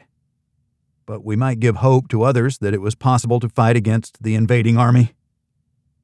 I was lost in my thoughts when the ATV bucked and the steering wheel twisted out of my hand. The right front track screamed in protest, and the vehicle ground to a halt. Oh no! I jumped out to survey the damage. Laura joined me to add the light from her flashlight to mine. A rock had torqued the track out of alignment and snapped the tie rod. Without the tie rod, I couldn't steer. I couldn't immediately visualize how to fix it. I bent low to inspect the damage. Euro picked the bank next to me to mark, and then Luke marked even higher. I started the vehicle and eased it back to give me space to work without contorting my body around the offending boulder. Laura looked concerned. I guesstimated that we were only halfway home, which left us 20 miles. It was a long way to walk through the snow. "We have duct tape, if nothing else, but it's like a broken bone." I laughed, thinking how my dad would walk me through the problem solving. He'd end with the same thing he always said. "We'll be back on the road in 15 minutes if it works, or 2 hours if it doesn't." 2 hours sounds good. We'll get home in the daylight," Laura replied matter-of-factly. She shooed the animals out of the way and cleaned out under the ATV to give me a place to work. I thanked her with a kiss, then dug out the toolkit and minimal spare parts that I kept with the ATV. There was nothing for fixing a metal strut, except for the wrenches in the kit. With them in place and thin wire strapping, it might hold. Which ones didn't I need? The smallest ones, 7, 8, and 9 millimeters. The ATV used metric sizes, much to the old man's chagrin, but there wasn't a comparable model made in America. The fact that he bought a Prius said that he valued performance over country of origin. He liked things that worked, and so did I. Duct tape, wire, and 3 wrenches. Taping the wrenches in place wasn't as easy as I wanted it to be. I had to hold the 2 ends of the tie rod together while strapping the wrenches in place. The duct tape had to be smooth. A wrinkle could start separating, and if the tape ripped, then I'd lose the tie rod again and have to go through the repairs again. I strapped the wire between the bushings on both ends. It would stiffen the steering, but we'd be able to get back to driving. When I finished wrapping the entire rod, wire, and wrench contraption with duct tape, I ran my hands over it one last time. "Well, that should do it." That sounded like my old man, too. "Are you sure?" Laura checked my work. I laughed. I'm never sure about my work, but let's give it a go anyway.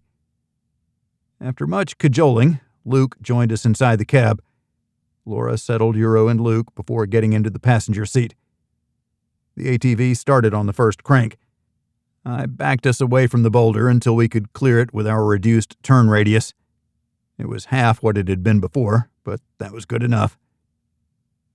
We made it to the cabin in the dusk of the early sunset. I parked the ATV near the front door.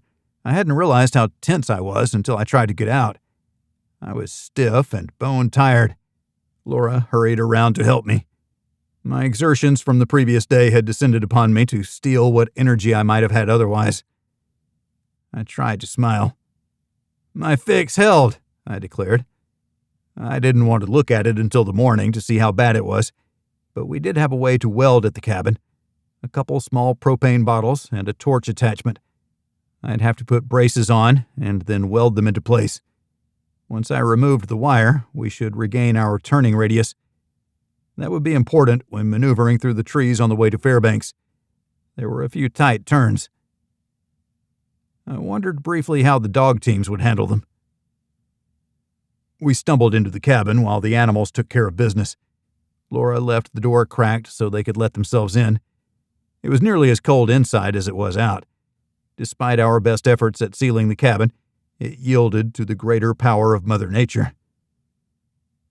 I sat while Laura started the fire. She was an expert after a brief internship. The flames licked their way from the kindling up the thin split logs used at the start. When the fire caught, we'd add another log or two. It would embrace the flames and spread welcoming heat through the inside of our small home. Euro was first in. Luke was nowhere to be seen. Laura called him, but he didn't come. She shook out his blanket outside the door and closed it, sealing it against the cold. We didn't want to make the mistake of thinking he was ours, although we were his pack. He was still a wild animal, a killer in his own environment. It had cooled, but it wasn't that bad. He was built for it. Euro needed to be inside. Pit bulls weren't Arctic dogs, although his hair had thickened significantly on his neck and back, even between the pads of his feet. Nature at its finest. Two extremes from the animal world, and two humans in between. I sat in the chair with my hands in my lap. I didn't have the energy to raise my arms to rest them on the table. I could have been half frozen, too. I wasn't sure I ever thawed out from the airboat ride. "You look like hell," Laura told me. I snorted, but I hung my head. "Food would be nice. Hot food. I'll help you get it ready." I tried to stand, but she shoved me back into the chair. "Maybe I won't. Your young hot babe will take care of it. Feeling your age, old fella?" She had me pinned. I waved my surrender. For the first time, yes, I am feeling my age. I thought I was in shape, not compared to Elias, who has me by 8 years. I shouldn't try to keep up with him. "How was he?" Laura asked while coaxing the snow in the pan to melt more quickly. She had 2 mugs out for coffee and hot chocolate. We didn't have a huge stash of cocoa, but we'd drink what we had until it was gone. There was no sense in saving anything, especially if we were leaving in 3 days to go fight the enemy. He was ruthless. I think he enjoyed it a little too much. Vietnam had changed his life. I think that's why he lives off the grid. He can't handle people. His easy answer is to just kill them. We have to keep our eye on him, but we need him in the fight. I'm not sure I've seen anyone who is more comfortable under fire. "Beware people who don't fear death," Laura said evenly.